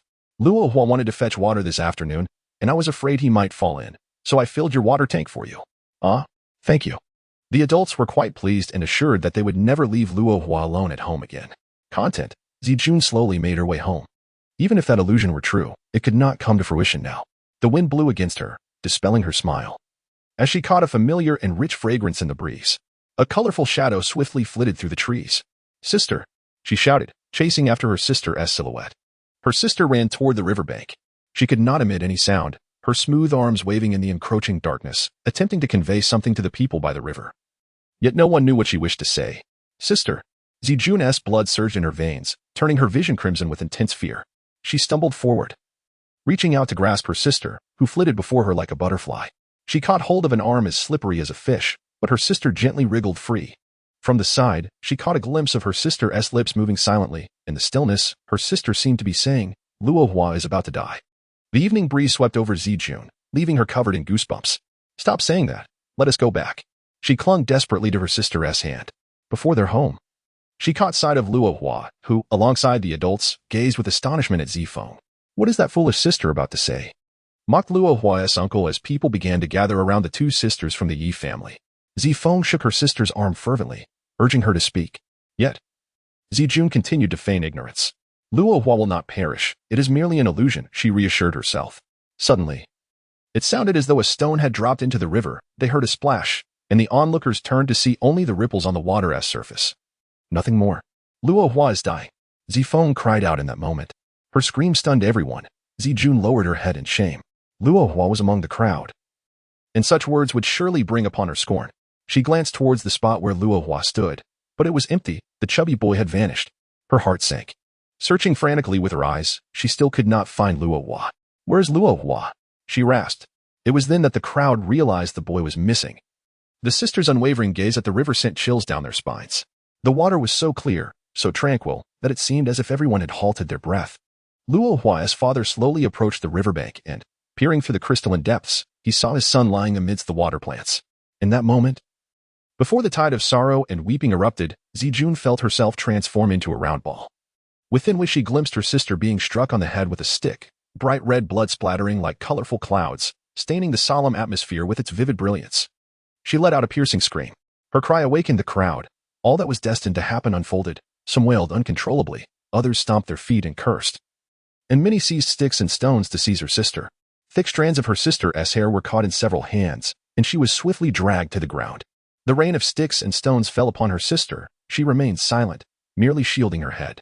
Zijun was shoved aside, a sensation of suffocation choking her throat, as if she were still trapped in a phantasm. Suddenly, a string of garnet-like red splattered onto the back of her hand, warm to the touch. She stared blankly for a while before recognizing it as blood, her sister's blood. This realization jolted her awake, and she cried out incessantly, "Sister! Sister! Do not strike her!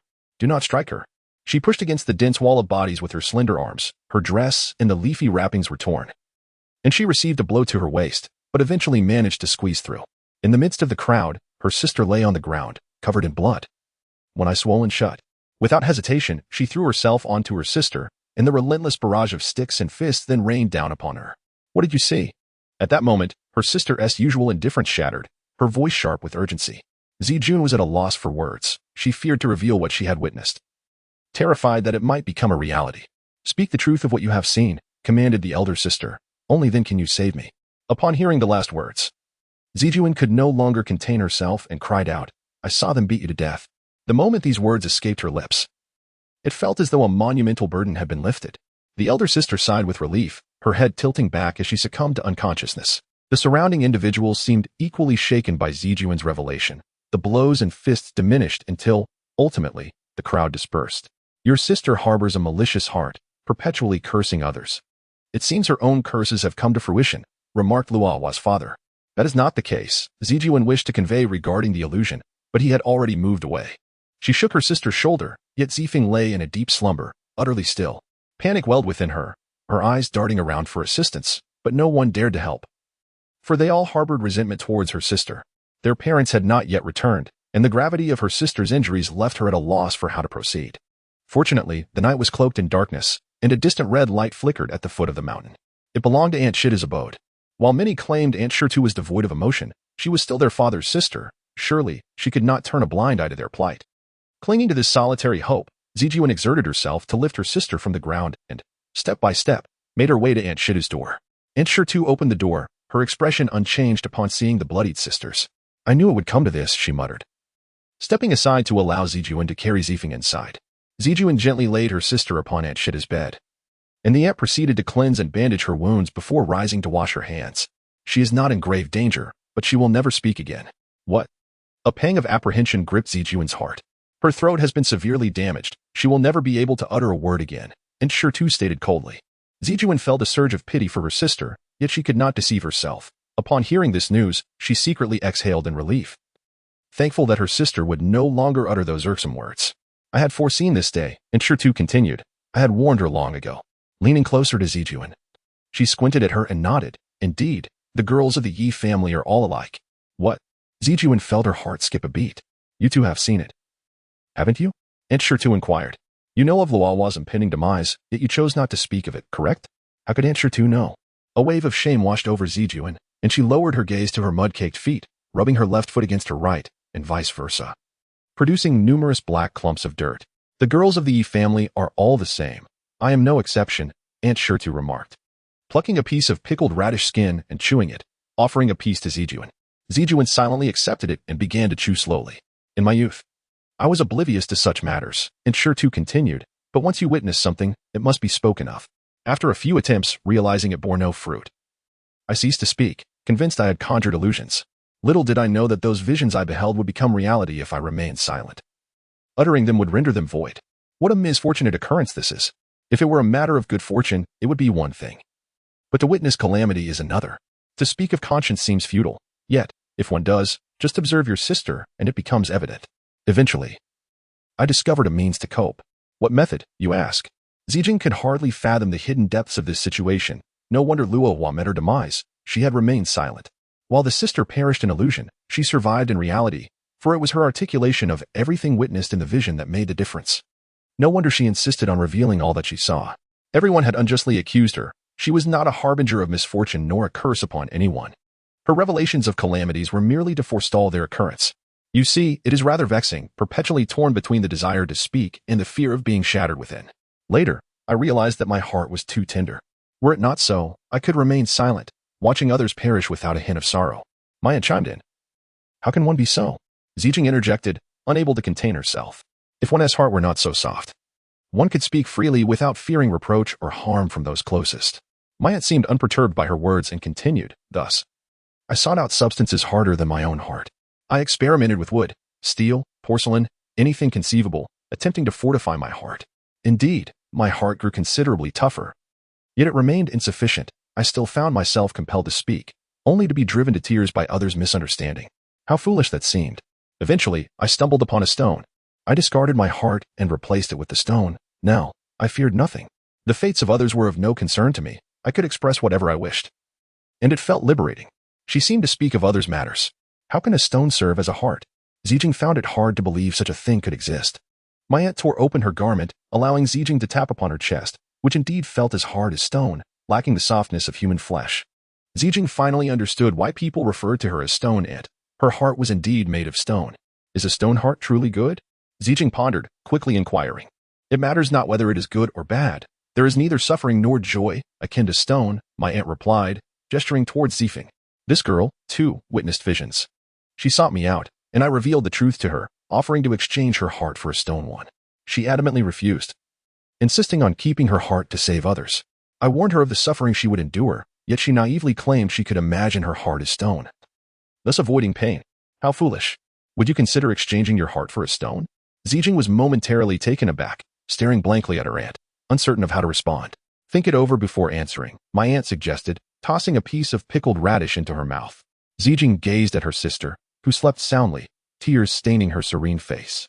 Though she feigned indifference, her heart, after all, was not made of stone. Over the years, the villagers had mocked and scorned her. Did they ever consider if she had wept in silence? Perhaps it is precisely because her heart is softer than anyone else's that she feels compelled to project such strength. Now, rendered mute, it remains uncertain whether this is a blessing or a curse for her. Perhaps for her sister. The ability to avert disaster is in itself a profound happiness. It was once said by the villagers that each hamlet possesses its own guardian spirit, silently safeguarding its domain. Thus, the protector of her village must surely be her sister. Yet now, with the guardian rendered speechless, must she assume this mantle? The recollection of her sister's past sufferings sent a shiver down her spine. How agonizing and isolating it must be to serve as a hidden protector, even as an observer. She found it unbearable. Now, to embody that very guardian, she felt woefully inadequate. Instinctively, she cast a glance at Aunt Stone. Perhaps the heart of stone would be a fitting choice, devoid of sorrow, untouched by joy, neither weeping nor laughing. Another chill coursed through her. Could such a life be deemed worthwhile? Is life not composed of laughter and tears? If one feels nothing, how is that different from the stone statue standing at the village's entrance?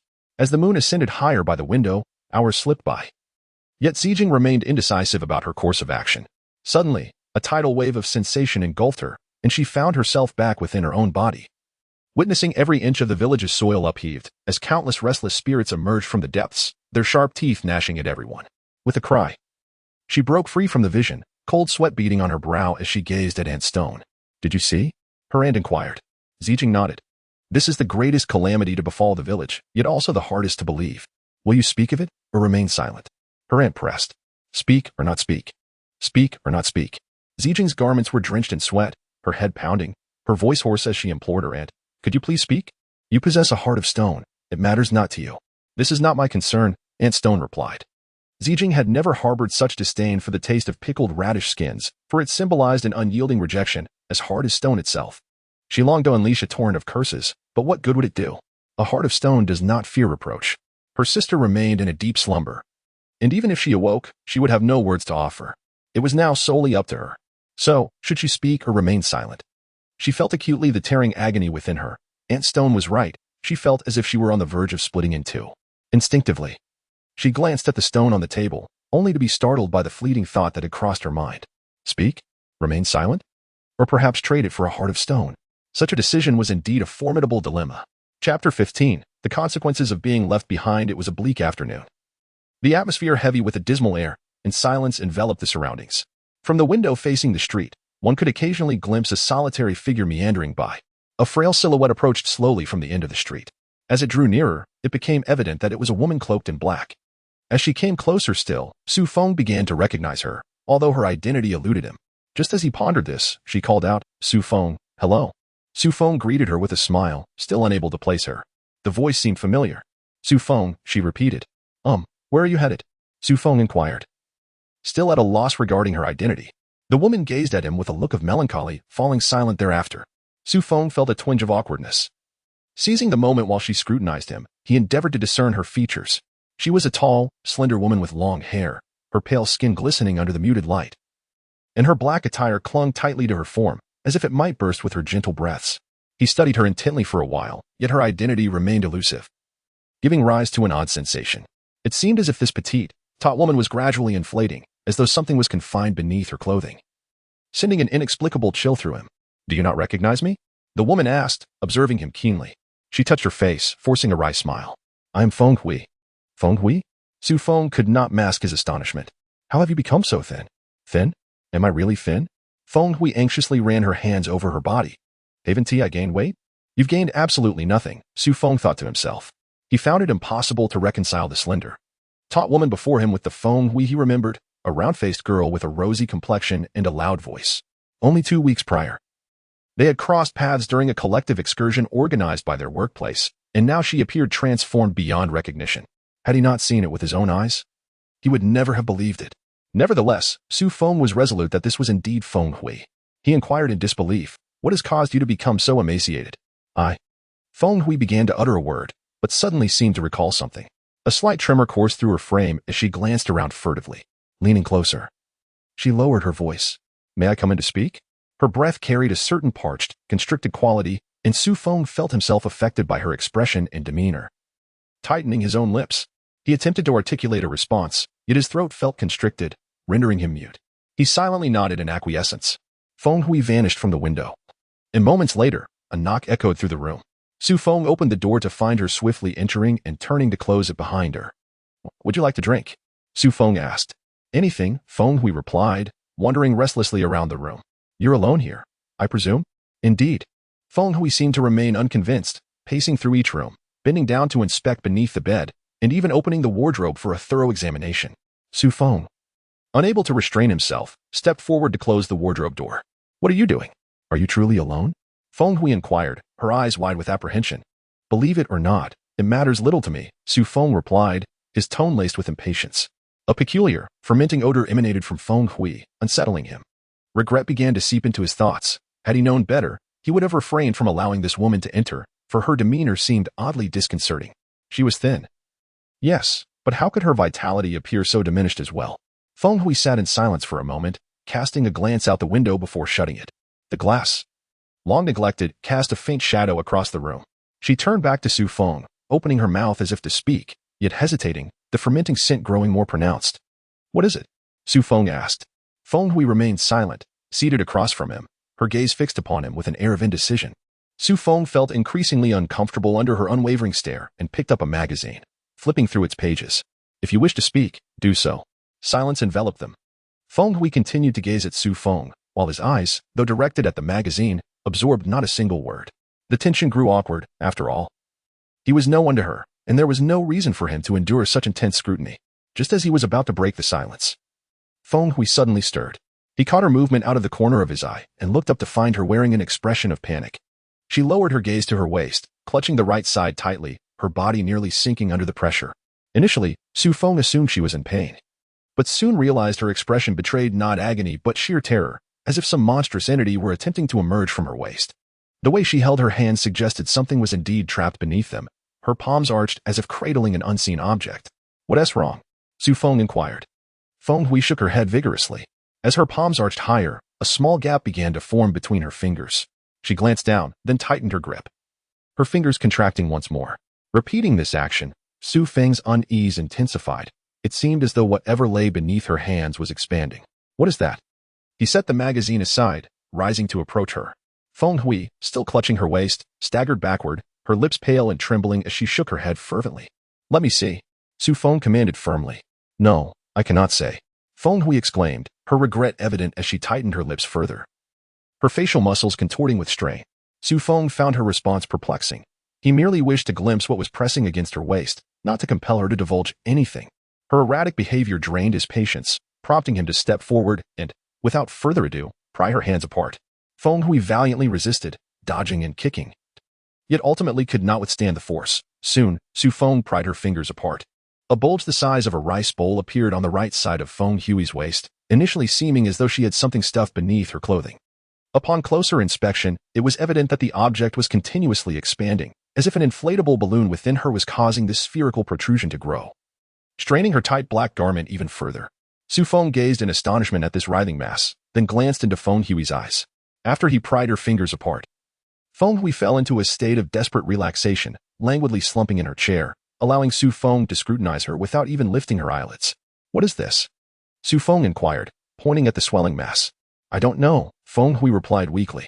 Su Feng tentatively placed his hand on the mass, feeling a gentle warmth and softness beneath his palm, as if he were touching a living body. This only intensified his bewilderment. It appeared to be a part of Feng Hui's own flesh. How could her body suddenly sprout such a large tumor? As he pondered this perplexity, he suddenly heard Feng Hui exclaim, and simultaneously his gaze fell upon her exposed wrist. The wrist had already grown so thin that the bones were nearly visible, and now a bump the size of a soybean had emerged, as though a mosquito bite had swelled. This protrusion, too, was expanding rapidly, reaching the size of a ping-pong ball within mere seconds. Feng Hui pressed her hand against it in despair, but to no avail. Su Feng instinctively stepped back. "I need to tell you. I must tell you." Feng Hui suddenly shouted. "Do you remember? The last time we went on a trip together? That time, Dashuozhetian, Jiang Chun, and Shihua separated from the group for a while. Do you recall?" Su Feng nodded. This event had only occurred 2 weeks prior, and he remembered it vividly. 2 weeks ago, their workplace organized a trip, and although Feng Hui was not part of their organization, she had been dating a colleague, Yang Liao, and accompanied them as a family member. Yulan, Feng Hui's roommate and also Su Feng's colleague, along with Jiang Chun and Shihua, friends of Feng Hui who had some business dealings with the organization, had also attended. They had briefly separated from the main group to explore on their own. And Su Feng recalled that it was almost lunchtime. The group leader, Xiao, had grown somewhat irritated at their prolonged absence. Not long after, they reappeared, each with a pallid complexion, as if they had witnessed something dreadful, yet when questioned, none were willing to divulge what had transpired. After that, he had lost contact with them. Yulan fell ill upon returning home and took sick leave, just recently returning to work, appearing considerably thinner. Although this situation seemed inconsequential at first, Feng Hui's mention of it made Su Feng feel that there was indeed something suspicious. Yulan rarely fell ill. Why had she suddenly become so gravely unwell after the trip? Those from their workplace who heard of her illness had offered to visit, but she had repeatedly declined. Reflecting on her now emaciated condition, it seemed to parallel Feng Hui's plight. However, upon reflection, Su Feng realized that he had not observed any visible signs of swelling in Yulan's physique over the past couple of days. Her mental state appeared to be quite stable, unlike Feng Hui who seemed rather anxious. Could it be merely coincidental that both of them were simultaneously losing weight? Yet, why did Feng Hui specifically mention that trip? Within mere seconds, countless thoughts raced through Su Feng's mind. He awaited Feng Hui's continuation. But she once again pressed her lips tightly together, lowering her gaze to scrutinize her own body. In those brief moments, significant changes had occurred. The previously protruding areas had considerably diminished, the bulge at her waist reduced to the size of a ping-pong ball and still shrinking, while the prominence on her wrist had completely vanished as if it had never existed. Su Feng noted this with surprise. Before he could voice his inquiry, Feng Hui suddenly sprang to her feet, dashing to the door and flinging it open as she rushed outside. Her movements were abrupt and devoid of any forewarning, leaving Su Feng momentarily stunned. By the time he regained his senses and pursued her, she had already disappeared from sight. This incident piqued Su Feng's curiosity, prompting him to contemplate and subsequently call Yu Shueliang. After several rings, Yu Shueliang finally answered, his breath coming in quick gasps. Su Feng, what's up? What are you doing? Su Feng inquired. Playing ball, Yu Shueliang chuckled sheepishly. Do you know what is going on with Feng Hui? Su Feng asked directly. Feng Hui? Yu Shueliang replied, bewildered. What happened to her? Isn't that what I'm asking you? What's wrong with her? Has something happened? Yu Shueliang's voice took on a note of urgency. I haven't seen her for several days. She's been acting strangely lately. Did something happen during the last trip? Really? Why didn't she mention it to me? Let me ask her. Gotta go. Yu Shueliang hastily hung up the phone. Clearly, he was unaware of any details. Su Feng recalled the changes in Feng Hui's body, a sense of discomfort gnawing at him. He retrieved his phone book and dialed Du Yulan's mobile. After a lengthy ring with no answer, he attempted twice more before conceding defeat. What does this have to do with me? He shrugged, picking up a magazine to read. Yet, after only a couple of lines, his thoughts drifted back to Feng Hui. He struggled to redirect his focus, but it felt as though a powerful spring in his mind kept propelling his thoughts toward her. The image of Feng Hui as taught. Dark form stood upright in his consciousness like a steadfast pillar. Suddenly, his phone rang, jolting him from his reverie. He gazed out at the gray street. Exhaling deeply, it was Du Yulan calling, inquiring about his purpose for reaching out. Nothing much, he replied, feeling a sudden wave of weariness wash over him. Deciding not to pursue the matter any further. The following day, as work commenced, Yu Shueliang approached with his usual grin, though his brows were furrowed, hinting at some underlying concern. What's with that expression? Su Feng remarked. Yu Shueliang scratched his head and glanced around, leaning in closer. A ring of fine sweat emerging around his chubby neck, exhaling warm breath as he said, Su Feng, I encountered Feng Hui yesterday. Oh, what did she say? Su Feng inquired.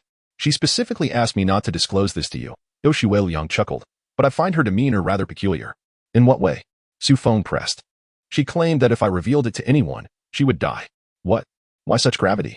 Su Feng asked, taken aback. If she said that, why are you even telling me? No, Yu Shueliang hastily clarified. I'm not one to gossip. I merely think Feng Hui.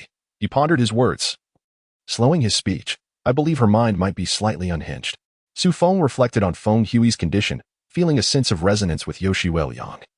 Yet he still posed the question, what makes you think that? You know, she told me. Yu Shueliang's words were abruptly interrupted by Du Yulan, who rushed into the office. Shihua has died, she announced. Su Feng's immediate impulse was to inquire further about the circumstances, but before he could utter a word, he noticed Du Yulan's gaze swiftly divert from him, entirely fixating on Yu Shueliang, revealing a look of astonishment. Following her gaze, he too was struck by surprise. Yu Shueliang's expression had transformed drastically. He appeared as though he were a different person, the smile wiped clean from his face, replaced by sheer panic, rendering his features as if encased in a layer of white plaster, pale and rigid. His eyes darted nervously towards Du Yulan, his entire body trembling slightly, as if the news she delivered was not merely of someone's passing, but rather the most horrifying revelation imaginable. What's wrong with you? Su Feng nudged Yu Shueliang. It was only then that Yu Shueliang snapped back to reality, his unfocused gaze finding clarity, swiftly oscillating between Su Feng and Du Yulan before finally settling on Du Yulan. Shihua has died? Yu Shueliang repeated her words. Du Yulan nodded. Were you close to him? Yu Shueliang shook his head. How did he die? The details are unclear. Du Yulan replied. It seems he suddenly fell ill. When did he pass? Yu Shueliang wiped the sweat from his forehead. Last night. At what time last night? Around 11:30. With that succinct exchange, Yu Shueliang, drenched in perspiration and ashen-faced, waved to Su Feng without waiting for a response and exited. Su Feng, bewildered, turned to Du Yulan, who also turned and left the room. Left alone, Su Feng sipped some water, sat down to play a game on his computer, but ultimately rose to leave. In the larger office outside, everyone was gathering funds for Shihua, with crisp bills being collected into Yulan's hands as she recorded names. Su Feng contributed 100 yuan as well. Yu Shueliang sat alone in a remote corner, his eyes glazed over. Even as Su Feng approached him, he did not seem to notice. Have you been possessed? Su Feng sat down beside him and asked. The sudden sound startled Yu Shueliang, causing him to tremble and stare in shock for a few seconds, as if he had just recognized him. It's nothing, Yu Shueliang said, wiping the sweat from his brow with his sleeve. Su Feng was filled with curiosity, but upon observing Yu Shueliang's expression, he could not find the words to inquire further. He shifted the topic. What were you saying about Feng Hui? Nothing much. Before his words could fully escape, Yu Shueliang quickly interjected, his gaze darting across Su Feng's face before swiftly averting to the side. This behavior was quite peculiar. just moments ago. He had been eager for Su Feng to hear about Feng Hui, and now he had suddenly fallen silent. Su Feng's curiosity surged. And just as he was about to press for more details, Yu Xueliang abruptly stood up and declared, "I have something to attend to." With that, he hurriedly exited the room. This scenario felt familiar to Su Feng. He recalled that just yesterday, Feng Hui had approached him in a similar manner, seemingly compelled to share something important, only to flee midway through their conversation. What on earth was happening between these two? Chapter 16, The Mysterious Death Lost in Thought. Su Feng noticed De Yulan passing by and casually inquired, "De Yulan, have you heard what has been happening with Feng Hui lately?" "No," De Yulan replied curtly. Su Feng had merely asked out of curiosity, but the rapidity of her response, almost as if she had bitten off the last word, struck him as peculiar and piqued his interest. Why has she suddenly lost so much weight? He pressed on. "I don't know," De Yulan said hurriedly, clearly attempting to evade his inquiries. Su Feng stood up to block her path, and she glanced nervously at his face before lowering her gaze to the ground. "You've also lost a considerable amount of weight lately," Su Feng persisted. "By the way, you were ill not long ago." "What was it?" "Pneumonia," De Yulan stammered slightly. So I lost weight." "And what about Shihua?" Su Feng continued. "Feng Hui mentioned that during your recent trip, you all went off separately. What happened?" Before he spoke, he had not given it much thought, merely relaying what Feng Hui had said. However, upon uttering the words, he realized there was indeed a connection. Feng Hui had indicated that during the trip, she, De Yulan, Jiang Chun, and Shihua had departed from the main group. And it seemed something had transpired during that time, something that had led to Feng Hui's strange physical changes. Now, it appeared that among the four who had ventured out, 3 had encountered problems, leaving Jiang Chun's situation unclear. "Nothing happened," De Yulan replied, swiftly distancing herself. Su Feng watched her retreating figure, his mind swirling with questions. After some contemplation, he returned to his office and dug up Jiang Chun's phone number, only to be met with the message that the number had been disconnected. This only heightened his unease. He then called Jiang Chun's workplace, and upon hearing he was looking for her, the person on the other end sighed and said, "She passed away." "What?" Su Feng could hardly believe his ears. "She died," the voice reiterated, "from illness." "When did this happen?" Su Feng asked, his heart racing. "About a week ago." Now, all 4 were accounted for. Jiang Chun and Shihua were dead, while De Yulan and Feng Hui had both lost weight. What on earth had transpired? Su Feng was filled with questions. At that moment, the director was organizing attendees for Shihua's funeral, since it was a work-related obligation. And not stemming from personal ties, no one was eager to take on the task. Su Feng saw an opportunity to inquire about what had truly happened to Shihua and volunteered for the assignment. As it stood, he was the only one willing to attend, leaving the director in a quandary. Unexpectedly, this issue was resolved quickly when Yu Xueliang returned. Casting a glance at Su Feng and exchanging a few words with the director, who then assigned the other slot to him, Su Feng and Yu Xueliang departed the company, driving towards the funeral home. Along the way, Su Feng incessantly probed Yu Xueliang about the unfolding events, but Yu Xueliang remained silent, eyes closed in contemplation. Ultimately, Su Feng fell silent as well. Upon arriving at the funeral home, they purchased a wreath before entering. As it was still daytime and the memorial service had yet to commence, the hall dedicated to Shihua was sparsely populated. Shihua's girlfriend, adorned with a white flower in her hair, was attending to the few guests who had arrived. Su Feng and Yu Xueliang entered, first arranging the floral wreaths before bowing 3 times before Shihua's spirit. They offered a few words of comfort to Shihua's girlfriend before intending to view his remains. Approaching the casket, they found Shihua, though resting in a crystal coffin custom-made by the funeral home, was entirely shrouded in a white cloth, rendering his face invisible. "Could we perhaps have a moment to view his face?" Yu Xueliang inquired. This question surprised Su Feng. Initially, they had come merely to represent their company and present a wreath. Viewing the deceased was an optional formality.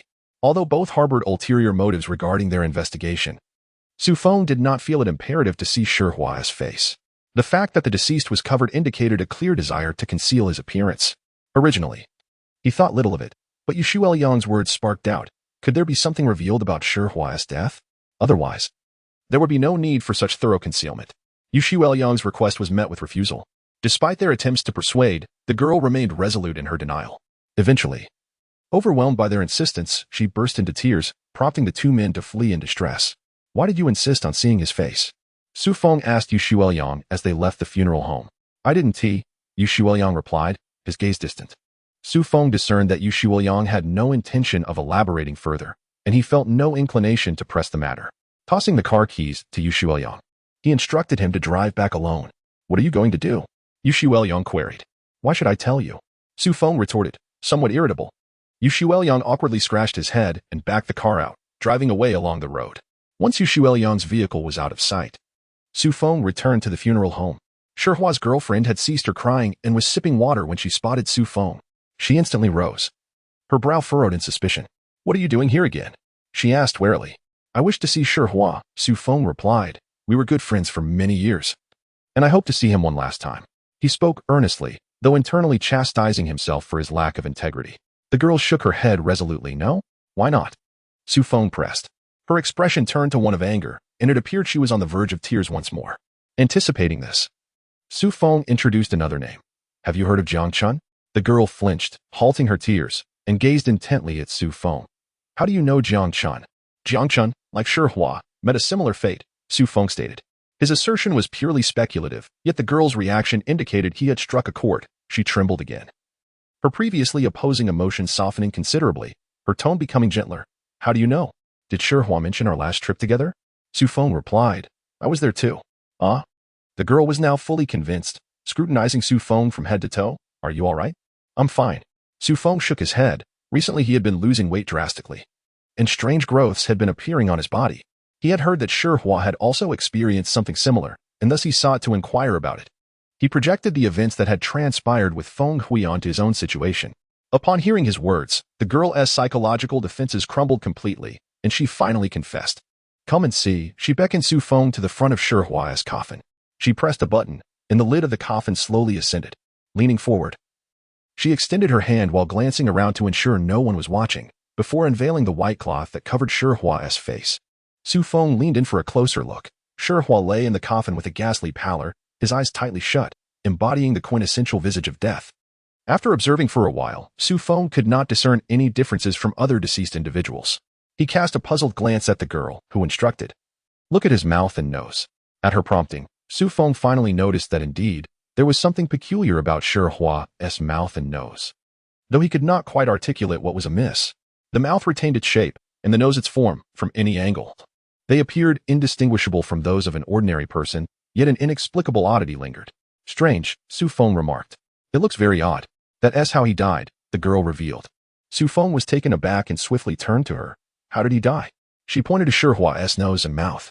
With such a mouth and nose, how could he possibly breathe? At that moment, her words unraveled the confusion that had long been lodged within Su Feng's heart. He finally comprehended the source of the strangeness in Shihua's mouth and nose.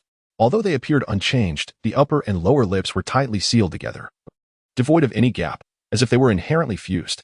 From the front, the nose bore no indication of peculiarity, yet when viewed from below, one could observe that the nostrils were entirely absent. In other words, Shihua had no nostrils. The area where they should have been was completely obstructed by flesh. After shifting his perspective several times and uncovering these 2 points, Su Feng grasped the meaning behind the girl's words. Indeed, no one could breathe through such a mouth and nose. Given this situation, it became evident that Shihua had suffocated to death. However, why had his lips and nose suddenly fused together? How did this happen? Su Feng inquired. The girl shook her head repeatedly. I don't know. He was fine before the illness. We were watching television at home, talking as we watched, and suddenly he fell silent, clutching his throat, his hands extended straight, making sounds of distress. I asked him what was wrong, and he kept pointing at his mouth and nose, his face turning crimson. I still didn't understand what was happening. After a few questions, his complexion gradually changed, his eyes rolled back, and he died swiftly. When the paramedics arrived, they immediately diagnosed him with asphyxiation. As they prepared for artificial respiration, they discovered that his mouth and nose had fused together. Upon hearing her recounting, Su Feng felt as if he too were struggling to breathe. He opened his mouth and took a few gasps, yet the sense of suffocation persisted. He waved his hand at the girl, stepped away from the coffin, and took a moment to rest before his breath returned to normal. The girl covered the coffin with the white cloth once more and approached him, asking, Are you all right? Those who witnessed his condition at the time felt as if their own noses were blocked, unable to catch their breath. I'm fine, he replied. Su Feng pondered. How had he come to this state? The girl replied she did not know. Since returning from their last trip, he had been restless, seemingly on the brink of uttering something, yet he would suddenly fall silent each time. He had lost considerable weight, shedding dozens of pounds within a week, while his skin remained taut rather than sagging. Strangely, beneath the skin, peculiar tumor-like formations would emerge, incessantly growing as though they threatened to rupture his skin, only to vanish shortly thereafter. Indeed, that was precisely the case. Su Feng recalled Feng Hui, nodding repeatedly. Had he not sought medical attention? No. I urged him to get checked, but he insisted it was not an ailment. During the time, he had been avoiding me, claiming he did not wish to bring harm upon me, and mentioned that their trip had been peculiar. When I inquired about the oddity, he refused to elaborate. Later, 2 girls visited his home, and he specifically asked me to leave while he conversed with them. After their discussion, he seemed to relax, and that strange affliction did not reappear. However, his ease lasted but half a day. Soon, he became anxious again, incessantly calling me and insisting that if he were to die suddenly, I should not grieve. When I questioned him about what was happening, he would not disclose anything, merely stating that his life and death rested in the hands of others. I then dialed Feng Hui. At this point, the girl exclaimed, Su Feng, suddenly shouting, Feng Hui? Download? Beautiful girl. Yes. The girl was startled. It was indeed Feng Hui, along with a girl named Du Yulan. After their visit, Shihua ceased to develop those bumps, yet within a week, he had passed away. The girl added hastily, oh, by the way, it is peculiar, before Feng Hui's arrival. Shihua had been incessantly muttering that he could not bring harm to Jiang Chun. After the 2 girls visited, he hurried to call Jiang Chun's family, only to learn that Jiang Chun had just died. He was left in despair, claiming he had caused Jiang Chun's demise, convinced that he too would not escape his fate. Do you feel the same? What on earth is happening? Su Feng sighed bitterly, gesturing for her to wait. I will inform you once I have clarity. With that, he hurriedly departed, his mind a tempest of confusion, every event entwined. Without further contemplation, he retrieved his notebook, located Jiang Chun's address, and made his way there. Upon arriving at Jiang Chun's residence, he spotted the tail of a white Santana turning the corner. It seemed familiar. As he recalled the license plate number, he realized, was that not the very vehicle he had arrived in with Yu Shuelyang? This implied that Yu Shuelyang had also visited Jiang Chun's home. What had brought him there? Su Feng was beset by questions as he ascended to speak with Jiang Chun's family. They were still engulfed in grief. And upon hearing Su Feng claim to be a friend of Jiang Chun, they broke into tears, mourning the deceased for some time before Su Feng could pose his inquiries. The response was unexpected. Prior to Jiang Chun's incident, he had not exhibited the emaciation characteristic of Shihua and Feng Hui, nor had he developed any tumor-like growths. Yet, his demeanor had been unsettling, often expressing a premonition of impending death. Shortly thereafter, he indeed perished, his death mirroring that of Shihua, suffocated, with his mouth and nose sealed. Exiting Jiang Chun's home, Su Feng strolled slowly along the sidewalk, meticulously piecing together the fragments of the unfolding mystery. Based on the events that transpired, Feng Hui, Du Yulan, Jiang Chun, and Shihua, during their separate excursions, encountered an incident that initially affected Jiang Chun, then Shihua, followed by Feng Hui and Du Yulan, and ultimately Yu Shuelyang. What perplexed him was that after Shihua and Feng Hui met, Jiang Chun perished, and following Feng Hui's encounter with Yu Shuelyang, Shihua also died. There must be some connection between these events, yet Su Feng could not fathom what this connection might be. In the days that followed, Su Feng remained vigilant regarding Du Yulan and Yu Shuelyang. Du Yulan appeared as usual, seemingly unremarkable, and her weight seemed to be gradually returning to normal. Conversely, Yu Shuelyang, in just a few days, had rapidly lost weight. Like Feng Hui, his skin had become taut and glossy, his body tightly encased in clothing, and at times, Su Feng could observe sudden protrusions beneath his tightly wrapped garments. What has happened to you recently? Su Feng inquired. Whenever he posed this question, Yu Shuelyang would startle, his eyes gleaming with an unusual light as he stared at Su Feng for several moments, as if words were on the brink of escaping his lips. Yet he always swallowed them back at the last moment. I cannot say, Yu Shuelyang replied, drenched in cold sweat.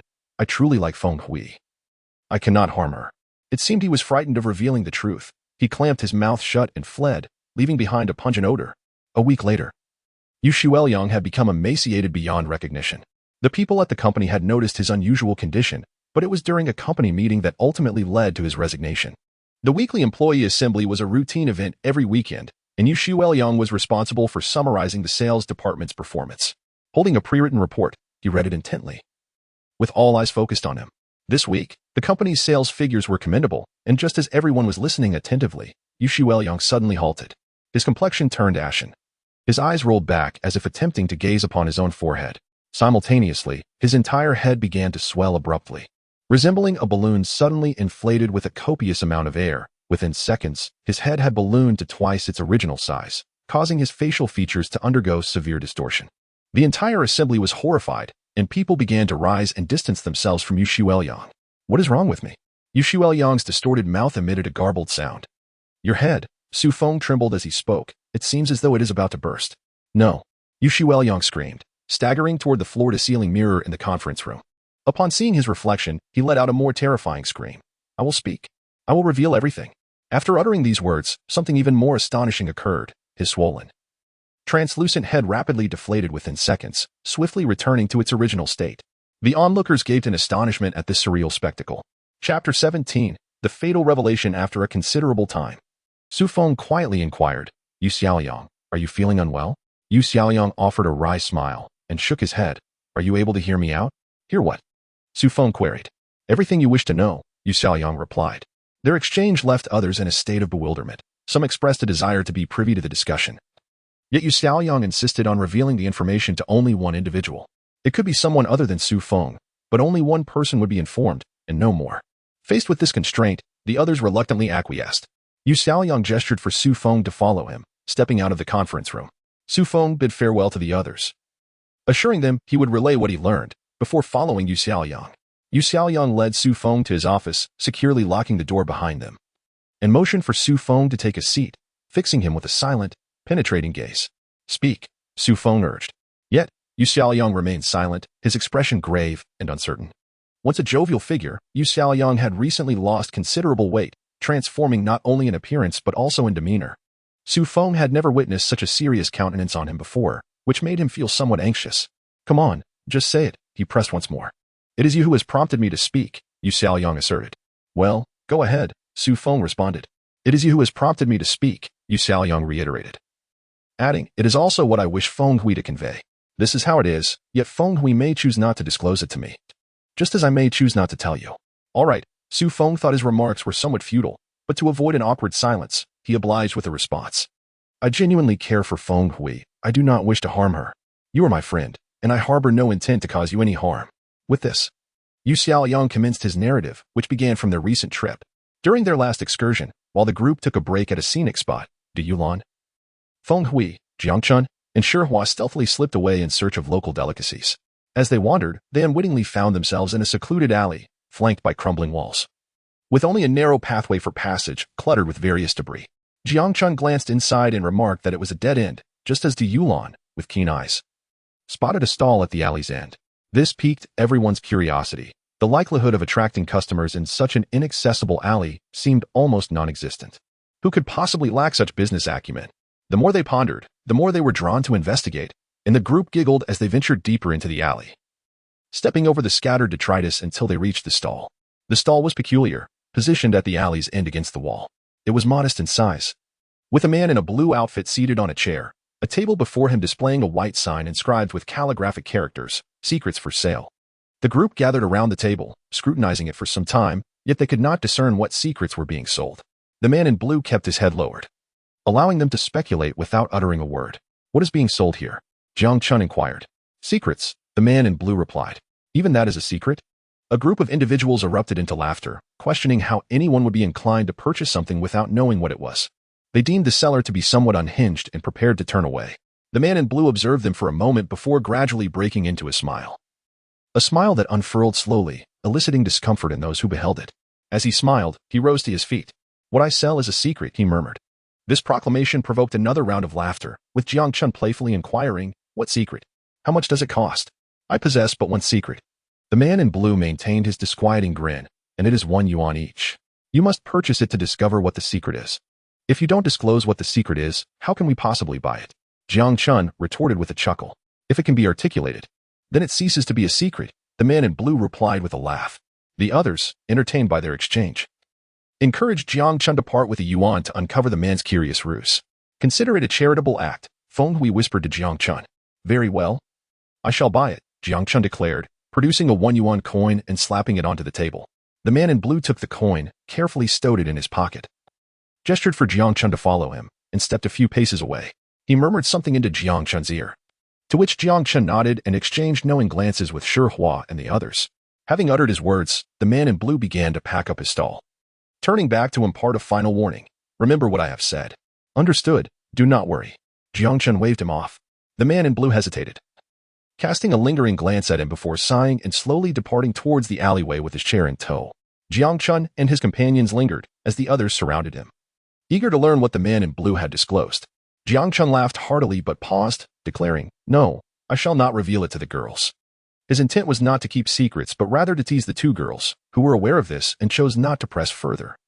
Waiting patiently for him to divulge more, Jiangchun insisted that he must first inform the men, as they would bear the burden of any potential danger.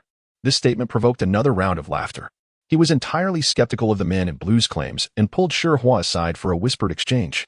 While they conversed, the man in blue had not yet exited the alley. Just as their discussion concluded, the man in blue suddenly discarded the chair he had been carrying, one hand waving frantically in the air while the other clutched his throat.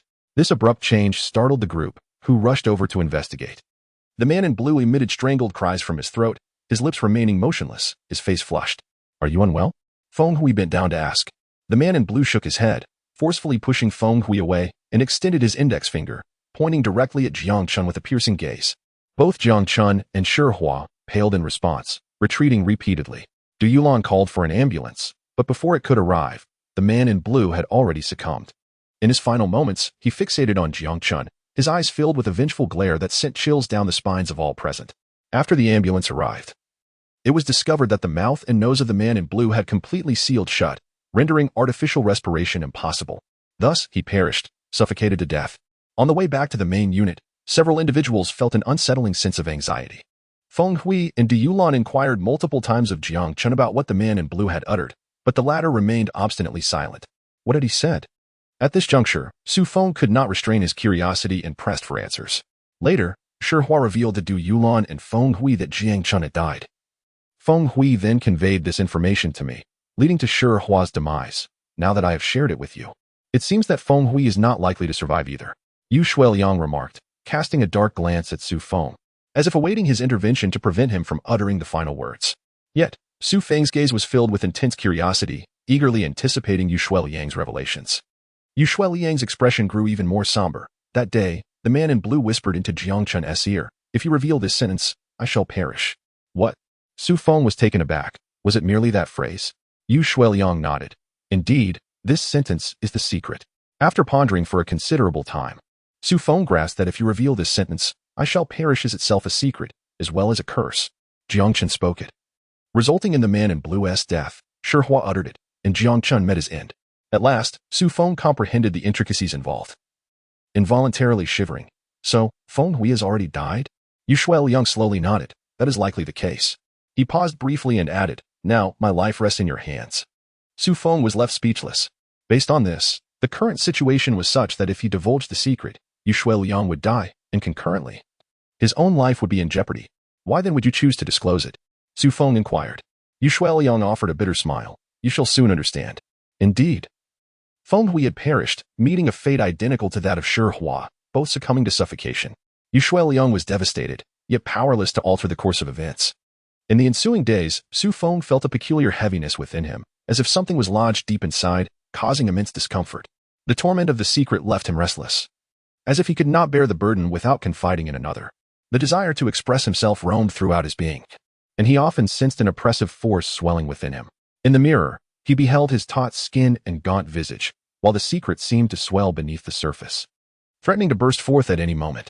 He finally comprehended why everyone felt compelled to share this secret. The sensation of expansion was unbearably uncomfortable. A single person could not possibly harbor such a secret. Several times, he prepared to speak, but the words lodged in his throat. For this involved Yu Shuiliang's life as well as his own. Such matters required utmost caution. Yet, the secret festered within him, and despite the tension throughout his body, it persistently clamored to escape, a discomfort nearly surpassing death. This secret brewed and fermented in his heart, and he sensed an odor of refuse emanating from his being. Yu Shuiliang often gazed at him in terror, his eyes brimming with concern. The fear of death was vividly etched on Yu Shuiliang's face, while Su Feng clenched his teeth. And the two frequently exchanged bitter smiles. How much longer can I endure? How much longer can you survive? Who in this world can withstand the torment of secrets? In his most agonizing moments, Su Feng felt 7 or 8 lumps simultaneously erupting on his body. Unconsciously, he sprinted through the inky darkness of the night, burdened by an irrepressible secret, desperate to confide in anyone. Alas, it was too late. The street was devoid of souls. He ran for an indeterminate time until he stumbled upon a beggar beneath a wall. He lunged forward, yearning to share his burden, but recoiled in horror at the beggar's ghastly form. The beggar was emaciated, resembling a skeleton, with skin stretched tightly over his bones. His body was riddled with gaping wounds, exposing raw, crimson flesh. As Su Feng observed, a grotesque mass began to swell in the beggar's chest, inflating to an alarming size before, with a resounding pop, the taut, translucent skin ruptured. An overwhelming stench of decay filled the air, and another gory wound appeared on the beggar's body. The beggar silently screamed, his face contorted in agony. Yet no sound escaped his lips, his arms flailed helplessly, bereft of hands. Su Feng watched in terror, contemplating whether he, too, would one day share such a fate. Did you see him? De Yulan's voice resonated behind him. Su Feng turned abruptly to find De Yulan gazing at him with sorrowful eyes. It dawned on him that he had unwittingly arrived at her doorstep. A long-suppressed question surged within him. De Yulan had also heard that secret. Why was she unscathed? Before he could respond, De Yulan spoke first. Yoshue Liang revealed that secret to you, didn't he? I suspected as much. She sighed and shook her head. I was once like you, feeling unbearably swollen, as though I would perish if I did not speak. Yet, I did not wish to harm Shihua, nor entrust my fate to another. So, I found this person, she indicated the beggar, who cannot speak, cannot read, and lacks even hands to gesture. I confided my secret to him. It was the safest choice, for he would never reveal it, would he? A shiver ran down Su Feng's spine. He gazed at the beggar, tormented by the secret, and pondered if any suffering could be more horrific than this. He glanced at Du Yulan, then at himself, and turned to run once more. He sought someone, anyone. Surely, on this night, there were people wandering the streets. How many souls in this world could resist the allure of temptation and refrain from probing into the secrets of others?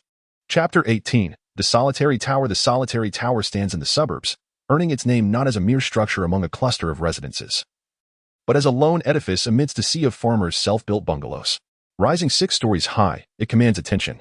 The first sight of it evokes a sense of peculiarity, particularly as I approached it at sunset, when the strangeness intensified.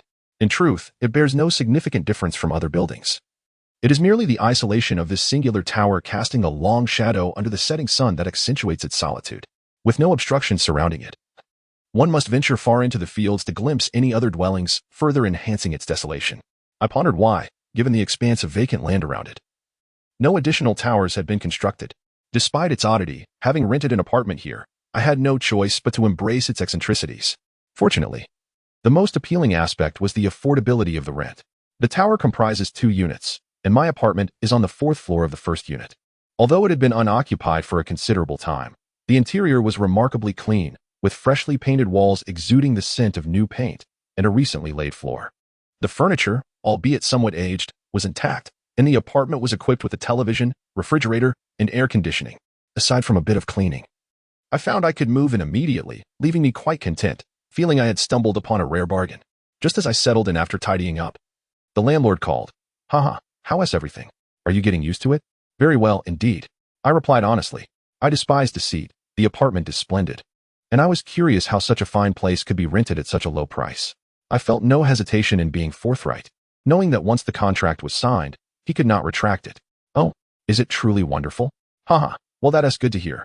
The landlord chuckled amiably for a few moments before ending the call. His demeanor during the contract signing had been notably serious, etched with deep lines from long-standing frowns, presenting an air of sternness. Now, hearing him so jovial on the phone felt oddly unsettling, as if there were some hidden agenda at play. The novelty of the new apartment quickly faded, and the night morphed into an ordinary one, dining, strolling, making phone calls, and eventually dozing off while watching television. The only deviation from the usual was the view from my window, devoid of the twinkling lights of neighboring dwellings. Instead, the distant fields occasionally glimmered with lights, while the rest was blanketed by a multitude of stars, creating a serene atmosphere. Around midnight, I retired to bed. I am typically a deep sleeper and enjoy dreaming. This night, I dreamt of mice, many mice stealing cookies from above my head. These mice were far more clever than those in reality. Not only did they pilfer, but they also whispered about my private affairs. One mouse mysteriously proclaimed to the others, "The new neighbor is a man." For dinner, he had a bucket of instant noodles, generously spiced with chili. The other mice unanimously deemed this significant, busily taking notes in my dream. The absurdity amused me. I had never considered my dinner could serve as intelligence. I chuckled until I awoke.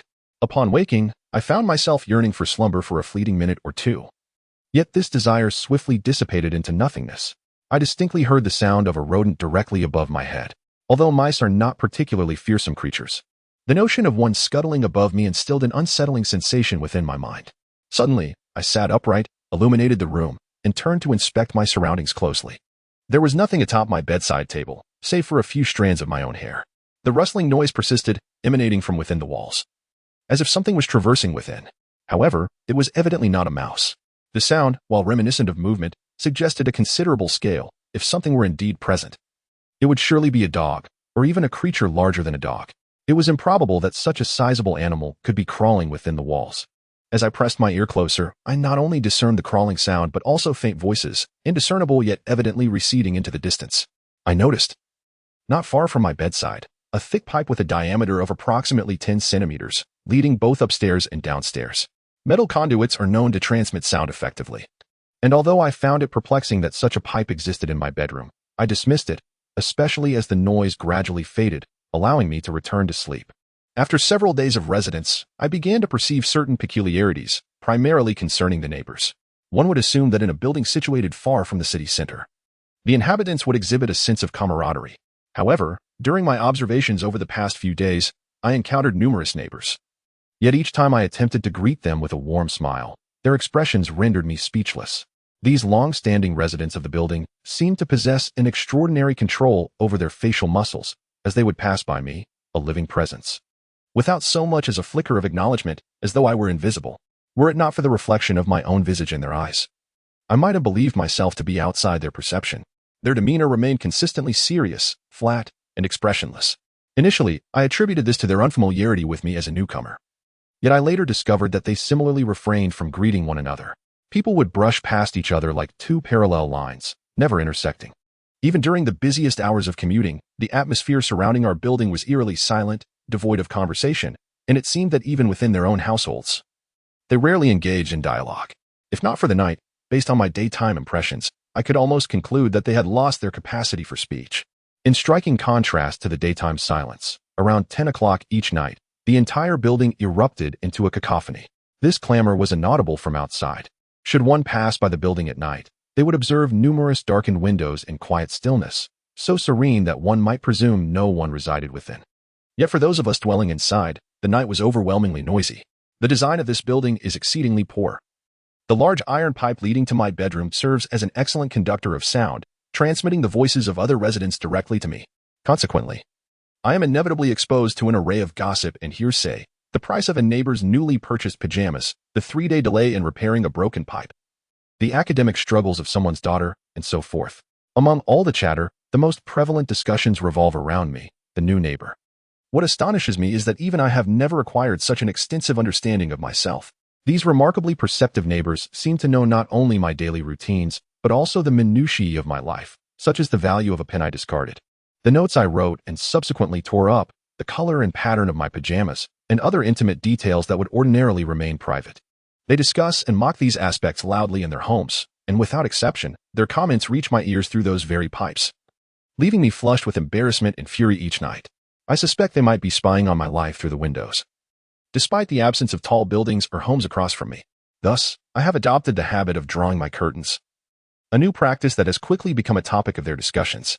In the presence of my neighbors, I find myself devoid of privacy.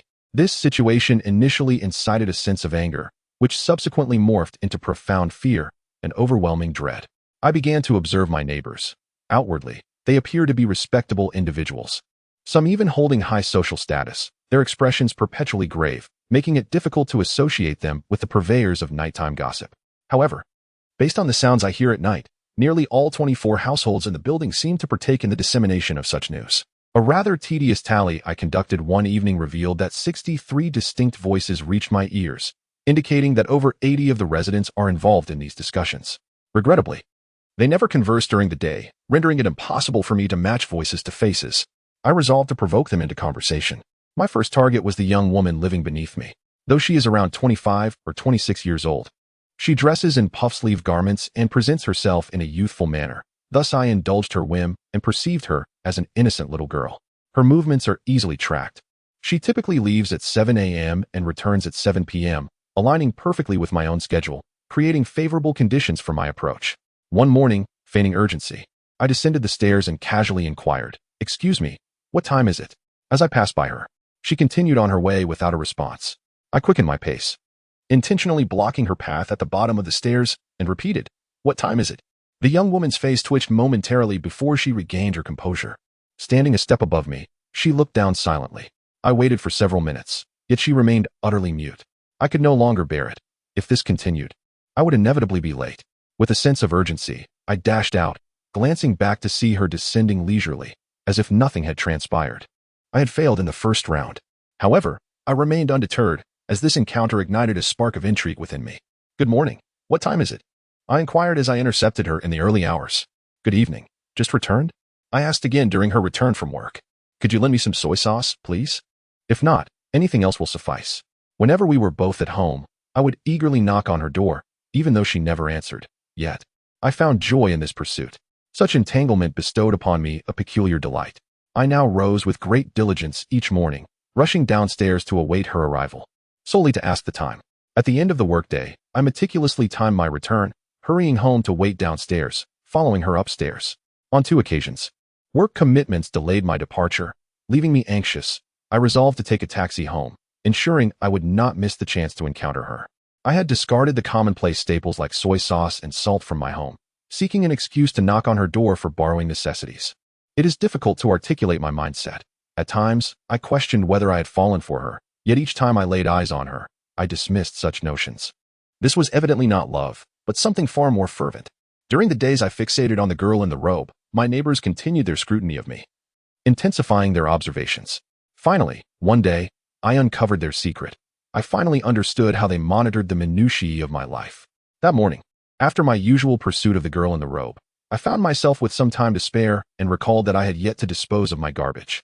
I returned upstairs to fetch the bag. The solitary building differed from others, devoid of any refuse piles. I had previously inquired about this with the girl in the robe, but she remained silent as always. With no other option, I resorted to trailing my neighbors, attempting to glean the whereabouts of the trash heap.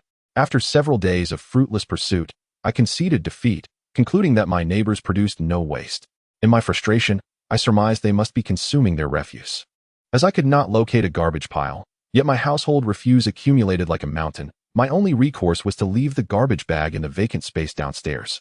This area was typically pristine, devoid of even a scrap of paper, making the black garbage bag conspicuously noticeable. Initially, I felt a sense of shame for placing it there, but soon observed that the bag would be cleared away before my return, indicating I had chosen the right spot, allowing me to proceed with confidence. On that particular morning, I set the garbage bag in its usual place before departing for work. After about 5 minutes, I suddenly remembered an important document I had forgotten and hurriedly turned back. It was then that I saw her. Near the small building, I stumbled upon a gathering of several neighbors, a sight quite novel to me, for until now, they had always presented themselves as solitary individuals, seemingly devoid of any desire to congregate. Instinctively, I retreated into the thicket at the edge of the clearing, silently observing their movements. Although they were assembled together, these neighbors remained reticent, all elderly individuals who had long since retired and no longer needed to work. Consisting of 4 or 5 people, they were intently examining something on the ground, piquing my curiosity. Fortunately, the underbrush was sufficiently dense, allowing me to inch forward unnoticed. When I finally discerned what they were perusing, I was taken aback. It was a black plastic bag, its opening already unsealed. They were extracting various items from within, all of which were intimately familiar to me. A collection of broken CDs, an old piece of clothing, yesterday's leftovers, 2 batteries, and so forth. My belongings, indeed. They were rummaging through the very trash bag I had discarded merely 5 minutes prior. I began to frantically recall whether I had inadvertently thrown away my bankbook. Observing their earnest and enthusiastic efforts, I increasingly felt the possibility of this misfortune, causing a chill to run down my spine. Just as I contemplated leaping out to reclaim the plastic bag, they took a further step. After spreading the contents across the clearing, they scanned their surroundings with caution. I hastily lowered my head, and their gazes swept over me without detection. Once assured that no one else was present, their subsequent actions left me even more bewildered. One individual produced a digital camera, capturing numerous photographs of the scattered items from various angles, both wide shots and close-ups, leaving me with a sense of unease. With each click, my heart seemed to pause momentarily. One could hardly fault me for my anxiety. If the photography alone was disconcerting, the behavior of the other individuals was enough to instill fear in anyone. Simultaneously, another person retrieved a small notebook, diligently recording observations, while 2 others extracted white gloves and tweezers from their pockets. They meticulously examined each item, lifting them with care before placing them into a smaller plastic bag. Their methodical approach evoked memories of police officers collecting evidence at a crime scene on television. What on earth was happening? Chapter 19. Peeping, I concealed myself within the thicket, scarcely daring to breathe, until they had packed all their belongings into transparent plastic bags and cleared the scene, leaving no trace behind. Even then, I remained hidden, fearful that they would discover my awareness of their actions. A sense of gravity enveloped me as I recalled the events that had unfolded since my arrival here, as though I were ensnared by an unseen force under the watchful gaze of countless eyes, yet oblivious to their identities. This building indeed bore an air of peculiarity. When I initially contemplated moving in, several colleagues fervently dissuaded me, asserting that it was an unsuitable residence, though none could articulate the reasons behind their warnings. I began to entertain various associations, ranging from locked room murders to espionage and extraterrestrial encounters. Yet none of these musings could elucidate my perplexity regarding their inexplicable fascination with my refuse. I could swear it was merely refuse, nothing more. However, if clarity were to emerge from this situation, what could be deemed truly strange? In a moment of resolve, I contemplated contacting the authorities and subsequently made the call. After patiently listening to my account, the officer on the line inquired, "Is there anything else?" I hesitated. "No. That's all." The officer chuckled. "Have you been watching the Plum Blossom Files lately?" Indeed, I had been, and I acquiesced with a noncommittal hum. "There you have it," he concluded. "There's no need for wild imaginings. We live in peaceful times." Without awaiting my response, he terminated the call. It took me a while to grasp that the officer perceived my concerns as mere fantasies spurred by excessive television consumption, which incited my indignation. I had not expected such distrust from the very guardians of the populace. Though I contemplated reinitiating contact, I ultimately deemed the matter trivial, merely someone rummaging through my trash. As long as my purse remained untouched, it seemed the police would not intervene. It appeared I would have to devise my own means of resolution. From that point onward, I modified my strategy. The bubble sleeves appeared as an impenetrable fortress, and a frontal assault would yield no immediate results. The behavior of certain neighbors prompted me to realize that while they could sift through my garbage, I, too, could delve into theirs. I could achieve much more. With the adversary concealed and I in the light, conventional tactics were no longer viable. Though I bore a sunny visage and possessed an equally radiant heart, that did not imply I had never encountered darkness. Should anyone take an interest in the dwelling of my childhood, they would discover a few hidden pinholes in the door, created in my school days to clandestinely watch television. After all these years, these had gone unnoticed, a testament to my latent voyeuristic potential. Now, I resolved to fully harness this talent. My actions commenced at dawn. I had deliberately taken a day off. Rising before the sun, I leaned against the window, drawing the curtains apart just enough to peer outside. As the hour approached for the start of the workday, individuals began to emerge one by one. With each departure, I meticulously marked a notation in my little notebook, and when the tally reached 50, no one else appeared. The number 50 stands as an official statistic, a mere coincidence. The last time the neighborhood committee visited to assess the occupational status of each household in the solitary building, I fortuitously was not at home. Thus, upon their subsequent visit, I serendipitously encountered the complete occupational statistics of the building, revealing that a total of 50 individuals were either employed or studying, while the remainder comprised the elderly and children. Since I was indulging in this act of observation, it was prudent to seize the moment when the residents were at their fewest. With fewer than 20 inhabitants remaining, the timing was impeccable. According to the data in that report, the woman living below me, known for her puffed sleeves, lives alone and is currently absent. After several days of persistent entanglement, I had become somewhat familiar with her, making her household the most convenient target for my observation. However, my intention was not to indulge in voyeurism out of mere curiosity. Rather, I sought to unravel the peculiarities surrounding my neighbors. Peering into a young woman's room felt distasteful, hence I shifted my attention to the man residing opposite her, who was also solitary. After conducting a thorough investigation of his abode, I was struck by the formidable challenges of voyeurism. His home resembled a veritable fortress. Not a single sliver of light escaped the door, and the windows were sealed tightly, with curtains drawn so close that no glimpse of the interior could be discerned. I was compelled to seek another target. To my astonishment, the entire building exhibited such impenetrability. Every household was enveloped in an elaborate shroud of privacy, leaving no crevice unguarded, truly commendable. Like an industrious ant, I traversed the corridors of the residence, even probing the household of the puff-sleeve woman, which I had initially intended to bypass, yet yielded no fruitful discoveries. Time slipped away, and the night descended with unusual swiftness.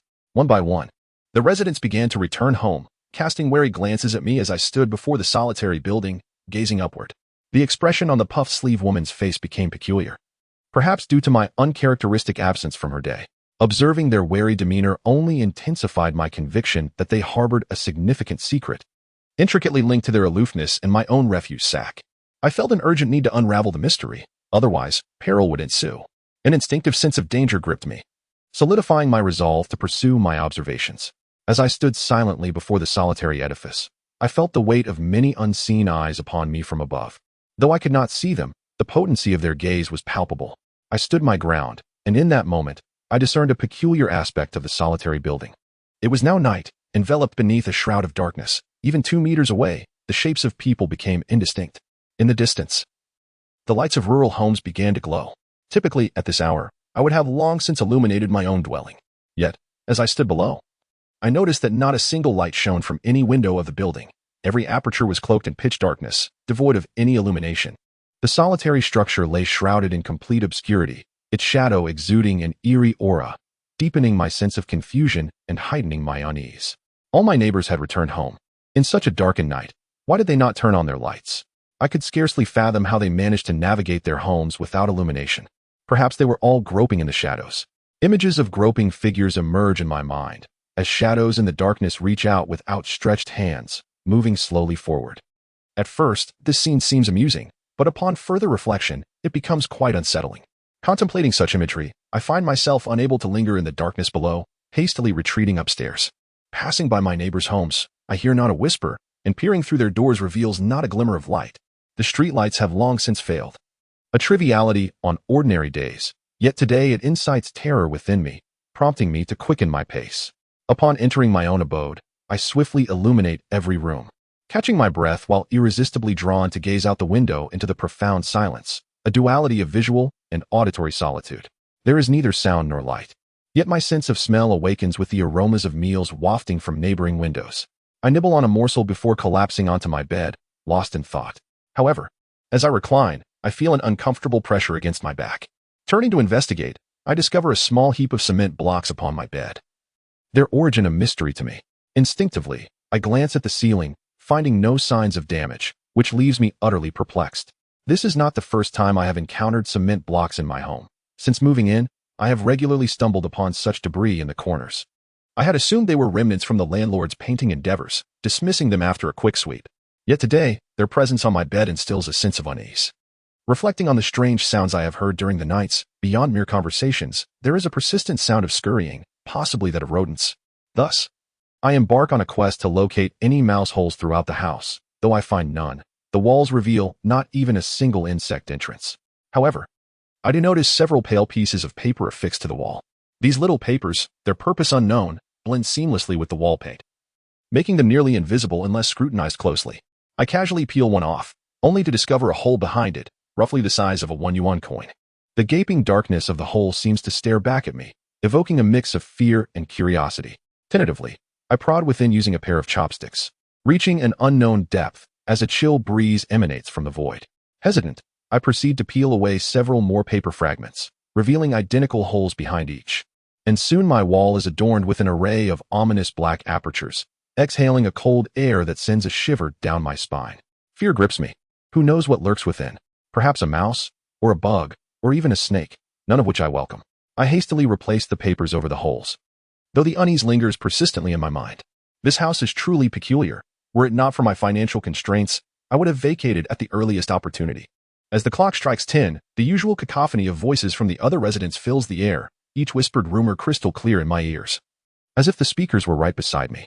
Occasionally, sudden sounds will startle me, yet after these days of acclimatization to the house's remarkable acoustics, I find myself unperturbed, instead savoring the snippets of conversation that float through the air. The conversations, laden with revelations about each individual's familial trifles, unfold in a manner reminiscent of a comprehensive family chronicle. Yet, I find myself unable to discern whom they are discussing, as references to others are invariably veiled in anonymity. Just days prior, I realized that the newcomer they spoke of was indeed me. However, in recent days, that term has faded from their discourse, suggesting that I have now become one of those individuals, rendering it increasingly difficult to distinguish my own narrative amidst the cacophony of voices that inundate my ears. The familiarity of many voices blurs the lines, making it nearly impossible for me to seize upon the specific information that pertains to my existence. This inadvertent eavesdropping, to a certain extent, satiates my voyeuristic desires, which remain unfulfilled by daylight. Yet paradoxically, this only intensifies my cravings. The afternoon? The book club? The intensity of my yearning is such that it renders me restless. I spent the entire night tossing and turning, preoccupied with thoughts of the following day's plans. On the morrow, I once again requested a day off. Only after the designated workers had departed did I finally venture outside. Before leaving, I peeled back a small note on the wall and sprayed a bit of insecticide into the holes, hoping for efficacy. I placed 2 bags of refuse in the vacant space downstairs, retreating to conceal myself.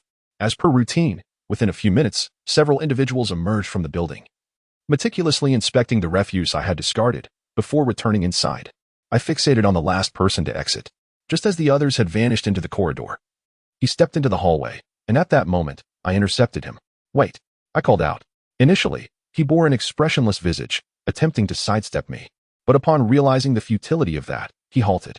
"Why are you rummaging through my trash?" I inquired. He remained impassive. "You have violated my right to privacy," I asserted. He continued to display no emotion. "What is your surname?" I felt my words falter. He remained unyielding. I spoke at length, yet he remained inscrutable, as if he had never heard my words, as if I were invisible. Honestly, I began to admire him. It is no small feat to maintain such indifference to another's actions. Merely controlling one's facial muscles to convey such neutrality is no easy task. Observing his clenched jaw and resolute demeanor, I speculated that in a past life, he must have been a revolutionary martyr. I shifted my approach. "Are you aware of the secrets of the family residing above you?" In a moment of inspiration, I uttered this phrase, and it later proved to be an astute strategy. Although he maintained his stoic expression, I noticed a flicker in his gaze. "I can tell you," I said, deliberately lowering my voice and leaning towards him with a conspiratorial air. He quickly licked his lips, glanced around, and replied in a hushed tone. I possess quite a comprehensive understanding of their situation. At last, I heard his voice, slightly hoarse, a voice I had encountered countless times during the raucous nights, now finally matched with its rightful owner. I stifled my excitement and spoke in a hushed, mysterious, and authoritative tone. "Are you aware that there is a latest issue of Reader at their home?" I had no knowledge of where the newest Reader resided. However, this magazine enjoys immense popularity. To put it simply, I was taken aback when my words struck a chord. His expression shifted to one of urgency as he leaned closer to me, whispering even more intently, "Yes. I've turned every page and found nothing. What about you?" His gaze was filled with eager anticipation. I lowered my voice to a barely audible whisper, leaving only a soft hiss as my lips met. "Did you not notice page 19? He began to perspire, his demeanor growing increasingly anxious. "What is wrong with that page?" Chapter 20. The hole in the wall. I glanced around, sensing the insecurity of the surroundings. "Let us converse at your residence," I suggested. The moment the words left my lips, I realized my blunder. His expression shifted abruptly, his wariness surging like a tidal wave, drowning out any other emotion. Before I could gather my thoughts, he had swiftly darted to his front door, flung it open, and slipped inside. In a moment of desperation, I grasped his arm, attempting to pull him back, yet he persisted in his retreat. Frustration enveloped me. It was evident that he harbored a profound aversion to close contact, and proposing to visit his home had been a misstep. Just as I was about to turn back, I noticed a small notebook lying at the doorstep. It was the very notebook in which that individual had recorded my trivialities. I had witnessed him slip it into the pocket of his coat. It had evidently fallen out during our scuffle. This unexpected find filled me with elation, and seizing the moment before he could notice, I hastily retrieved the notebook and sprinted home. Once at home, I sat cross-legged on my bed and slowly opened the notebook. To my astonishment, I had stumbled upon a veritable treasure. Within its pages lay meticulous records of numerous individuals' lives, detailing everything from their culinary preferences to their fashion sensibilities, as well as their habitual speech patterns, psychological states, and every inevitable and serendipitous event in their lives. I found myself perplexed. How had he amassed such a wealth of information? Much of it was intensely private. For instance, accounts of someone tossing and turning at night or murmuring in their dreams. The thought of my own privacy being so thoroughly invaded sent a chill down my spine, prompting a terrifying notion. Perhaps every room in this building concealed hidden pinhole cameras. For it was unfathomable to explain the origin of such intricate data otherwise. The very idea rendered me restless. I hastily stowed the notebook in my pocket and began scouring the room for cameras. In truth, I scarcely searched. Almost immediately, I recalled the small holes in the walls, and an involuntary gasp escaped my lips. Realizing my folly, I quickly silenced myself. If my suspicions were correct, these tiny apertures must harbor the cameras I sought. The source of the leaked secrets. Undoubtedly, my recent exclamation had been faithfully recorded. Upon this realization, a wave of indignation surged within me. and I tore away the paper covering all the small holes, illuminating them with a flashlight, yet seeing nothing discernible. Despite the visibility, I was convinced that within lay the devices I dreaded. Fueled by anger, I poured some water into one of the holes, intending to destroy the machine inside. To my surprise, after emptying an entire bottle of soda into the hole, it appeared to remain quite deep, with no water returning, revealing its considerable depth. Intrigued, I fetched a length of hose from the bathroom and began to continuously flood the hole with water. I spent an entire day at this endeavor, yet astonishingly, the hole remained unfilled. Eventually, fear gripped me, and I withdrew the hose. These were no ordinary holes. I thought uneasily, it would be prudent to leave them be. I resolved to move out, regardless of my financial situation. The move would have to wait until tomorrow, but until the dawn arrived, I continued to meticulously study the little notebook. This small notebook is quite intriguing, as it contains names that are merely nicknames, such as White Powder Skin and Iron Plate Grill. Among them is also a nickname Puffy Sleeve, although I cannot ascertain if it refers to the same individual I am acquainted with. The most recent entry in this notebook is a rather scathing critique of someone referred to as Breadface. Based on the contents of the analysis, I can confidently conclude that I am indeed the Breadface described within those pages. This moniker instills a sense of dread within me. I hurriedly rushed to the mirror and scrutinized my reflection for an extended period, yet I could not fathom how my visage could resemble that of Bread. The records within the notebook captivated my attention, and before I realized it, the sound of footsteps echoed from outside. The neighbor across the hall had returned from work. I pressed my eye against the peephole, peering at my neighbor. The view through the peephole was expansive and crystal clear, as if it were purposefully designed for the art of voyeurism. I had never contemplated using it before, but inspired by the little notebook, I discovered that observing others from the shadows could indeed be a peculiar delight. I continued to indulge in this newfound enjoyment. My neighbor is a man in his 40s. And from my observations over the past several days, he has a wife and a nursing infant, although their gender remains unknown. They seldom venture outside. Were it not for a brief incident when the child had to go out for an emergency, I would have almost believed my neighbor to be a solitary man. As he retrieved his keys to unlock the door, my heart raced in anticipation. I resolved to capture the moment he opened the door, eager to glimpse the arrangement of his living room. Admittedly, this posed a challenge, yet I was determined to attempt it. Before opening the door, my neighbor glanced back at me with a puzzled expression, as if he sensed my covert observation. He turned his broad back towards me, obstructing my view. And in my anxiousness, I scrambled to reposition myself, yet all I could see was his back. Suddenly, a torrent of water surged forth from his home, forcing the door outward and sweeping my neighbor down the staircase, beyond my line of sight. Various pieces of furniture were also carried away by the deluge. Initially, I worried that the water might flood into my own home, but to my surprise, the door's seal proved remarkably effective, leaving no trace of water. Instead, a cacophony of rushing water resonated from within, astonishing me. I hesitated, torn between continuing to observe the watery spectacle outside or returning to my room to investigate the source of the ominous sound.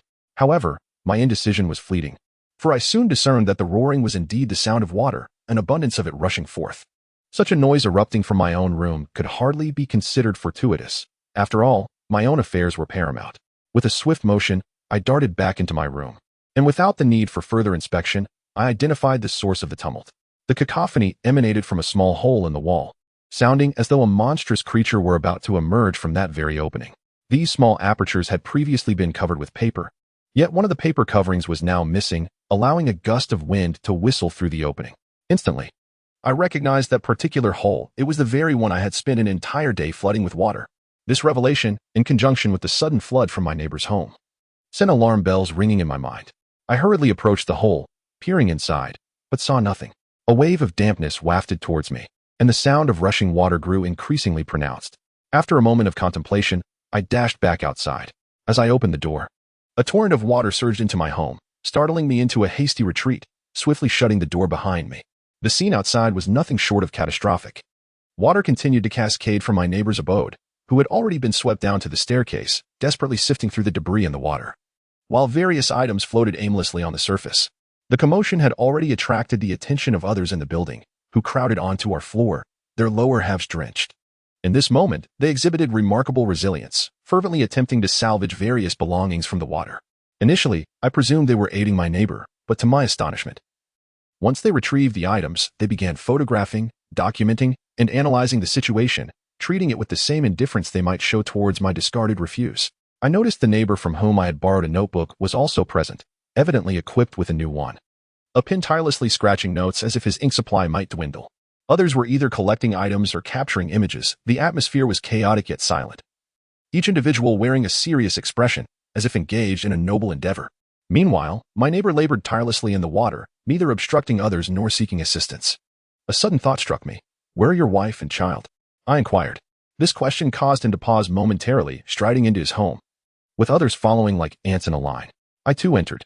A thorough search of the entire room yielded no sign of the child or woman. But upon examining the walls, I discovered numerous gaping holes. These apertures were significantly larger than those in my own walls, ample enough for an adult to crawl through. And each room bore several such ominous openings, which astonished me. The others, however, seemed unfazed. They merely continued to photograph, collect, and document. When my neighbor regained his composure, he finally shouted, "Get out!" Thus, everyone, myself included, retreated. He locked himself alone in his room, refusing to open the door again, while others lingered at the entrance, continuing their collection of data. After a brief moment, I returned to my own home. I began to closely examine the holes in my walls. I attempted to chisel at one with a small tool, distinctly hearing hollow sounds, indicating that the wall behind was empty. On a whim, I exerted greater force, switching to a larger tool. Before long, I had uncovered a substantial hole behind the water-damaged area, large enough for an adult to pass through. This dark passage extended far beyond my sight, and I cautiously peered inside, seeing nothing but obscurity. Discovering such holes within a building was indeed peculiar. Grabbing a flashlight, I ventured into the opening. The tunnel was convoluted, with a turn after just a few paces. The interior was saturated with water, and my clothing quickly became soaked. Occasionally, exposed rebar jutted out, threatening to strike my head and back like hidden weapons. Thankfully, my vigilance spared me from injury. As I ascended, the path was barren. Yet upon reaching the fourth bend, I stumbled upon two figures, a woman and a child. The woman clutched a steel rebar with great fervor, while the infant nestled closely to her, much like a cat. Despite her efforts, it was evident that they could not be saved. Both appeared lifeless, their eyes tightly shut and lips swollen. A wave of fear washed over me, leaving me uncertain about how to proceed. Just as I hesitated, a rustling sound emerged from ahead, and soon my neighbor appeared in the opening. Upon seeing me, he exhibited no surprise. Rather, he approached with an air of familiarity, asking, "Have you arrived? Any new developments?" Confused, I instinctively gestured towards the two corpses above us. He glanced at them, gasped, shed a few symbolic tears, and then, with newfound excitement, beckoned me to join him in digging into the ground. The earth, softened by water, yielded easily, and before long, we had excavated a hole, our hands smeared with mud. Yet, this task possessed a peculiar allure that captivated my entire being. Once we had completed the hole, we buried the two bodies. My neighbor, now even more animated, exclaimed, "The woman on the third floor has a red nightgown with a mouse hole." He erupted into laughter, and I found myself joining in, amused by the absurdity of knowing such an entertaining detail. We laughed heartily, exchanging thoughts as he regaled me with intimate knowledge of the other residents in the building, detailing their private lives and quirks, which left me feeling somewhat ashamed. Fortunately, I had a small notebook with me, and I pulled it out to read aloud, igniting a spark of joy on his face. Together, we crawled deeper into the tunnel, and under his guidance, I discovered numerous concealed passages, all excavated by others. It became clear to me that every household had carved out such tunnels, allowing them to spy on each other's lives, while simultaneously being subject to the same scrutiny, a fact they endeavored to avoid, but could never truly escape. As we traversed through these passages, we reached the walls of various homes, peering through holes the size of silver coins, observing the minutiae of their lives. The sensation was indescribable, a blend of wonder and delight that made me feel as though I might become addicted to this experience. Throughout our journey, we encountered others who greeted us warmly, exchanging the latest tidbits of information. As long as personal matters were kept unspoken, everyone seemed to revel in the camaraderie. Each individual possessed a certain degree of another's secrets, while their own were similarly held by others. Silence dissipated in this realm, and conversations erupted as people navigated the labyrinthine tunnels, crawling into one another's homes, and vice versa. My neighbors and I ascended into several homes, where some were already occupied by others, prompting a collective gathering of information. In some abodes, the homeowners were still present, diligently attempting to seal the holes in their walls with flour. We, however, took delight in creating additional apertures, mockingly disregarding whether our laughter reached their ears. On numerous occasions, as we spied through the small openings, we chanced upon the homeowners themselves emerging from the walls, swiftly joining us.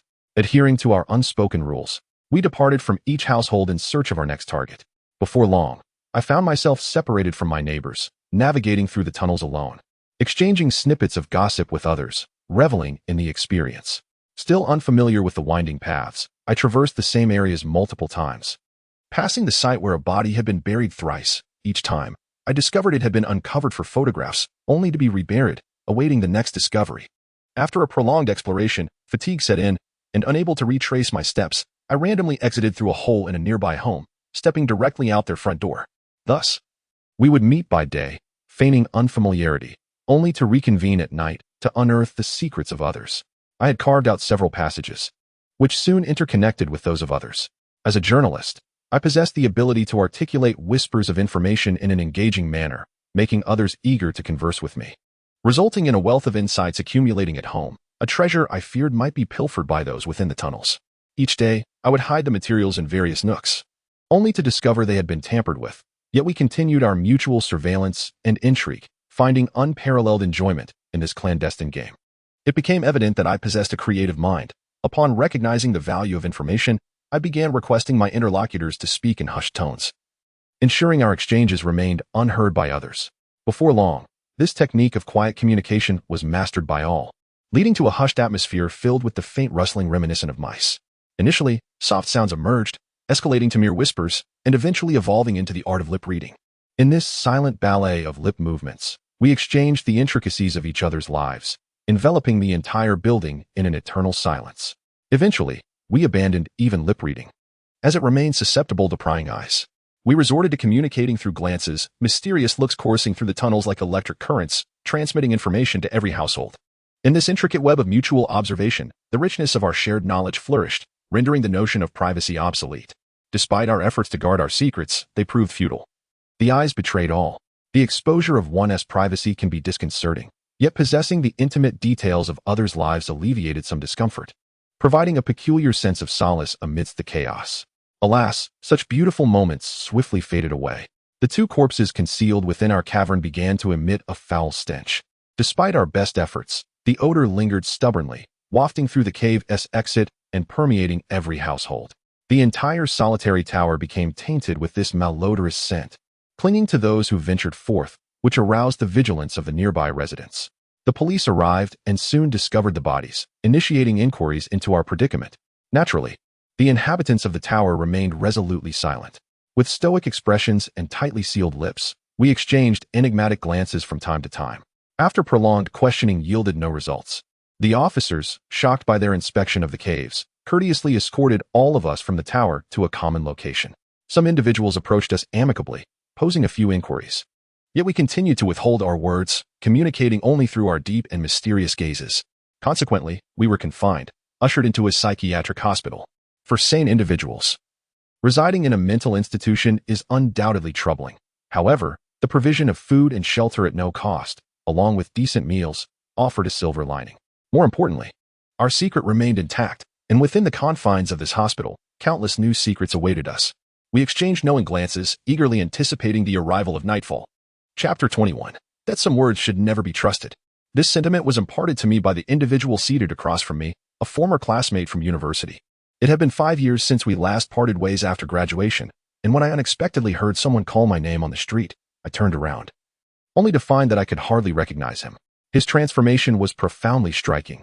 Once tall and handsome, he now appeared as if he had been marinated in salt. His robust frame now languid and frail, his skin seemingly devoid of any skeletal support, sagging into a mass of wrinkles. His eyes drooped, the corners of his mouth turned down, and his hands hung limply at his sides, with his knees slightly bent, presenting the image of someone on the verge of collapse. "What has happened to you?" I asked in astonishment, finally recognizing him. With a feeble voice, he replied, "Let us go have a cup of tea, and I will reveal everything to you." In the tea house, he neglected the cup before him, instead drawing one cigarette after another, his gaze fixed upon the ground. I patiently awaited his words. Outside the large windows, people came and went, and before I knew it, afternoon had faded into dusk. "Such is the ebb and flow of life," he suddenly remarked, gesturing towards the streetlights illuminating the evening. "Time rushes by, and so many things change without your notice." "What exactly transpired?" I inquired. "I do not know," he shook his head. "It all began 2 months ago." He then recounted the events that unfolded. 2 months ago. As I prepared to leave for work, my wife and son were having breakfast in the dining room. Just as I reached the door, I heard my wife scream, repeatedly calling out her son's name. I dashed over, only to find my son choking on something, his eyes rolling back. I urged my wife to urgently call for an ambulance while I employed the Heimlich maneuver, attempting to expel the obstruction from his throat using abdominal thrusts. Having undergone first aid training and having previously saved 2 choking individuals in my own restaurant, I maintained my composure. However, after several minutes, my son's complexion turned blue, his breathing nearly ceased, and the infernal object remained lodged within him, while still, the sound of the ambulance was nowhere to be heard. My wife, in a state of panic, ran across the street in search of a doctor from a nearby clinic, while I continued my attempts at resuscitation. Minutes passed, and my son's breathing and heartbeat came to a halt. I helplessly watched him die before my eyes, unable to revive him despite my desperate efforts on his heart. When my wife and the clinic's doctor finally arrived, the ambulance had just pulled up, but it was too late. My son was beyond saving. I seized the collar of the ambulance driver, demanding to know why he had arrived so late. He explained that a tire had burst on the way, and changing it took time. The doctor from the clinic had also been delayed because he and my wife had been trapped in an elevator for several minutes while hurrying out. Just a matter of minutes, yet it cost my son his life. It felt as though fate had conspired against him. The final diagnosis revealed that the object obstructing my son's throat was none other than a cube of ice, the very ice I had used to chill wine, which he had carelessly played with in his mouth, ultimately leading to his tragic choking. The physician remarked that had I remained more composed at the time, refraining from hastily employing conventional first aid methods, and instead utilized a warm towel to gently envelop my son's throat externally, or continuously administered hot water into his mouth, perhaps the outcome would have been drastically different. Nonetheless, it is futile to dwell on such matters now. In those subsequent days, my wife and I were utterly despondent, and that was merely the beginning. A few mornings later, I awoke to find my wife face down on her pillow, her entire visage obscured. I sensed her body was cold and rigid, and upon turning her over, I realized she had long since departed from this world. The medical analysis suggested she had likely suffered from sleep apnea during the night, compounded by an exceedingly unsuitable sleeping position, which rendered her condition fatal. I was overwhelmed with despair. The untimely deaths of both my son and wife left me feeling as if life had lost its luster. Yet, the calamity did not cease there. In the days that followed, my parents, 2 brothers, and a sister all passed away, each succumbing to various, unimaginable causes. Most disheartening was the demise of my sister, who met her end when a meteorite fell from the heavens and struck her head while she was walking. Such a death seemed to belong to the realm of myth, yet it befell my family, an occurrence more improbable than winning the lottery. Gradually, I began to sense that this was no mere coincidence. Before the untimely deaths of my brother and sister, I sought the counsel of a well-known fortune teller in the area. To my astonishment, upon seeing me, he hastily gathered his divination tools and fled in a panic. I pursued him, grasping his arm, only to witness his face blanch in terror as he suffered a heart attack on the spot and is now hospitalized. I consulted several others knowledgeable in this field. Some attributed it to feng shui issues, others claimed my birth chart was particularly unfavorable, while still others insisted it was a hereditary affliction. Each explanation seemed equally implausible. I acquiesced to their suggestions, allowing them to dictate my actions, leading to a household shrouded in chaos. Yet, one by one, my brother and sister continued to perish. Ultimately, I was left alone, living in constant dread, uncertain of when the next calamity would befall me. Perhaps, by tomorrow, you may hear the news of my own demise.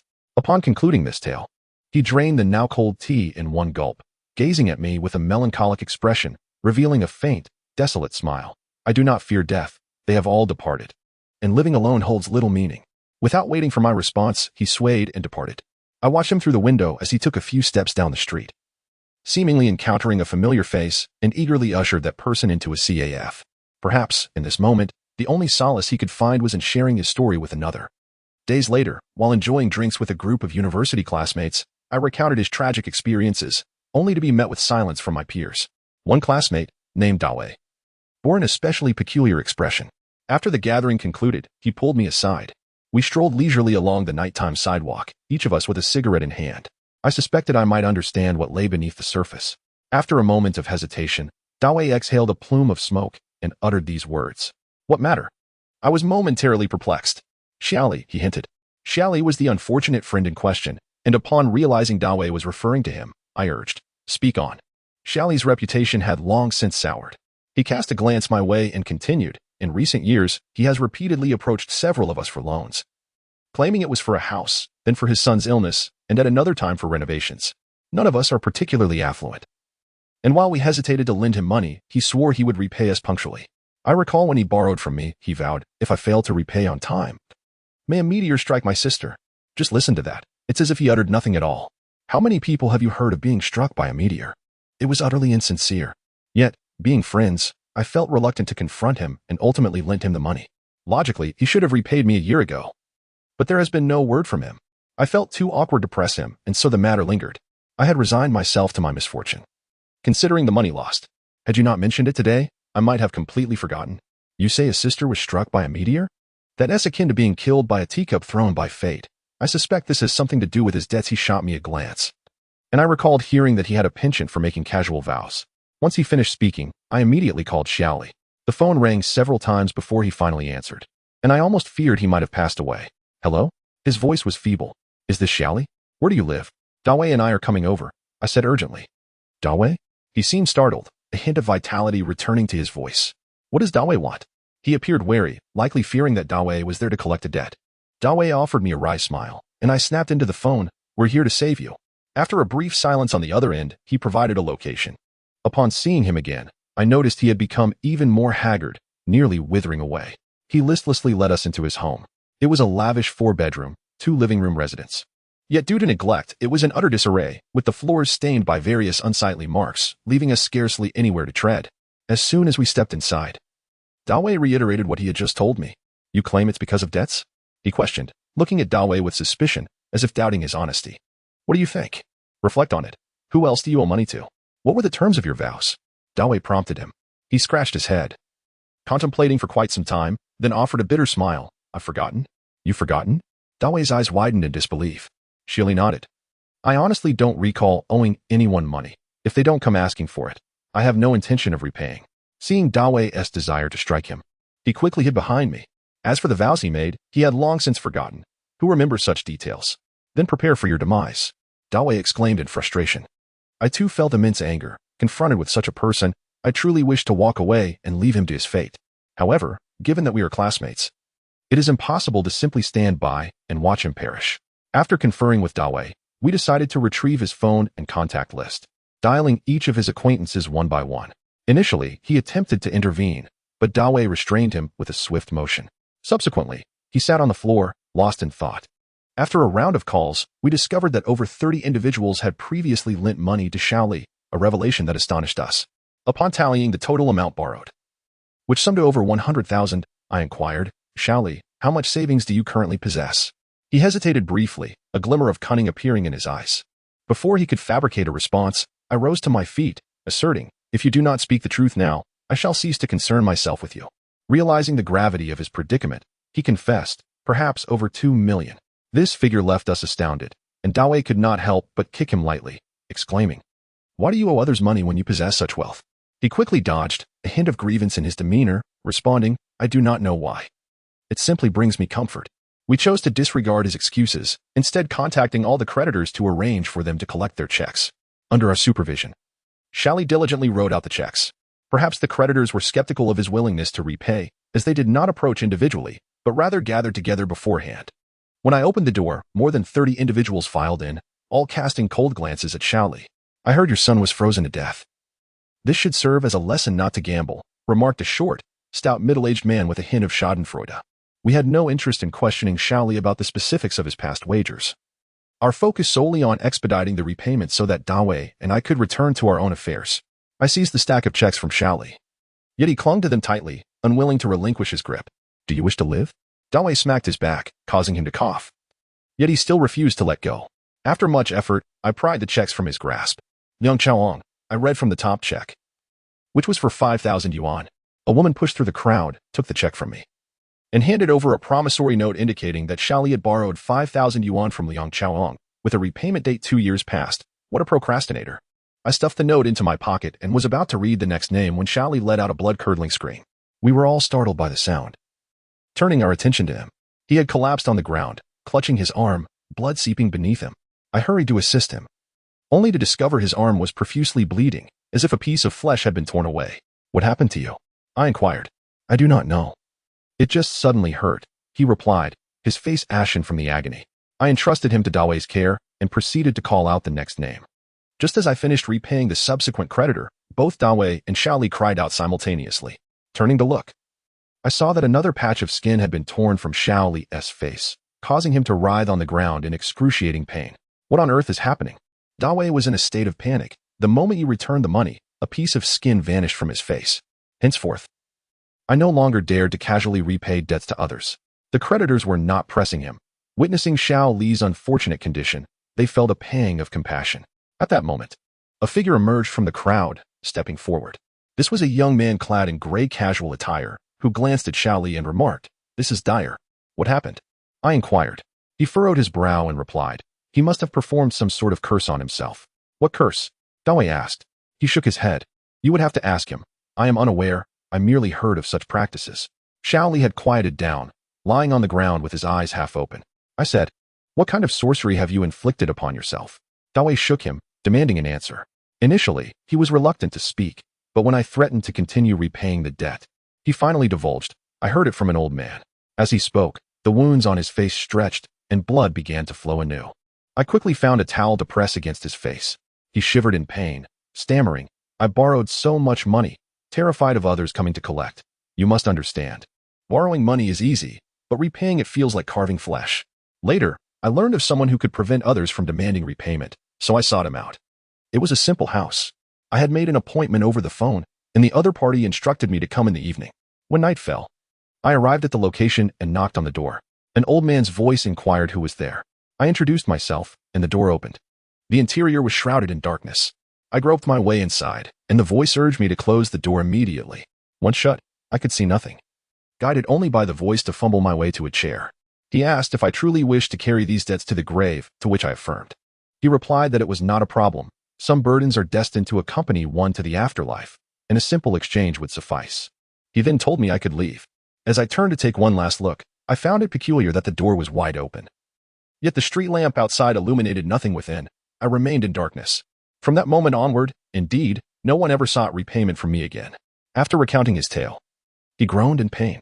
The young man shook his head vigorously, stating, "Material possessions are born with us and leave with us. The only thing that can accompany you to the grave is your own body. He has transformed the dead into a fragment of your being. And to repay the debt is akin to severing a part of yourself for another." Xiao Li's face twisted in fear as he repeatedly gestured with his hands. Bowing to those around him, "Is it permissible for me not to repay? Esteemed friends, may I refrain from settling my debts?" The individuals who had lent him money had once shared a bond with him, and although he had depleted that goodwill through his persistent defaults, ultimately, none wished to witness him suffer such torment repeatedly. They nodded in agreement, consenting to absolve his debts. Overwhelmed with gratitude, he knelt on the ground, fervently bowing his head. Thus, we departed. Along the way, the creditors lamented their misfortune yet remained concerned for Xiao Li's well-being. When Xiao Li borrowed money, he spoke without regard for virtue. Having wagered his own life countless times in curses, it remains uncertain whether the debt could genuinely liberate him from the clutches of the spell. A few days later, I received the news of Xiao Li's tragic demise. His death was indeed horrific. No one knew the circumstances surrounding his end by the time he was discovered.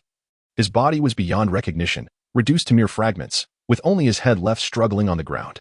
As someone approached to investigate, a steamroller unexpectedly arrived, crushing his head into a bloody pulp.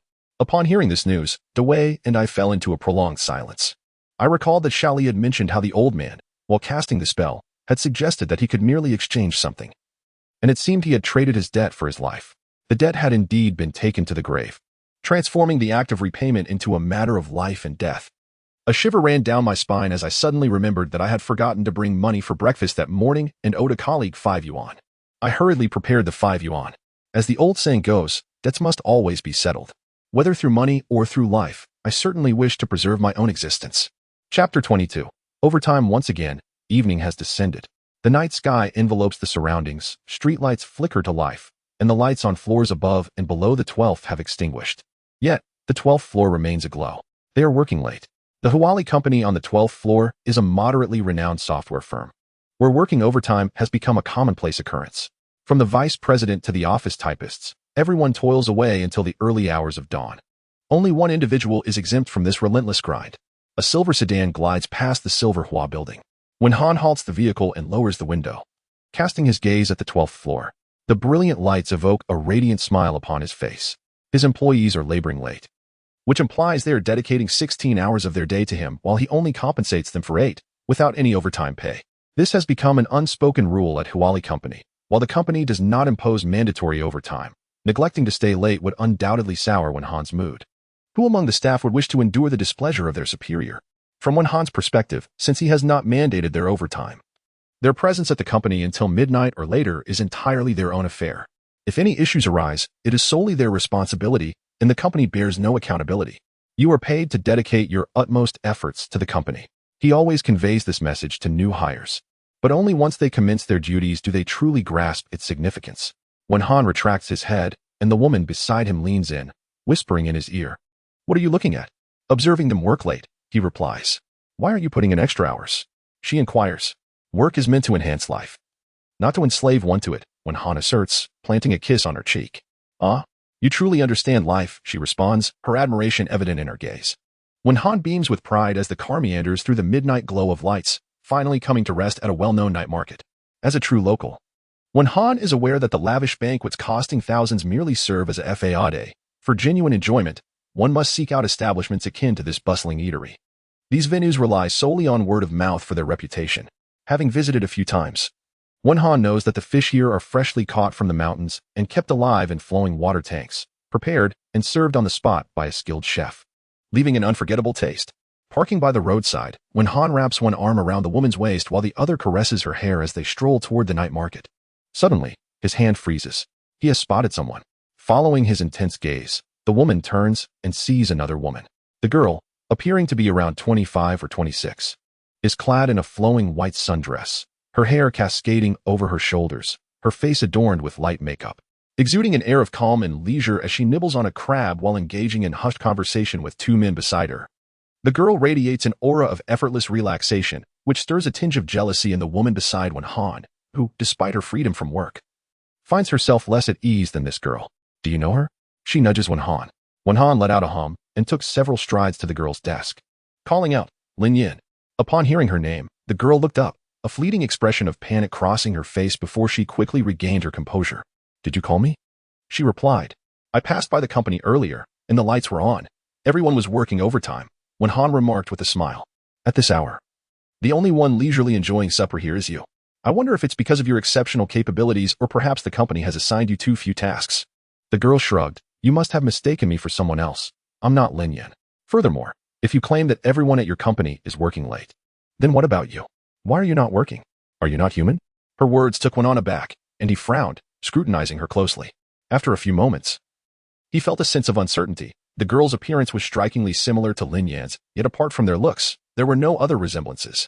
Lin Yan, a programmer at the company, typically wore her hair in a ponytail, never wore makeup, donned a pair of anti-radiation glasses, and maintained a taut expression in her impeccably tailored suit, completely contrasting with the girl before him. Moreover, Lin Yan always greeted him with the utmost respect. He could hardly imagine that timid subordinate speaking so boldly to him one day. He pulled out his phone and dialed the company's landline.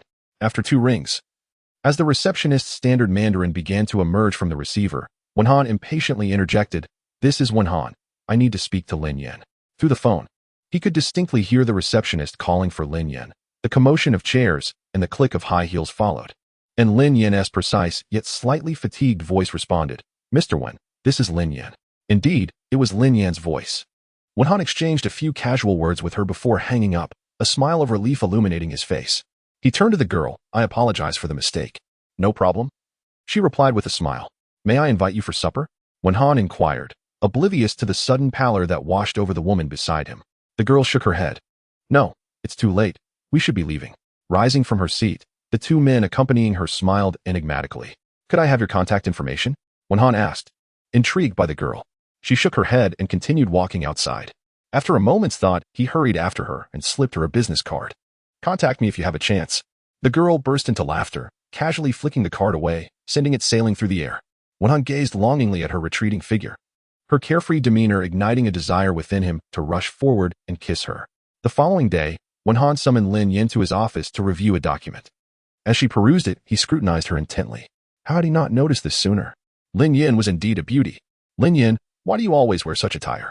Why not dress like other girls in a long skirt and with a touch of makeup? He couldn't help but ask. Lin Yin looked at him in surprise. Mr. Wen, why are you asking this all of a sudden? Feeling a bit awkward, he scratched his head and replied, it's nothing. You're quite beautiful. And you should learn to enjoy life. Lin Yin was taken aback. Mr. Wen, did you not often express that you wish to devote all your energy to work? When Han found himself at a loss for words, finally managing to utter, is it not possible to enjoy life in the interludes of work? Lin Yan's expression darkened.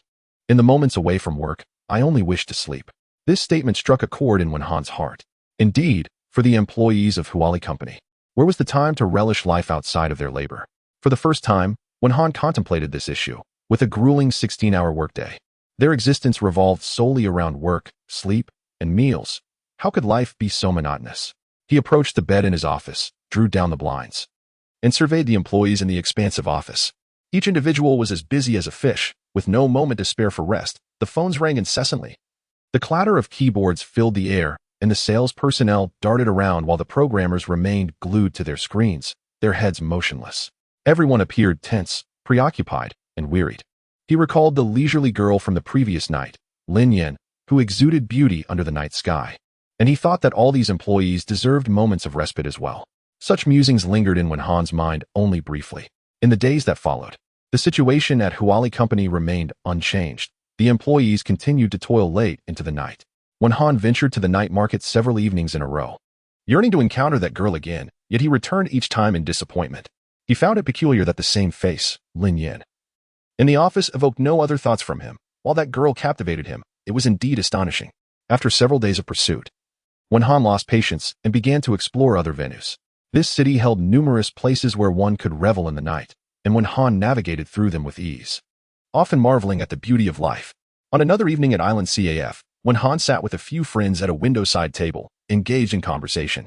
Through the glass, he observed a night brimming with indulgence. Passers-by strolled along the sidewalk in small groups, their faces radiating relaxation. The night breeze seemed to lift the veil of fatigue from everyone, and their steps were light, their expressions joyful. Life is truly splendid. Wealth, leisure, and a vantage point from which to observe others. Wen Han mused with a sense of satisfaction. Just then, two individuals walked past the window, and Wen Han froze. One of them was someone he knew all too well, Xiaozhong, the company accountant.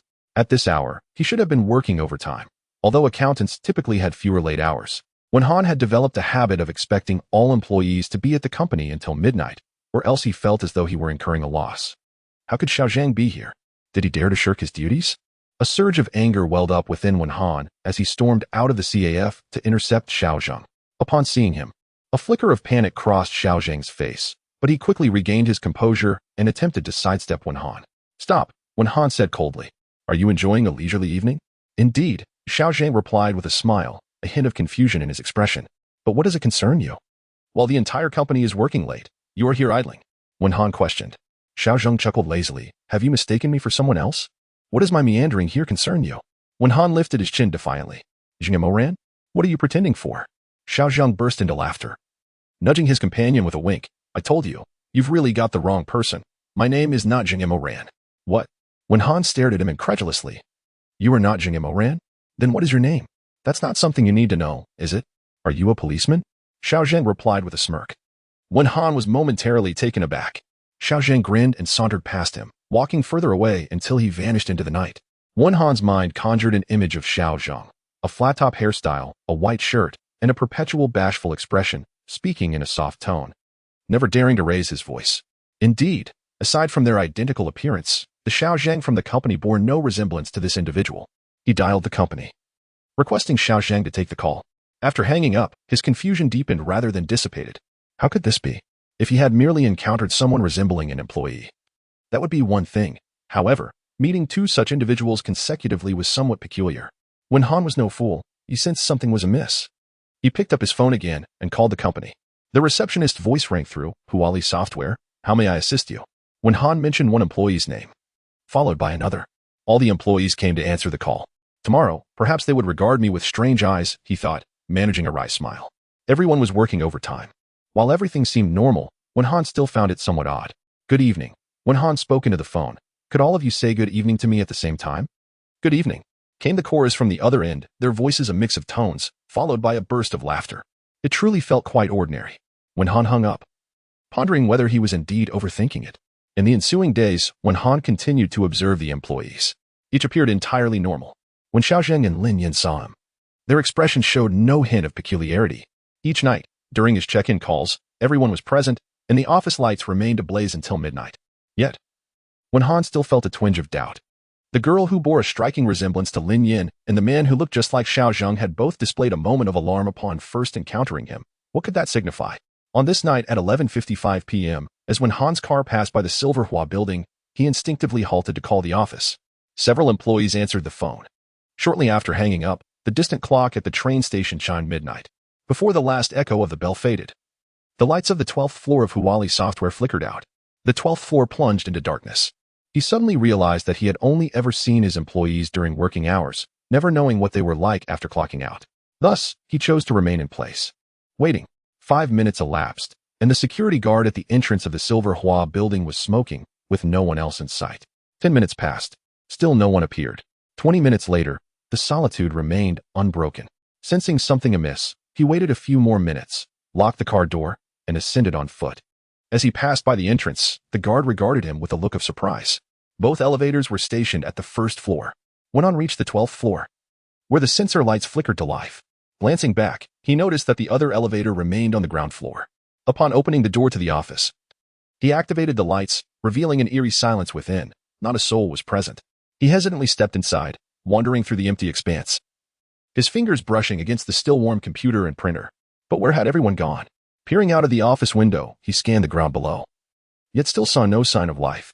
A sudden chill coursed through him, and he felt an inexplicable, eerie current in his workplace, sending shivers down his spine, prompting him to leave hastily. As he departed, the guard offered him a smile. The following day, the employees appeared as usual, without any hint of abnormality. The workload submitted was substantial, clearly indicating they had put in extra hours. Yet, where had they vanished to the previous night? This question lingered in Han's mind. After work, he unusually chose not to return home. Instead, he resolved to stay late with his staff. The employees were somewhat taken aback, but said little, quietly engrossed in their tasks. At midnight, when Han rose to leave, and one by one, the others followed suit, streaming out through the main entrance of the Silverhua building, seemingly without incident. But what had transpired the night before? When Han found himself devoid of the desire to indulge in his usual nightlife, spending several consecutive nights stationed beneath the company, gazing at the brilliant lights while attempting to contact the employees. Then, at midnight, when the clock tolled, the lights extinguished. Each night at precisely 12. The lights of Huali Company would dim, and no one ever descended from the upper floors. On one occasion, when Han even waited until dawn, during work hours, he witnessed his employees blending seamlessly with other workers, entering the Silverhua building. Yet, he had not seen them emerge the night prior. What was going on? A sense of dread began to creep over him regarding his employees. Though they appeared so docile and dedicated, he sensed a mysterious peculiarity about them that eluded his understanding. He scrutinized them for longer periods, yet discerned nothing beyond their excessive busyness and fatigue. No other distinct traits were apparent. However, he no longer dared to approach them closely. One night, in a heightened state of anxiety, he drove alone to a well-known bar, seeking solace in a drink. Upon entering, he was taken aback. A large group was gathered around a table, laughing and engaging in raucous conversation. Every face was familiar: Lin Yin, Xiaozheng, the receptionist, all employees of the company. Yet each one seemed so strangely altered, their daytime personas of discipline and focus utterly dissolved. The men appeared relaxed, smoking and drinking, while the women were adorned in elegant attire, their demeanor unhurried, their subtle makeup alluring under the dim, flickering lights. When Han stared at them, gripped by an inexplicable reluctance to approach, even a desire to retreat from the bar altogether. At some point, Xiaozheng noticed him and murmured something to the others. One by one, their gazes turned toward him, fixed and unblinking. In the past, he would have marched forward and demanded why they were so at ease. But now, sweat beaded on his skin as if he, not they, were the one evading overtime. Were these truly his employees? Why did they all seem so different?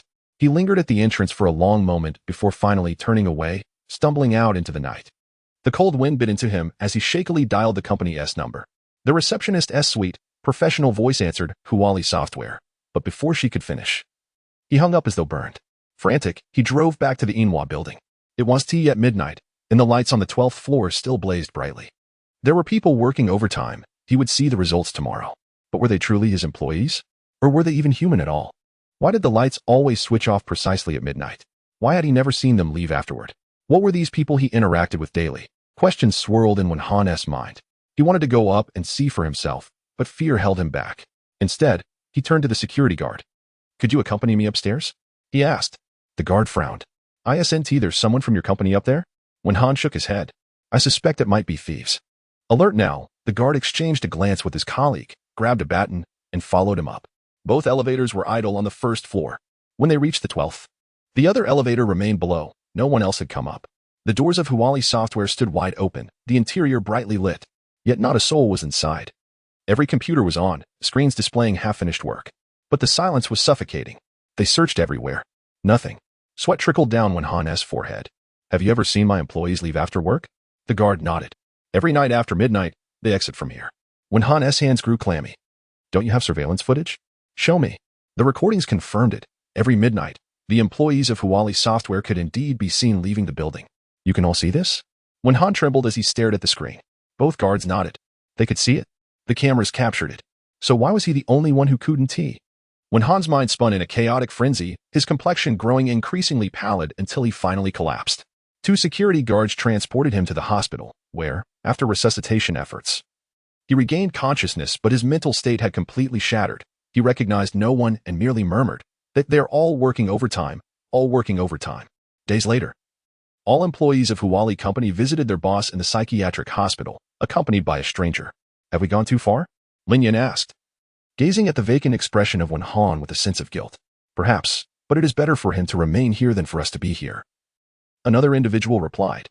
They left a bouquet of flowers behind and departed. The stranger lingered longer, fixated on Wenhan, and called out, "President Wen." It was the voice of Xiao Xiao. "President Wen," he called again, this time mimicking Lin Yan's voice.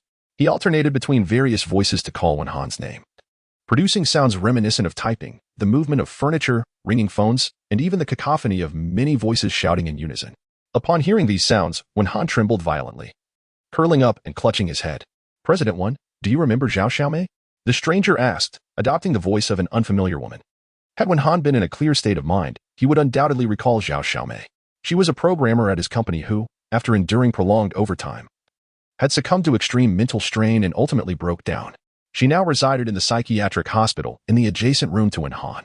It was after Zhao Xiaomei's breakdown that the employees of Huawei Software resolved to change the culture of overwork. No one could withstand such prolonged pressure. People must relax and have time to enjoy life. Moreover, the 8 hours of overtime were entirely unpaid, even if they were compensated. Life could not be entirely consumed by work. They thought of Zhao Xiaomei's brother, Zhao Xiaohai, an exceptional mimic. Since his sister's mental collapse, he had been deeply troubled.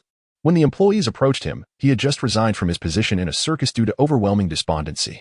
The employees of Huawei Software each contributed 100 yuan per month. With over 50 employees in total, amassing more than 5,000 yuan to pay Zhao Xiaohai for his services. His sole responsibility was to arrive at the company after hours and remain vigilant if Wenhan called for a check. He would utilize his remarkable mimicry to cover for the employees. When the employees departed, all the computers remained on. A strategic move to prevent Wenhan from witnessing an empty workplace should he choose to inspect. They decided to let Wenhan ponder the absence of personnel.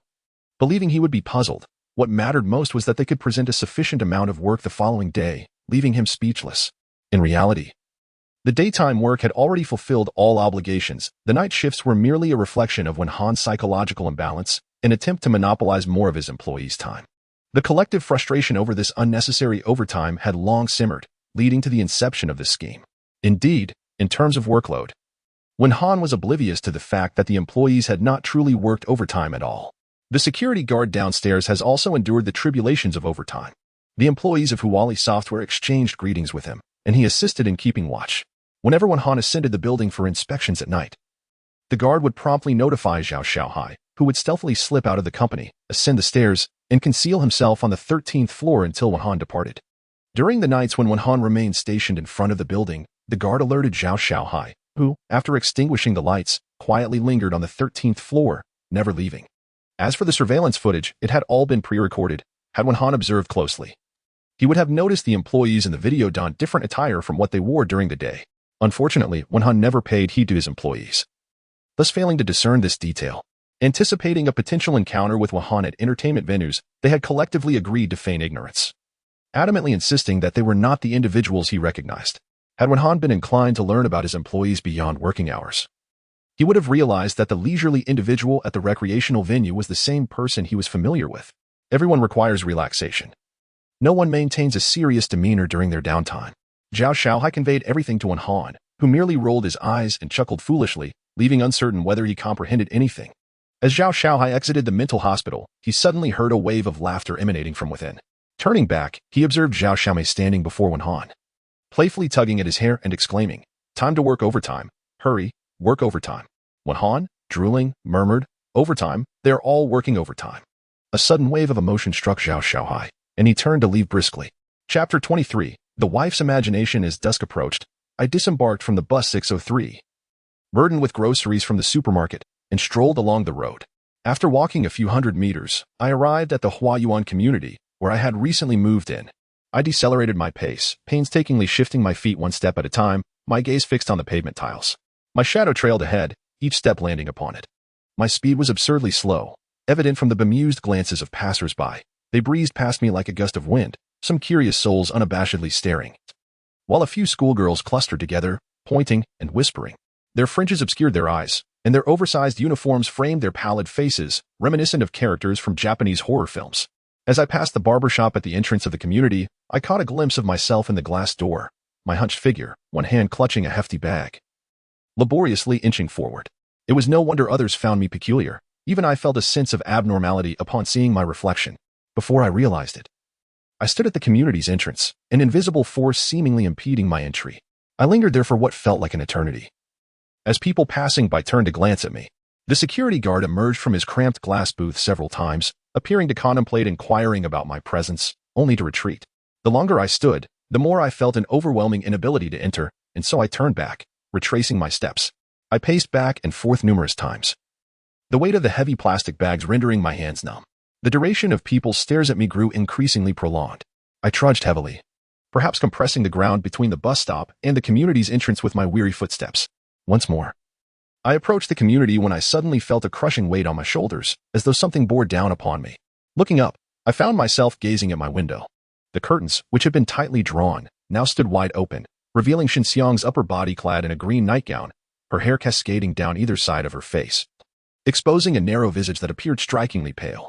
An involuntary shiver coursed through me. I quickened my pace, forcing a smile while consolidating the two plastic bags into one hand, and waved at Xinxiang. She remained silent, her body pivoting in tandem with my movements, her narrow, ghostly face perpetually directed towards me like a weather vane. The twilight deepened, accentuating the pallor of Xinxiang's face. Lights flickered on in other windows, yet my home remained shrouded in darkness. The thought of soon entering my abode sapped me of all strength. Yet I found myself ensnared, as if an invisible noose tightened around my neck, suffocating yet oddly compliant. Upon entering the community, I stepped out of Xinxiang's line of sight, and the oppressive sensation dissipated. I allowed myself a moment of relaxation, slowing my pace. Head bowed as I trudged forward. Reaching the flower bed, I suddenly felt utterly drained, thus I relinquished the plastic bags and sank onto a stone bench, pulling a cigarette from my pocket and smoking fervently. The cigarette but flickered intermittently as people gradually entered the community. Some were loudly reprimanding their children and husbands, and the sound stirred within me a profound envy. The oppressive sensation returned, and I slowly raised my head. In the kitchen window, a face emerged from the darkness. Indistinct yet familiar, it was Xinxiang. I glanced down at myself, seated beneath a willow tree, its dense branches draping over my head and body, concealing much of me. Unfortunately, I was smoking, the glowing ember a conspicuous red dot in the shadows. Hastily, I extinguished the cigarette and grasped a white plastic bag from the ground, another glaring detail.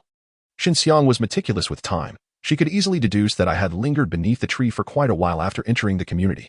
A shiver ran down my spine. The living room remained unlit as I cautiously switched on the light, yet Xinxiang was nowhere to be seen. Upon entering the kitchen, I found her still standing at the window, her back turned towards me, her long, dark hair cascading as if styled with a straightening treatment. The green sleep pants she wore were slightly short, revealing her delicate, white ankles. Taking a deep breath to compose my emotions, I quickly approached her, raising the plastic bag and cheerfully proclaiming, "Look what I bought." She offered no response, her cheeks obscured by her hair, leaving only a narrow strip of her face visible as she continued to gaze intently at something below. Summoning courage, I persisted with feigned cheerfulness. "Come take a look." I took her hand and led her to the dining table. She offered no resistance and followed me, standing there in a daze. One by one, I retrieved items from the bag, exclaiming, "Look, large chunks of yogurt from Mingyo, and specially bought mangoes for you. Don't you love mangoes?" I bought plenty. I chattered on, incessantly assuring her that everything was safe, that no mishaps would occur. My tightly bound tongue found a moment of release, and I feared that pausing might plunge us into an unbearable silence. Suddenly, Xinxiang sighed without warning, sending a chill through me. As if something frail and powerless were creeping up my spine. My movements faltered momentarily before I continued to extract items. Preparing to babble once more when Xinxiang pressed her hand over mine.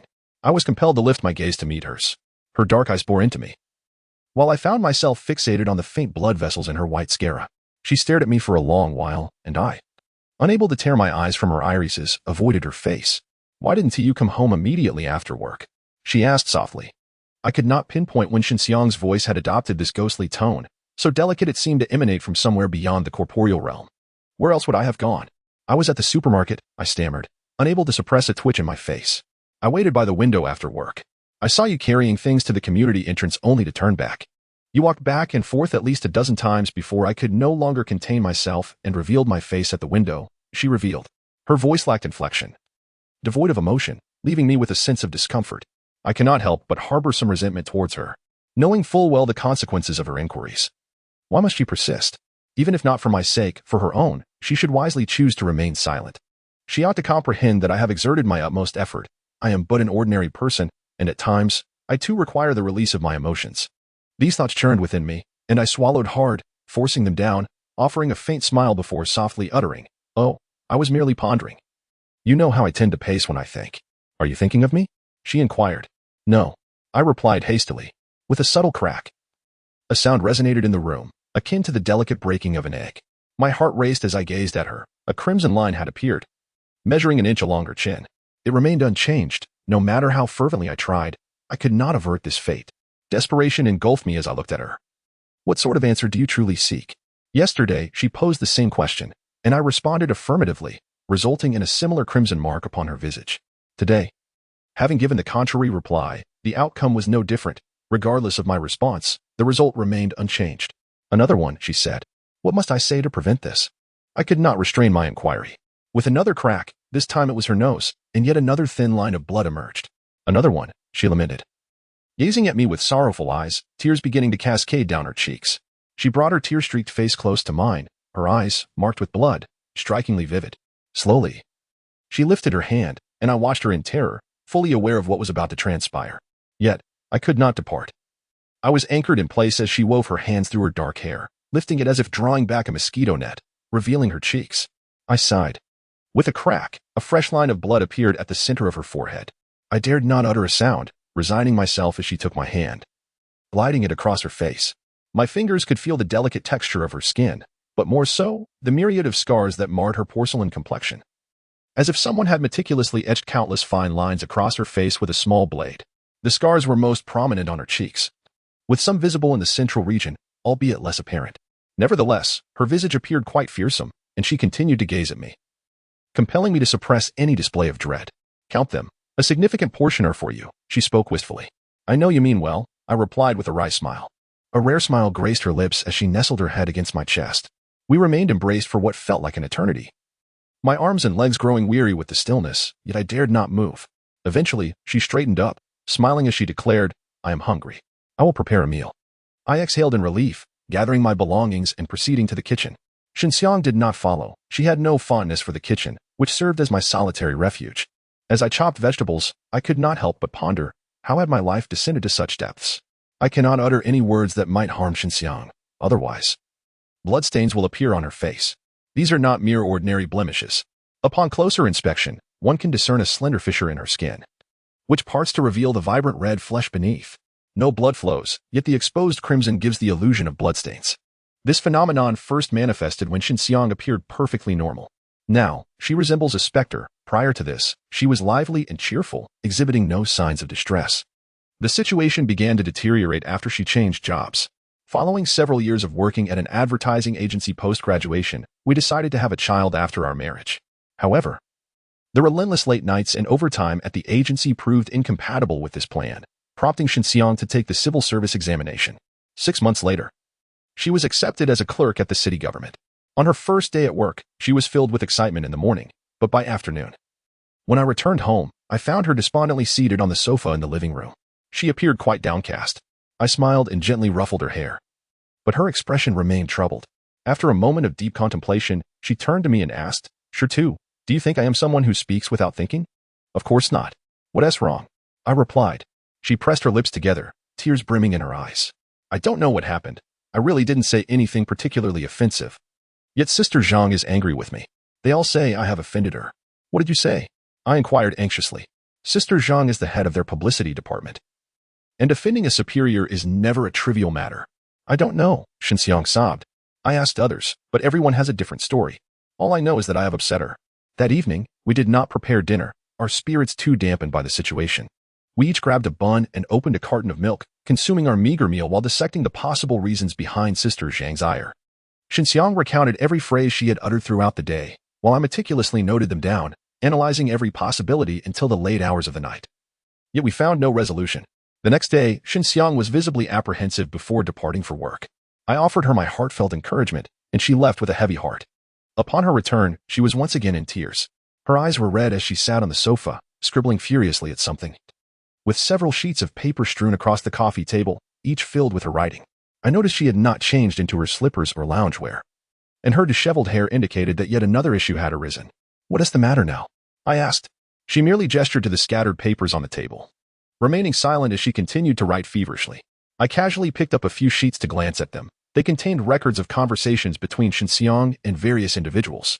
It was clear to me that, much like the previous day, she had inadvertently offended someone again. And she was attempting to recall every word exchanged in order to analyze the situation. Observing her fervent writing, a chill crept into my heart. And I gently placed my hand over hers, saying, "Stop writing." "No, I must see," she said, her voice tinged with tears. "How is it that within just 2 days, I have managed to offend everyone?" This statement sent a chill through me. I understood Xinxiang's feelings well. She held this job in high regard. In today's tumultuous job market, there are many undergraduates like her. Her talents and background are unremarkable, and she lacks the ambition and desires that even ordinary girls possess. Her only hope is to lead a safe and ordinary life. The civil service offers stability and a generous salary, granting her a sense of security that she had longed for. However, having offended everyone right at the onset of her employment is indeed a troubling sign. I picked up the records and scrutinized them closely. After a while, I asked Xinxiang to pause once more. "Who is the Su Yin?" I inquired, pointing to a piece of paper. "He manages the computers in our office," she replied without looking up. "You rarely speak with him." "Yes. He spends most of his time chatting online and does not enjoy conversing." "Stop writing," I said again, pressing her hand down. "Let us analyze this conversation with Su Yin. His words are few, just 5 or 6 lines, making it easier to dissect." Xinxiang's eyes brightened, and she unexpectedly smiled, saying, "Really? How did I not think of that?" She immediately perked up, pulling me to sit beside her and pecking my cheek. Xinxiang and Su Yin had exchanged only 3 sentences. In the morning, when she entered the office, she greeted Su Yin with a good morning. He did not lift his head from the computer, merely responding, "Good morning." At that time, the other office members had not yet arrived, and Xinxiang added, "You're online so early?" Su Yin glanced at her and replied, After a while, when everyone had arrived, someone inquired who had come in first. Xinxiang remarked, "Su Yin was the earliest." Su Yin remained silent. By afternoon, as Xinxiang realized she had offended many, she endeavored to mend the situation by offering to clean the desks. When she reached Su Yin's desk, she flatteringly remarked, "Your desk is really clean." Su Yin simply got up and left. With just these few sentences, we deliberated for quite a while. Xinxiang felt she had said nothing wrong, and I agreed with her assessment. However, from Su Yin's perspective, coupled with the unique environment of the municipal government, I believed her comment about him being online so early was the crux of the issue. "Why?" Xinxiang asked, puzzled. Firstly, regarding his reaction. When you greeted him with a good morning, he reciprocated, indicating that your good morning did not offend him. Yet, when you remarked, "You're online so early," he glanced at you. And that gaze likely held a different connotation. As for your compliment, "Your desk is really clean," it was entirely flattering, leaving no room for offense. Therefore, it is only your second statement that could have provoked his annoyance. I continued, as for why that particular comment would upset him. I surmise he may have misconstrued your underlying implication as a critique of his internet usage during work hours. Although your workplace is relatively relaxed, such comments should not be openly expressed. Don't you agree? Xinxiang nodded vigorously. Absolutely. I find myself feeling a twinge of hunger. Yet Xinxiang is brimming with excitement, too engrossed to attend to her meals, urging me to analyze the words of others. That evening, we neglected to eat. And amidst our frenzied analysis, Xinxiang took up smoking, only succumbing to fatigue and resting for a brief spell at 4 in the morning. As we departed the next morning, her eyes bore traces of bloodshot fervor, yet her demeanor remained exuberant, declaring her resolve to alter the circumstances. However, the reality remained that she returned once more, defeated. I have grown accustomed to Shin Xiang's disheveled appearance as she fervently scribbles dialogue records after work, seeking my assistance in their analysis. She finds joy in this endeavor, yet I quickly become weary of it. This task is maddening, as we become ensnared in the quagmire of dialogue, endeavoring to uncover the slightest indicators of anger within what should be innocuous exchanges, all the while remaining oblivious to the correct answers. At times, I yearn to convey to Shin Xiang the futility of our approach, but upon seeing her tears, I swallow my words. Survival is arduous, and Shin Xiang finds herself in a predicament. I often reflect on how Shin Xiang has come to embody this state, and I cannot escape the notion that my indulgence plays a role in it. The conversations between Shin Xiang and her colleagues appear, to me, utterly devoid of suspicion. Only those afflicted by madness would find offense in such exchanges. Yet, her colleagues, inexplicably, are indeed angered, leaving me bewildered. If it were merely that, it would suffice. But the terrifying reality is that within this endless analysis and conjecture, Shin Xiang is gradually transforming. She has become increasingly sensitive and suspicious at times. A careless remark from me will prompt her to ponder a multitude of implications that I had never considered, meticulously noting them for analysis. The first inkling of this troubling tendency emerged when Shin Xiang once again requested my help in dissecting those dialogues. To my astonishment, I discovered a sheet of paper containing a conversation between Shin Xiang and myself. Bewildered, I inquired, "What is this? Why have you recorded our conversation? I haven't been angry with you, have you not?" Shin Xiang questioned, her gaze filled with uncertainty. "But I sensed your anger." "I am not angry," I replied, bemused. "If you are not angry, then why did you say you were tired?" "I am genuinely tired. But you have never expressed this before." "That is because I hadn't felt tired until now." "If you weren't tired before, why are you tired now? Are you growing weary of me?" "How could that be?" "It's simply the recent work pressure, coupled with late nights." "Ah, so you finally admit it. It's because of the late nights. Have I caused you to lose sleep?" Shin Xiang's probing remarks tightened like a noose, and I felt a surge of frustration, pressing my forehead and exclaiming, "That is not what I meant." "Then what do you mean?" she challenged. "I am merely tired, nothing more. Do not overthink it," I stated wearily. "Am I overthinking? Are you suggesting that all of this is merely my imagination? Yet they are indeed angry with me. How can you say it is my imagination?" Tears streamed down Shin Xiang's face. "I did not say that," I replied, utterly exhausted. "You did not say that? Then am I merely conjuring these thoughts in my own mind?" The incessant bickering, akin to finding fault in every detail, escalated day by day. Eventually, Shin Xiang ceased to analyze her conversations with colleagues and instead fixated on exploiting every flaw in my words to mount her assaults, often conjuring up baseless speculations of her own. This futile quarrel filled me with exasperation. We frequently clashed, even broaching the subject of divorce. Had it not been for a subsequent event, we would have likely continued this cycle of discord until our separation.